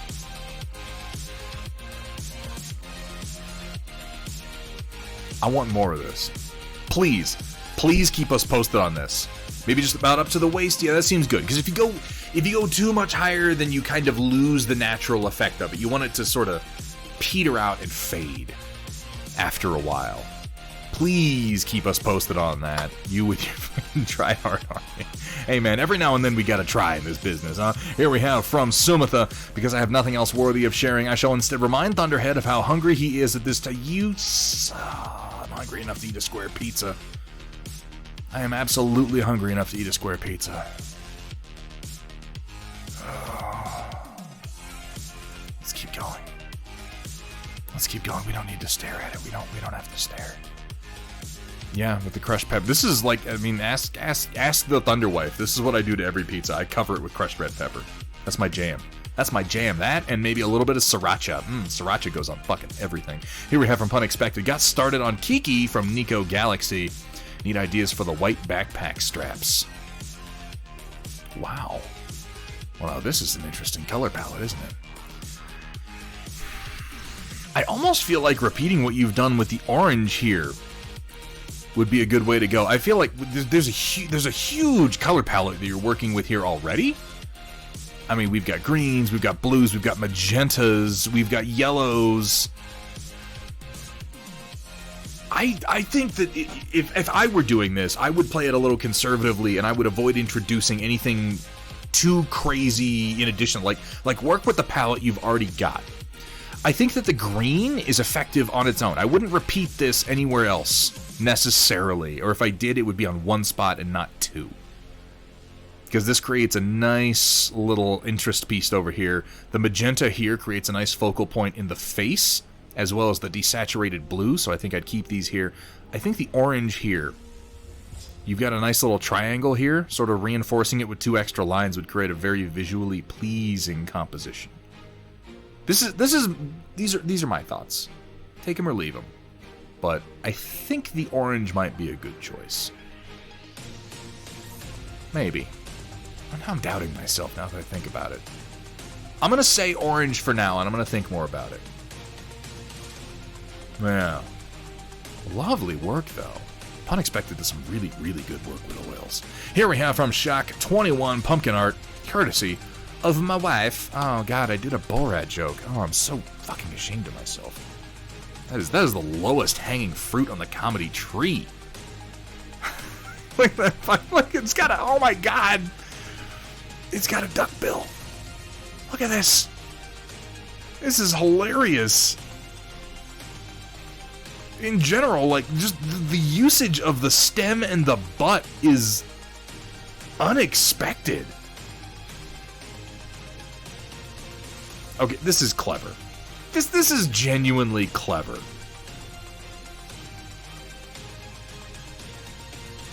And it's an adorable cow.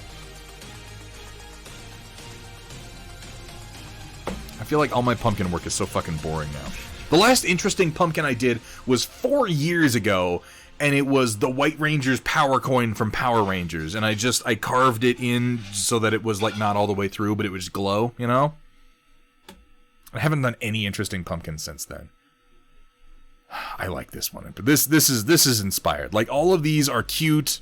The duck is inspired. This is wonderful. Please pass on my appreciation. This is creative. This is clever, and this is fun, and I absolutely love this display. I absolutely love it. I'll try to find some pictures, Drakari, and post it up. I have to, get credit for things I did years ago, because I'm not doing anything interesting now. Here we have from Sheza, gave my daughter a new platypus toy. She loves it. We have named it Walter, as is good and proper. Look at little Walter. Look at little Walter and his workshop. Yeah. You lie there, you vulnerable little shit.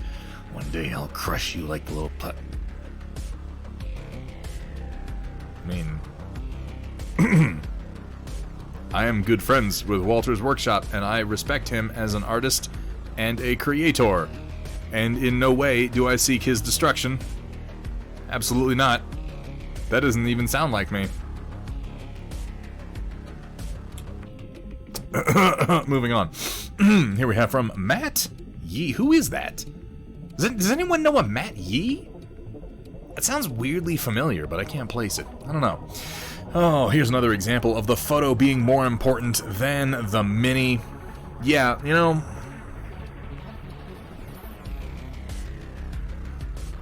not wrong. I like the... Okay, I want to give you my completely honest appraisal of these, Matt. Because I've seen these minis a few times. You've shown them on stream. I've seen multiple pictures of them. Like, I know what they look like. And when I see these minis, they are incredibly effective and efficient paint jobs. You haven't gone overboard on the detail. You've hit the parts that matter, and you've used really, really striking contrasts and a good color palette. With maybe the exception of the basing. I feel like the basing's a little boring, but that may be my only complaint about it. Simple paint jobs, but like I said, effective and efficient. And I see these paint jobs, and I want to tone my own work down a little bit because this works so well.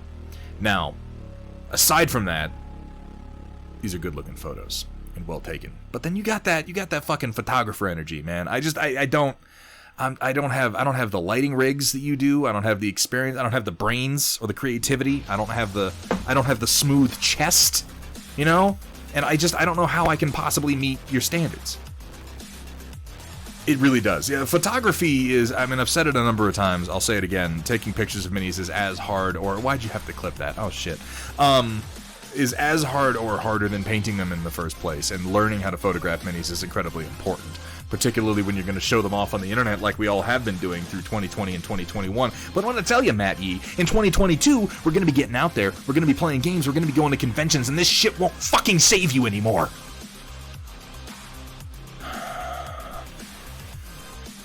Be ready. Be ready. Lovely work. It's lovely work. Fuck. Here we have from No Fox to give. Work in progress. Orc in oils. So many more people are using oils these days, and honestly, I'm glad to see it. I have found the experience to be so freeing myself. I'm glad that more people are jumping on the bandwagon. You know what? The best bandwagon to be on is the one that I'm on. Right? Right, guys? Yeah? Anybody? Okay, anyway. Oh, metal was not completed today, but the skin is about 80 to 90%, and I'm not too upset with the leather. Fur is not bad either, though I may go back with Payne's Gray wash. We'll be adding some scratches and details to the yellow and black portions during the metal phase. Ooh, that's vibrant. Ooh, that's vibrant. And this is really one of the strengths of oils, is how vibrant you can really get while having some nice deep shadows. The leather looks fucking good. I'm liking the skin tones, honestly. Like, you could go darker, but I kind of like that weird, almost fungal neon green. I did band, I'm not doing wagon. You and me both, buddy. Interested to see the metalwork come in on the axe here. Yeah, definitely, I think some Payne's Gray. A little bit of deeper shadows worked in here is going to help, because you've got the yellows and the greens. The reds balance the yellows and the greens really, really well. I just feel it needs a little bit more. It needs a little bit more, but man, is that ever coming together well. Nice. Very, very nice work, No Fox. I'm sorry that I missed you working on this before I went on. I'm going to have to make sure I jump in next time. Here we have from Vergatarung. Woke up too late to work on my mechs during the stream. Have to go to work. Oh, no. This is indicative of where the process... all 24 Comstar mechs are at. Tonight, hopefully, I'll be working on cockpits. Maybe start on the free... Yeah, that Vergatarung, he's famous around here for freehanding those cockpits. If you know what I mean. It's a joke about wieners. That's such a stupid joke right before I zoom in on these really actually quite great paint jobs. Oh, now I feel dumb. Oh. Would it have been funnier if they were bad paint jobs? I don't know. Maybe I didn't think that through very well. I guess it's possible. An incredibly effective blue-white. This is very similar to how I do my own whites, but you've really got the process down on these guys. Look at that. Just subtle blue shading. Just subtle blue shading to really help sell the shape and the depth of the various panels. And I really want you to, those of you who paint white, definitely pay attention. Speak of the devil, Walter's Workshop. How you doing, man? How's things? How's tricks? It's good to see you. I don't have any kind of rivalry with Walter's Workshop at all. We are, semi-professional, pseudo-hobby colleagues, and that's all anyone needs to know. Don't direct him to the clip. Don't direct him to the fucking clip. No, there's no clips. We don't have any clips this stream. It's fine. It's fine. That there, Walter, is the King Crab, and I believe this is a 3D print. The new King Crab from CGL is very, very similar to this, but yeah, okay. This is Polygon Masterworks King Crab. He does fantastic work, by the way. But what I was going to point out is, in particular, the way the shading is done on the white here. We have the subtle blue shadows going down into the deep parts of the figure.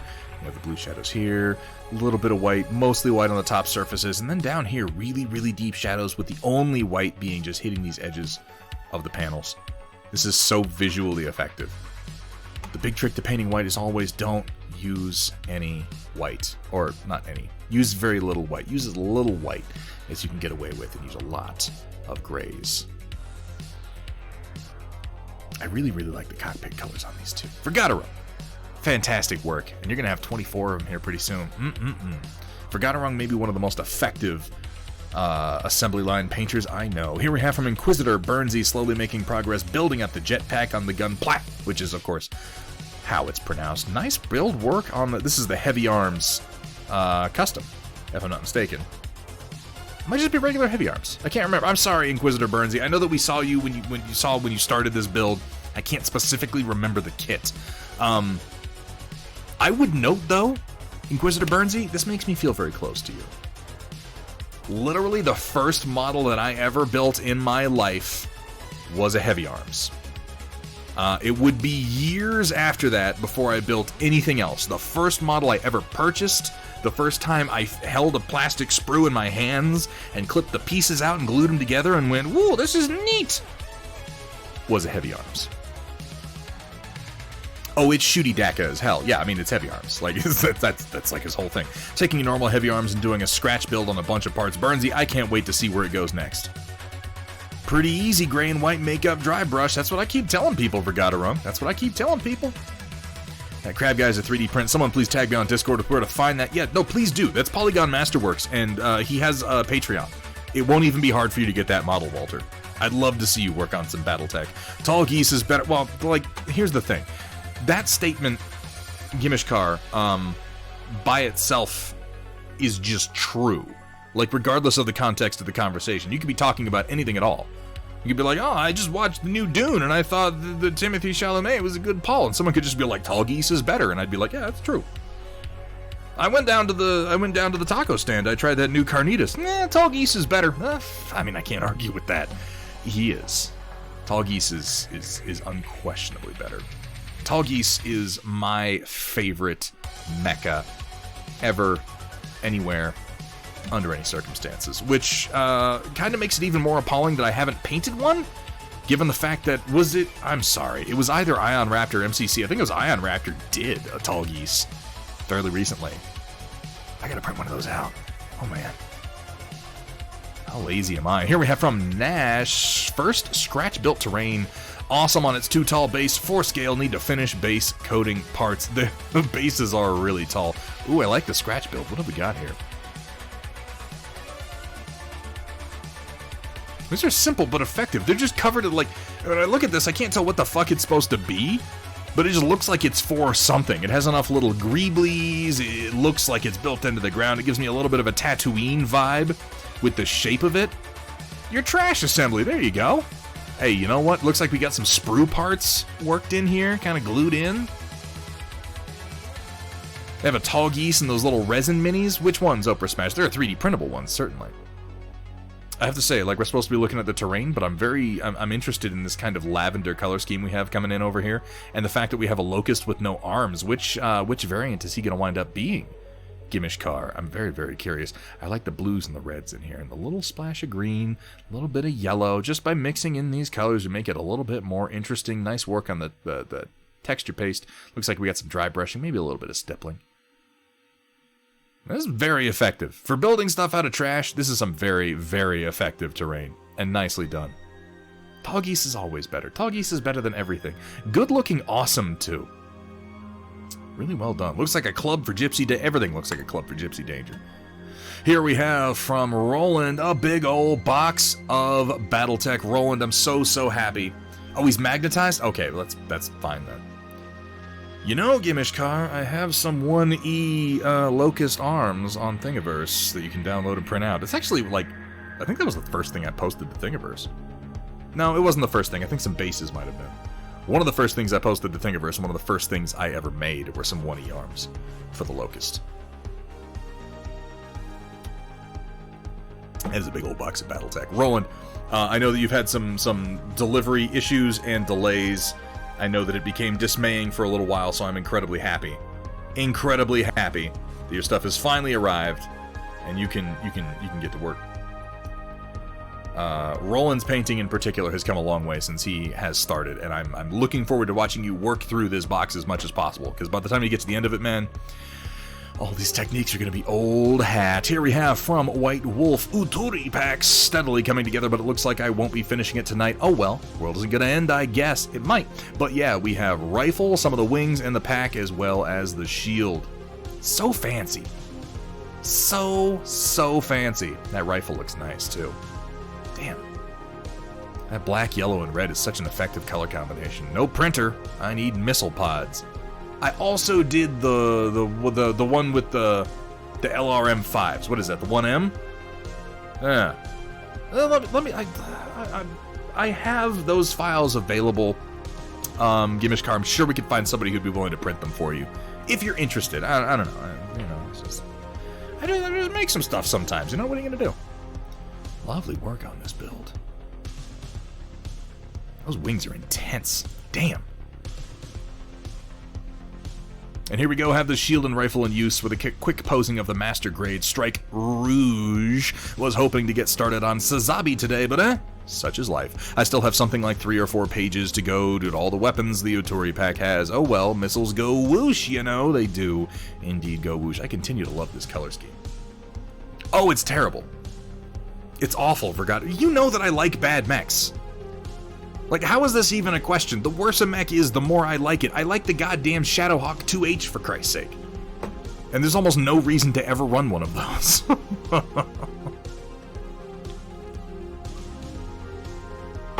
Oh my God. It's a real... this color scheme is surprisingly cool. The slightly pinkish tone to the white panels. The interesting combination of the warm pinkish white next to the black is not a color combo you see very often. Really lovely work on this build though, White Wolf. Well done. 1 ton of armor means a single medium laser blows off any limb. Just think of it as an LRM-10 that stays far the fuck away from literally everything. I view those mechs as a challenge. They suck, so if you can make them work off of a random assignment table, you've accomplished something, damn it. That or as part of a scenario game. That can be fun either way. Really, really nice work on this build, and again, this color scheme.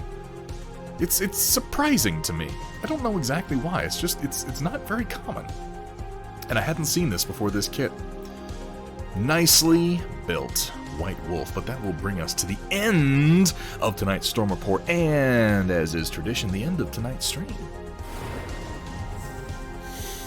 Oh, let's see, who are we going to raid into tonight? Folks, I know a lot of you are probably going to be turning in for the night here real quick, but if you wouldn't mind sticking around for just a few minutes, well, actually, that depends on who we're going to be able to raid. Let me see who's on. I try to raid people into streams that I really want you to get a look at. Some makers and some painters that really could use some eyes on them. Which actually tonight looks like just Teal Security is going. Wombat's playing Vampire the Masquerade. Kale Larson is playing Resident Evil. Looks like our only maker. Oh, Magical Hack. No, they're doing something else. Well, let's go with Teal. Well, if you haven't followed Teal Security, you're going to want to stick around for just a few minutes because this guy is an incredibly talented painter and streamer.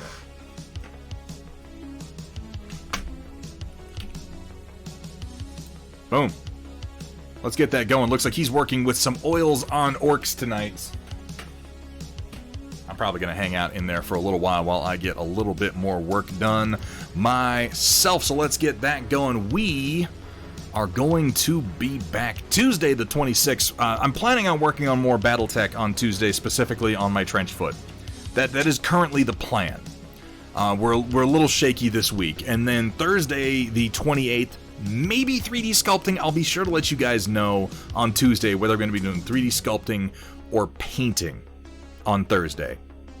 Yeah. One day I'll work on oils. I've been doing oil painting this whole fucking time, Walter. What are you talking about? Out of your damn mind. And then Sunday the 31st, the spookiest of days, we'll be doing single figure focus.